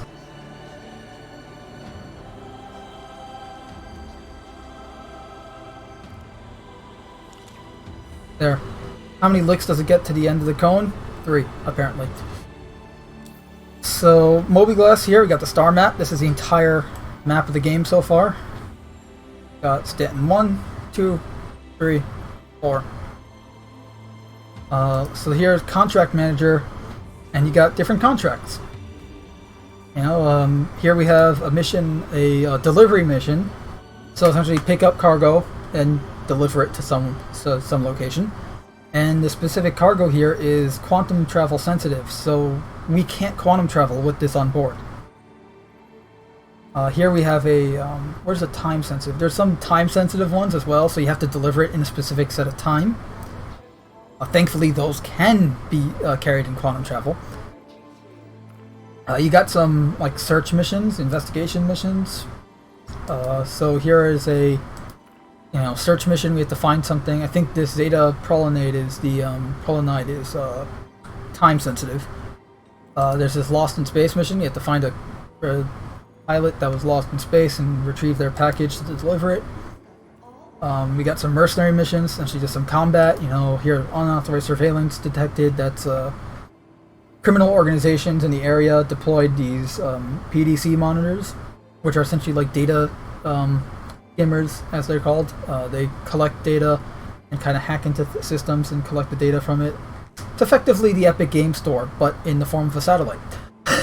And it's obviously an illegal action. So Crusader Security, which is the local law enforcement in this sector, is hiring me to destroy those data skimmers and restore their comm array systems. This one is a civilian defense force mission, which essentially just pays you for every criminal you kill. They'll essentially let you act as Judge Dredd. You have garbage missions, like literally just, here, go to this location and then take the garbage off world. We don't care what you do with it, as long as it's not our problem anymore. So you literally got garbage disposal missions.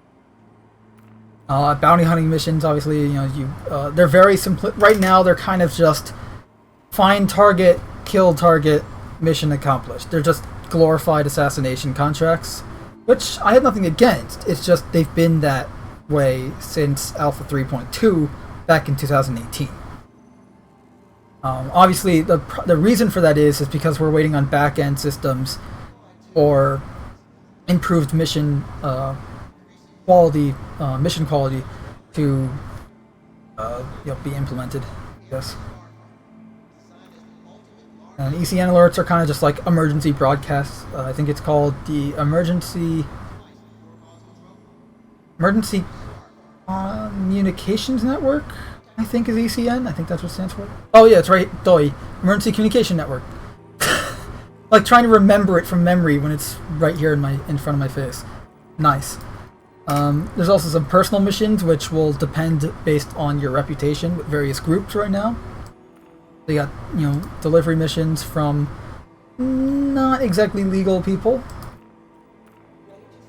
Obviously, if you continue doing lawful missions, these will kind of start going away and you'll get lawful missions replacing them.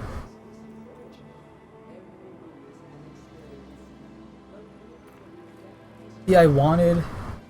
This mission's been in since the very beginning of the Persistent universe. This was one of the first missions ever. And as for combat, I mean, I don't have them in the PTU, but I have a bunch of guns already here.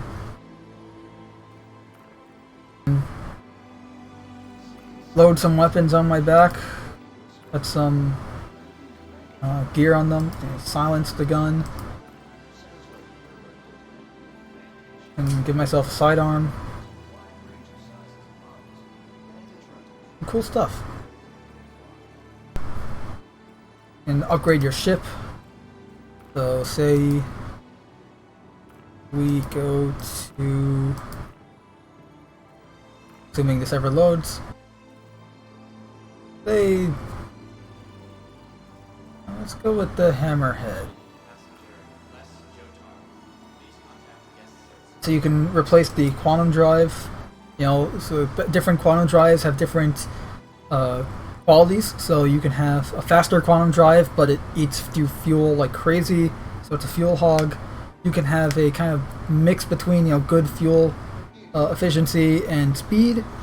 You know, so some essentially base quantum drives, you know, it really varies anywhere between like 19.8% the speed of light to 20.5% the speed, or 21 even percent the speed of light. That's what quantum travel is in Star Citizen. It's you're traveling at 20% the speed of light, give or take. So essentially, you're, you know, replacing it with something else is varying your speed, your fuel, your fuel efficiency, and essentially how often it might need to be maintained in the future when wear and tear becomes a real problem, or gameplay mechanic, I should say. You can also replace the coolers on your ship, as well as power plant, shield generators, and same rules apply. You know, you're increasing your shield strength or your recharge rate, or you know, the coolers, same deal. Power plant, how much power are you getting?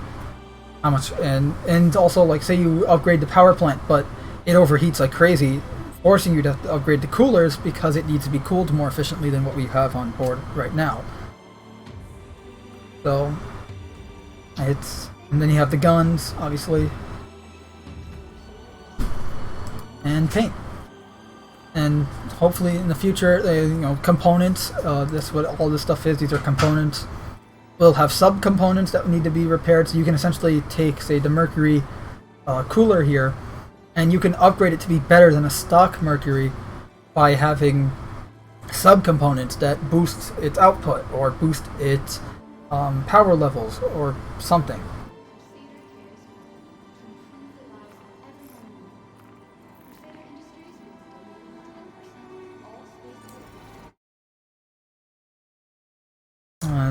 Wake done, so that's pretty cool. I'll have to look into this game when I finally upgrade my rig. Well, if you're in our Discord server, we talk about it all the damn time. So if you have any questions, don't hesitate to ask in there. Gotta run. Great stream though, man. Very interesting game. Thanks for tuning in, man. Have fun. Safety is the top priority for all of us at Crusader, and we want to keep track of all personal effects, follow all safety announcements, and report any concerns to Crusader Security. Together, we can set your visit to the right course. In the meantime, I'm going to buy a plushie.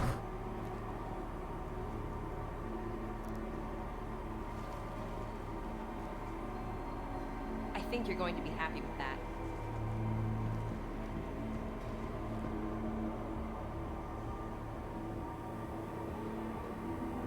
This is a reminder that the flight status and hangar information may change. Be sure to double check flight information on Please contact flight services. Please contact flight services.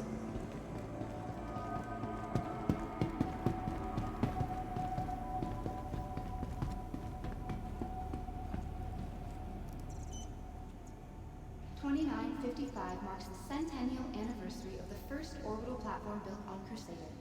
Join us in celebrating 100 years of incredible... Oh, this is a bad idea. We are going to fly a Reclaimer, which is one of the biggest ships currently in the game. It is a giant salvaging ship. Think the Nostromo from Alien.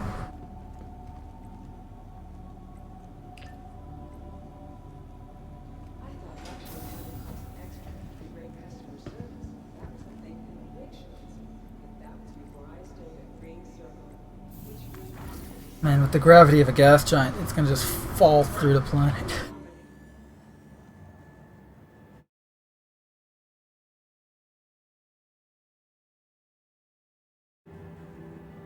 Alright, see you, Wake Down.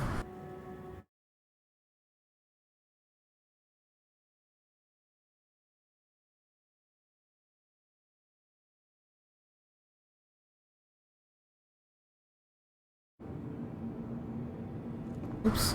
Alright, looks like I was all tabbed for a little bit too long.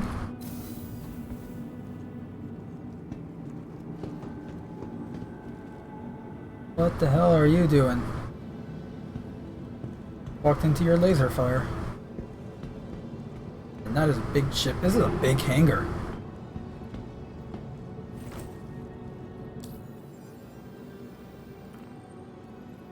Let there be light! You are clear to launch.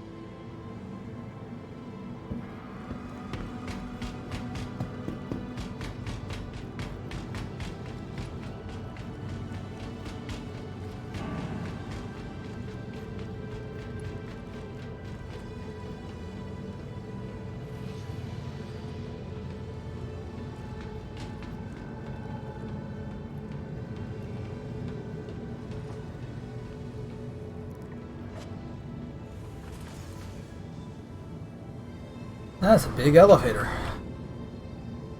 Reminds me of the freight elevators that I used to use at my old workplace. It's been a while since I've used a Reclaimer. Ah! And I'm beginning to remember why it's been a while. Alright, you made it onto the elevator anyways.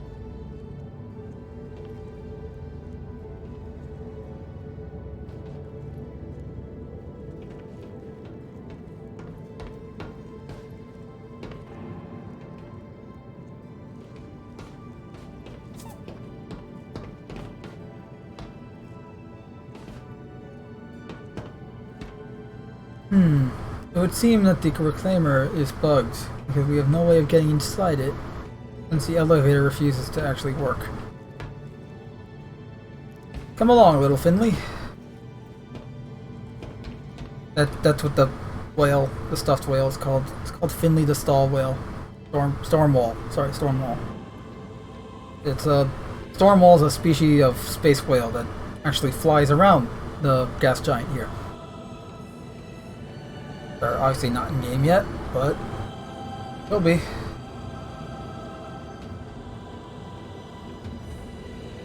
And being that they're indigenous to the planet and Crusader is owners of the planet and operate out of here, they have little merchandise based on the whales.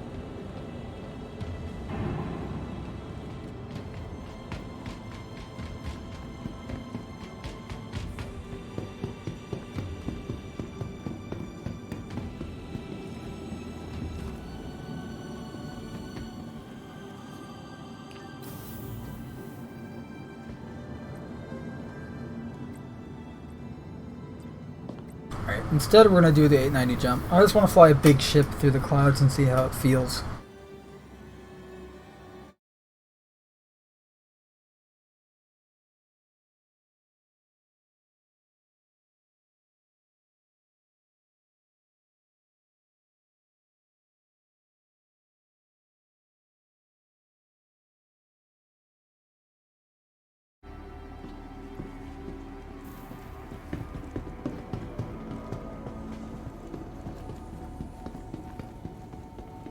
New visitors to Orison may sometimes find that they are experiencing a mild sense of vertigo as they acclimate to the elevation.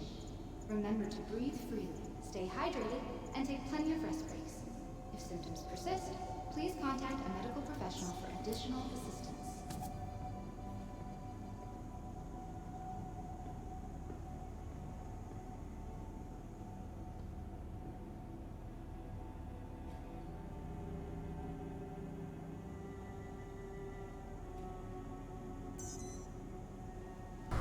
Hangar 13. Be sure to explore and discover all Orison has to offer. With so much to see and do, Crusader is a journey worth making.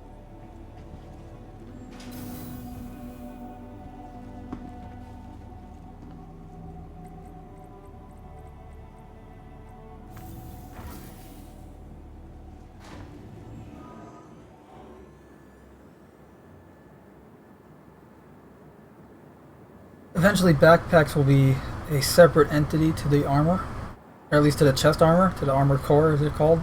So, you know, you can wear armor without, you know, for instance, armors that at the moment come stock with a backpack, like you can't remove it. They'll eventually be able to remove, because backpacks will be an attachment to your armor core. The 890 jump. Really, really big luxury yacht.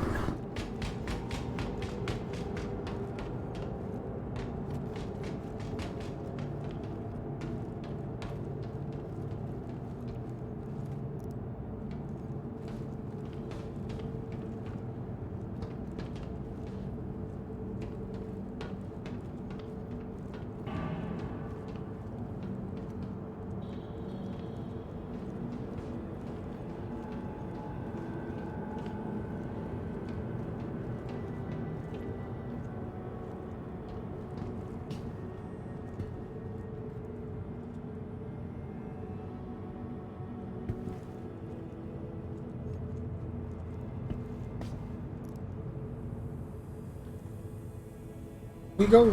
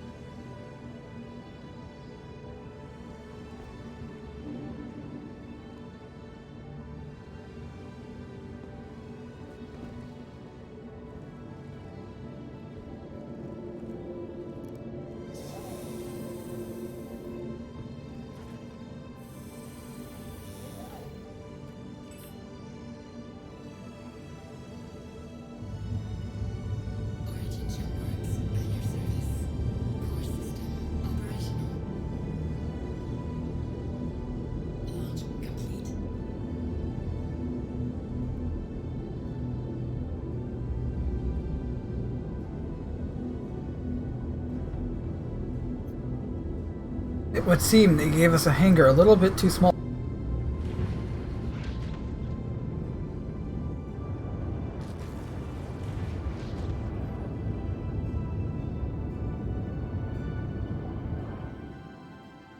Thank you, and please visit again.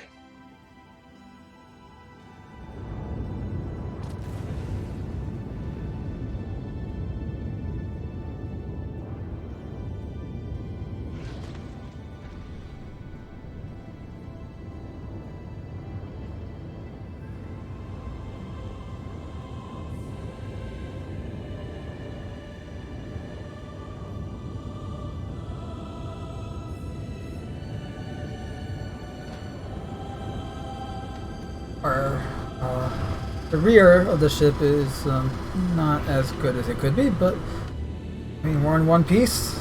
Overall, safe.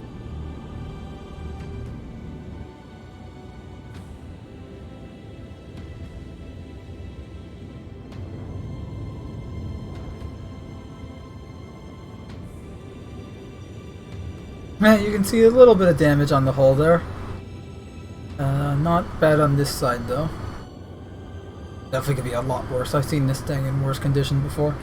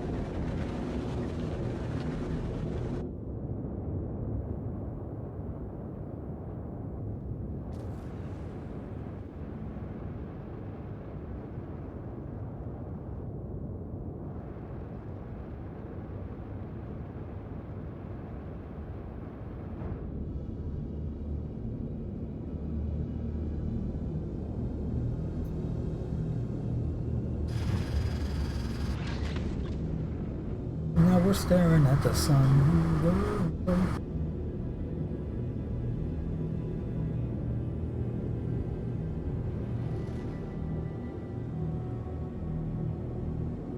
Level her out.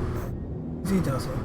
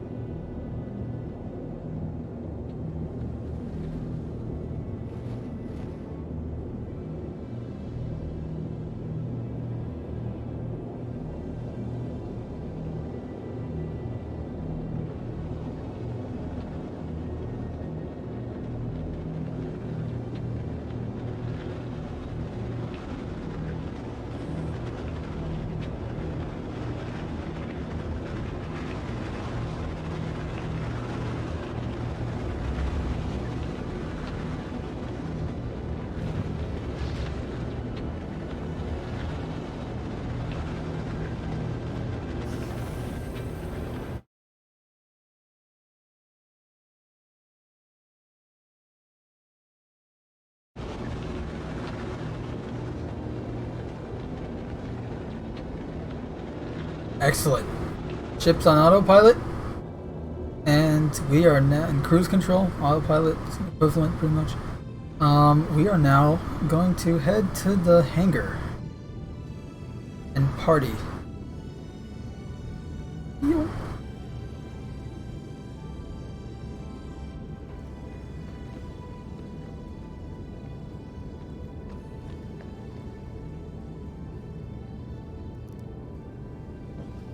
Oh, by the way, this thing has a jacuzzi, spa, sauna, and pool.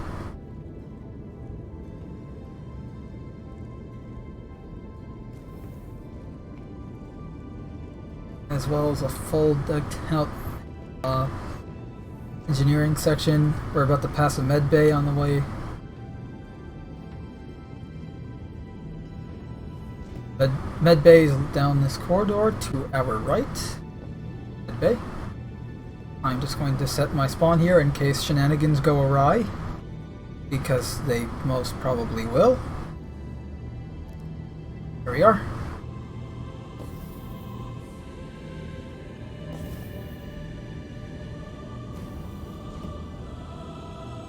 They did a lighting pass. It looks a lot better. Airlock. Hangar.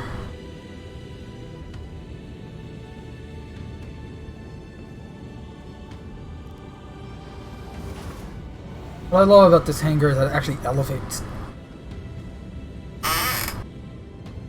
I'm sure anyone watching is already getting the idea of what I'm going to do here.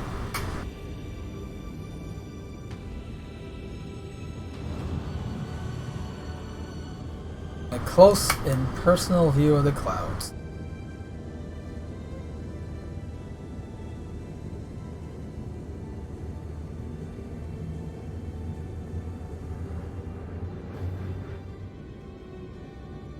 Now this is more like the landing pad here. The hangar's landing pad has its own artificial gravity generator, or at least uses the same artificial gravity as the ship. Obviously, the hull is not using artificial gravity, so we're just gonna, you know, for safety protocols, we're going to stay on the landing pad for now. Although I should be able to just respawn in the med bay if things go wrong, so true safety.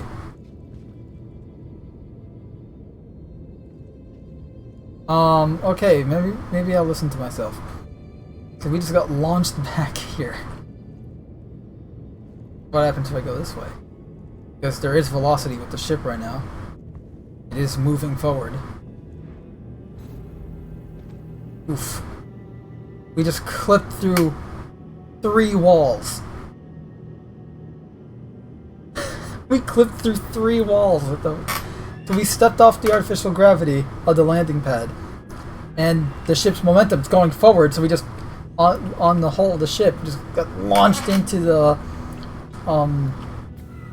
the area of the dining area of the ship, the bar. There's a little dining area / bar. So we just passed through 1 pane of glass, then through another pane of glass, and then through a freaking wall. So now we know what happens if we step off the gravity of the pad. We bring this down and try again. Also, yes, there is a basketball court here. This is how you know that Star Citizen's, you know, is a good game, because it has a basketball court, and everyone loves basketball. Basketball's the best. Baseball's America's pastime, but basketball is my personal favorite to play.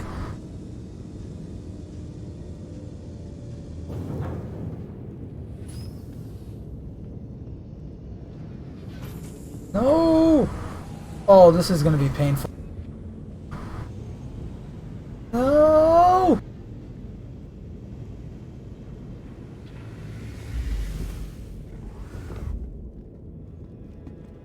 We're alive somehow. Okay, I can see the doors opening already. Oh, bit of a glitch. Okay.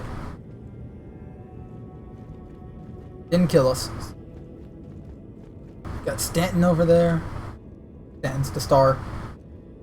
G-type, I believe.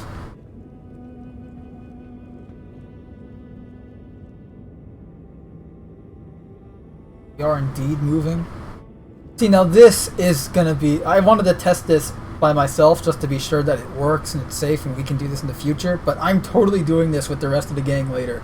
We're gonna take out an 890 jump. We're gonna do this with the hangar. We're gonna raise the landing pad and just fly through the clouds, you know, having a party, drinking, dancing. Dance the night away.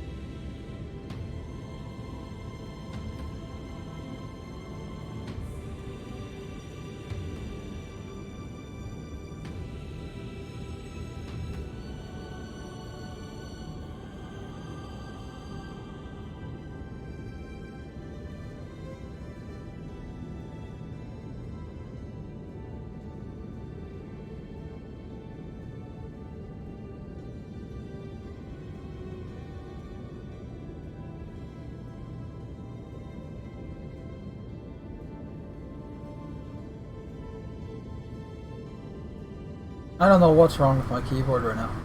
Why it's putting out random letters like that, but okay.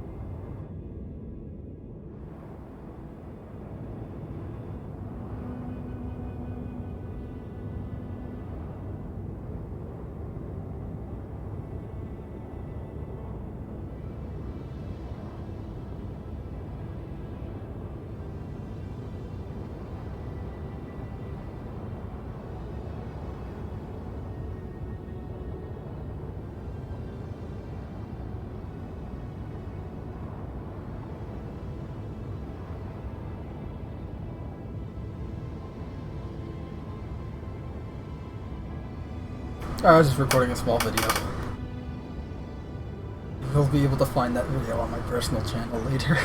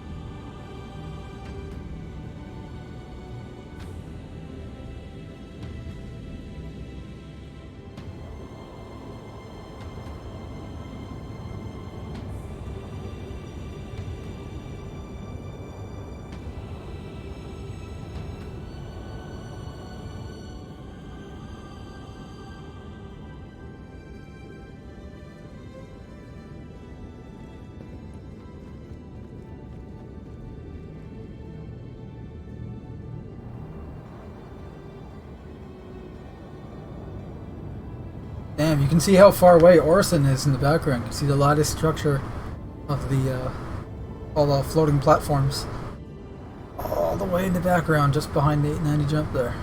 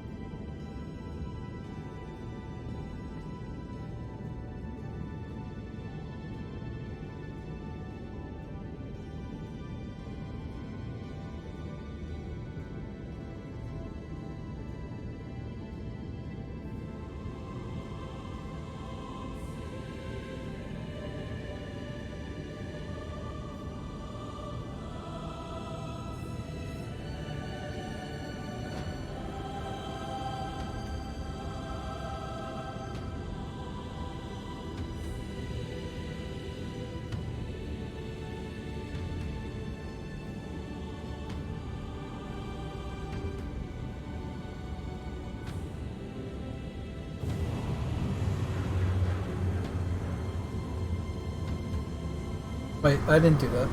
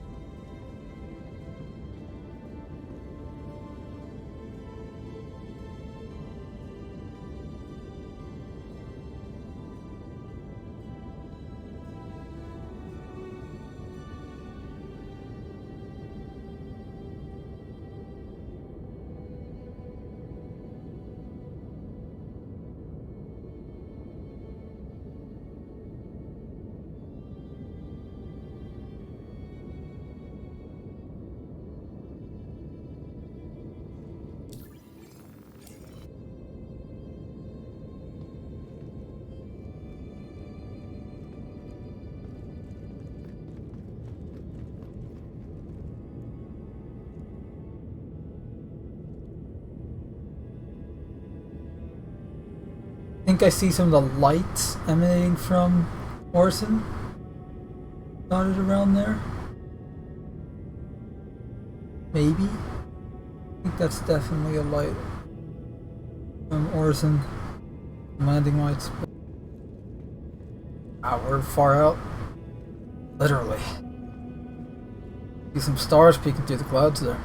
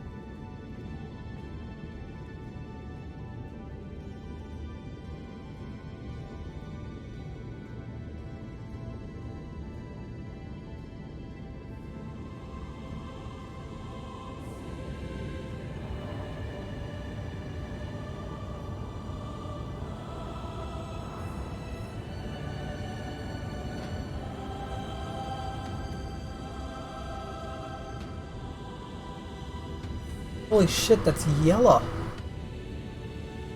That's one of the moons.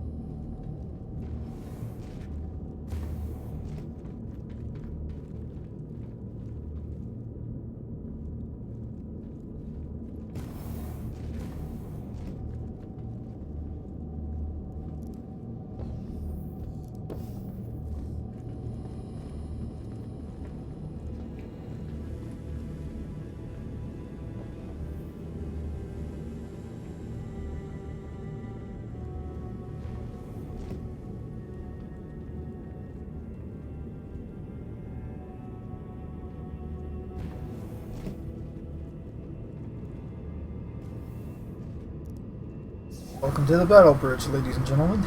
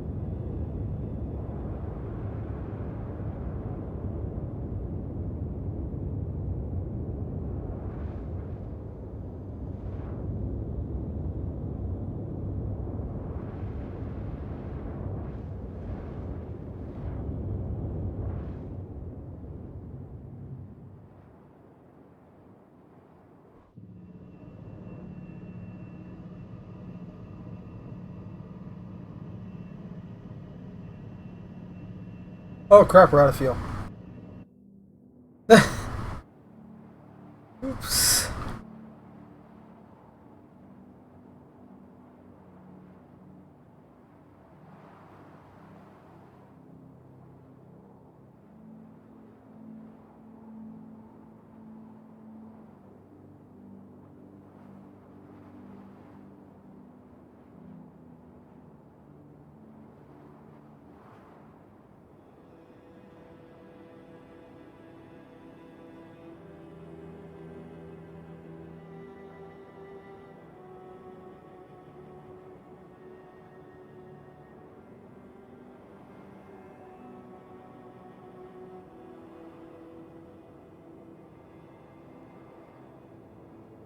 We're dead in the sky.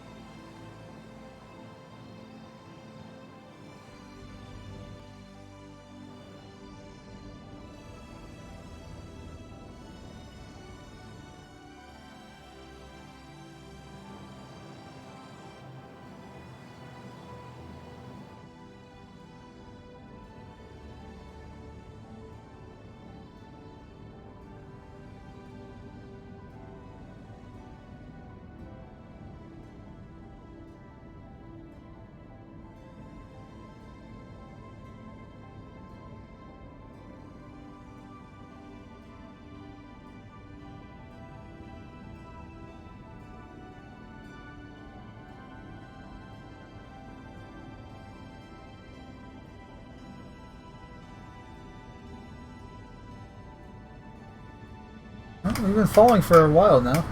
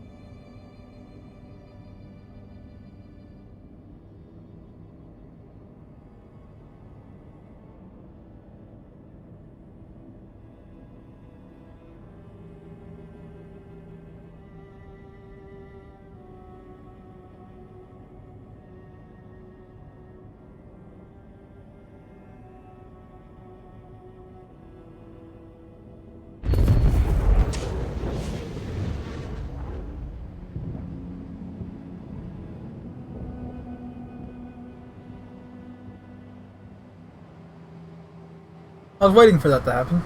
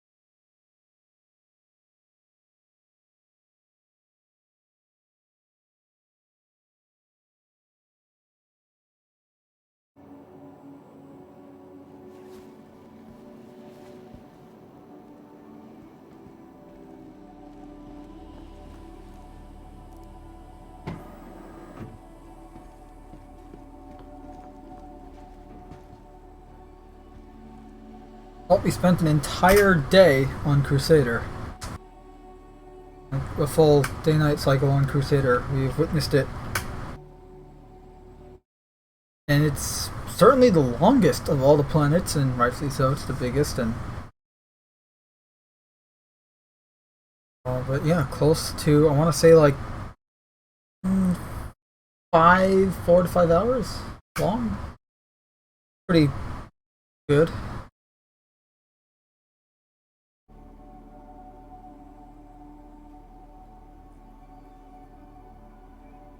Unfortunately, I might call a stream here, given that we kind of did a lot. But what I was gonna say is, at the beginning of the stream, I did like a little intro, and thanks to YouTube kind of fucking up on their end, definitely wasn't my fault. Because I set it up and everything. I scheduled it like it was pre-planned. Like I planned this last night, and then went to record. I'm like, okay, set it for recording. I set it for 5:20 in the afternoon here in New York, and I hit live, all that, and then all of a sudden started streaming to nowhere. It wasn't live on YouTube. The scheduled live stream was still scheduled, saying waiting for me. So that was a glitch on YouTube's end, and I streamed for like 50 plus minutes to nowhere. Thankfully I recorded the footage as well, so I can just add that in later, or obviously it'd have to be a whole new video. I'd have to re-upload the entire stream with the intro attached, which again is that's not on me. It really isn't. That's YouTube, and that's fucking annoying, because I've had this problem before with YouTube, which is just yet another reason why I prefer Twitch for live streaming. And speaking of which, if anyone has a Twitch account, and that is weird. Anyone else see the flashing green lights? Anyway, as I was saying, if anyone has a Twitch account and wants to catch me live, I am live there on Twitch every Monday night and Wednesday night at anywhere between 8 to 9 p.m. Not that it's an hour long, just I start anywhere from 8 to 9 p.m. Eastern Standard Time on Twitch every Monday night and Wednesday night. So tomorrow night at probably 8 p.m. I'm going to be playing some more Star Citizen over there. Hopefully they're going to be doing the Xenothreat update feedback tests, so I can try that out over on Twitch. But yeah, that's going to be it for now. We're living on Crusader now. See one of the moons off in the distance, really cool.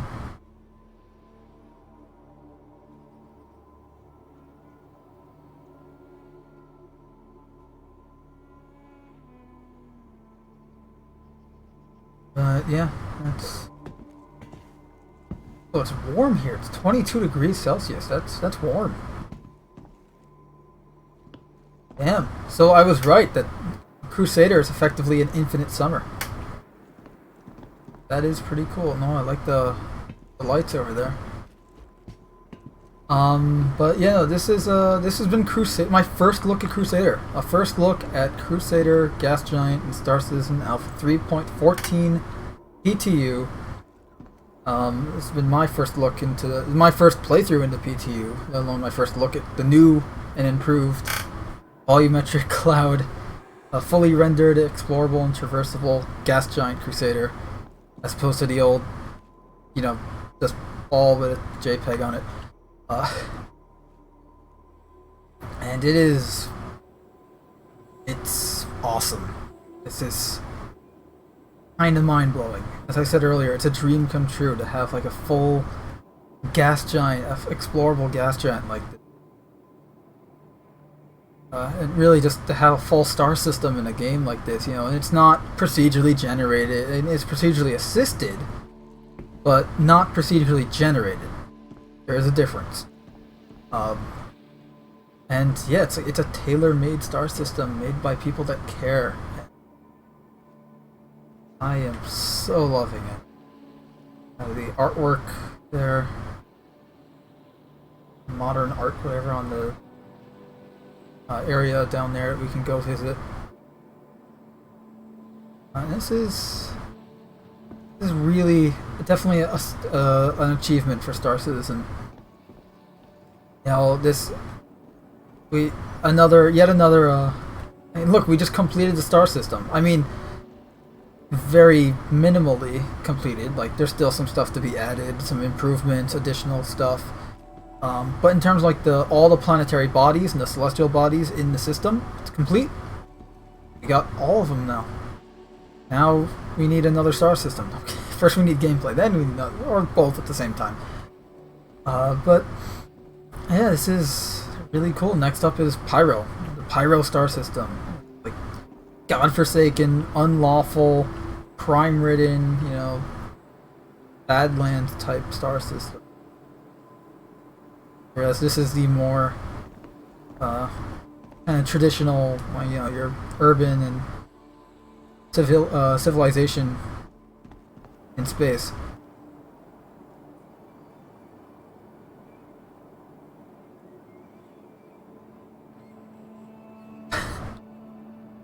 Got some like cargo freight here moving. That's really cool. I love the moving platforms.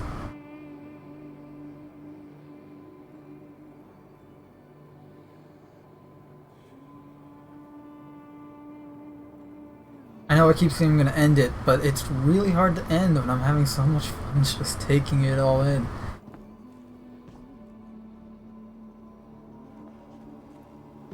Let's go to the roof and then I'll maybe end it on.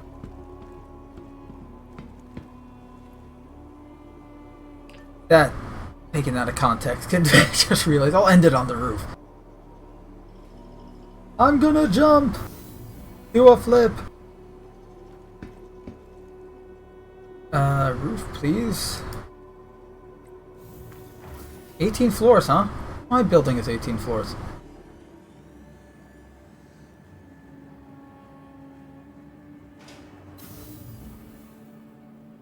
Although not including the roof. The roof would 19.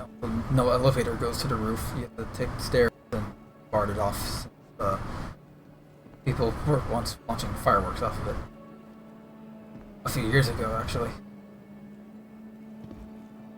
Okay, cool. We're over the railing, so now safety. Damn the safety! We are going to get a nice, unobstructed view.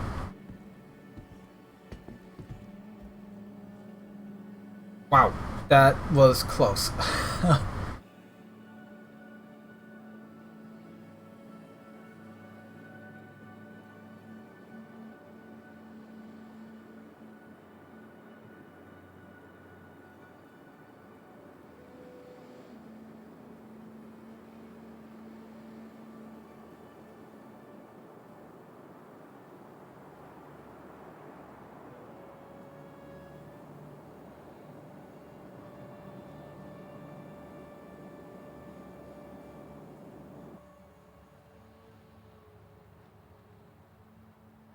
Nice.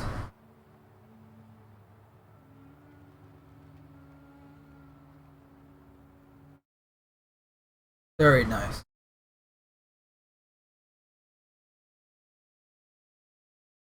This has been fun. I am liking Crusader, and definitely going to be doing this again tomorrow. Especially since as I have a working keyboard again, I can actually play games. Great.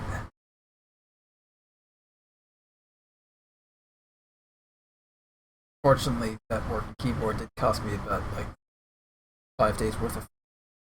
I had to do it all of last week, and it doesn't help the fact that earlier today was a fast day. As I mentioned before, it was Tisha B'Av. The purpose of the stream is actually kind of I wanted to do a Tisha B'Av, the Jewish holiday for. It's also a fast day where you don't eat or drink for 25 hours. Unless you have medical needs. As you are. And yeah, so I pretty much just the entirety of the stream I went without food or drink.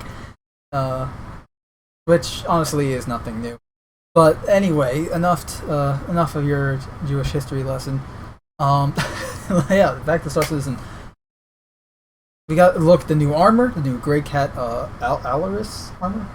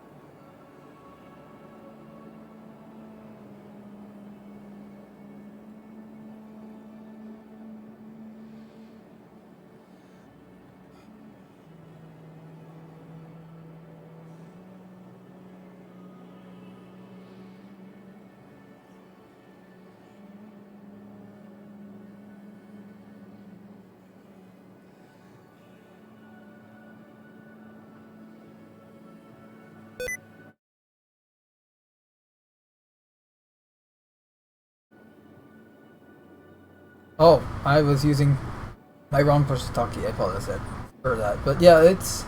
Well, I mean... This is really cool. We finally got to see Crusader. You know, they finally completed the star system. Took them a few years, but they did it. Now we know where they're going next, but now we're just gonna have to watch it happen, watch it unfold, and be part of the journey. It's really fun. But yeah, this has been it for Casting the Shadows. As usual, if you guys want to support the channel, you know the drill. Subscribe, share, thumbs up on the video if you enjoyed it. If you didn't, give it a thumbs down. Tell us why in the comment section. If you have any requests, questions, or just want to share your opinion, you know, please do so in the comment section, and we'll even read them on the next episode of Casting the Shadows. Mainly because we really need anything to read. But yeah, this has been it. If you want to support us in a more personal way, links to the Teespring and eBay stores in the description below. And if you want to just hang out with us and chat, talk Star Citizen or games in general, or movies, comics, what have you, or if you want to hire me for art commissions, Discord link is also in the Discord. Teespring store, obviously, it's our merch store. We have all sorts of merch. Actually, ooh, I can show this off. I updated the merch store's visuals to show a new banner thing, so that it looks nicer and is actually to scale, because Teespring had a problem showing a scaled version of what I wanted. But no longer the case. Voila! The new Cast in the Shadows Teespring merch store has the Cast in the Shadows with Cast in the Shadows on the screen. So there you have it. New banner. I had a lot of fun. I was kind of bored. That's really it. And obviously you got all the products that aren't loading in, but they're there. Naturally, there we go. There you go. So there's your products.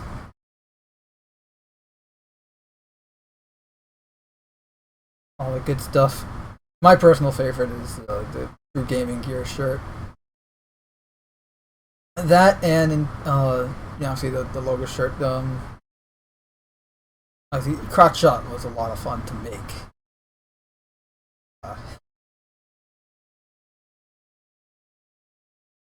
And we got some of Cam's stuff here. I mean, I designed it, but Cam is essentially the brain behind the last three. Actually, to be fair, we're both the brains behind this one, but this is totally him. I give credit where credit's due. What the frick fracks, Nick Snack, Patty Whack, give a dog bone kind of bullshit is this? It's all Cam. And I love him for it. But yeah, so this is all the stuff you can get on the merch store. I'll probably be adding some new stuff soon. I have a few ideas that I need to actually finish on before I do anything. So yeah, there's the merch store. Obviously, I'm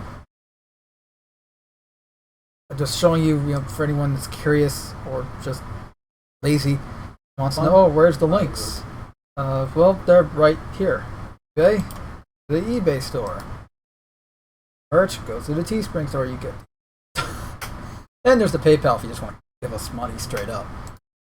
But here's eBay store. Make posters myself. I make them myself, print them myself, and I ship them myself. So I'm doing all the work, and that you guys get a product. Paid, get this. Everyone's happy, or at the very least satisfied.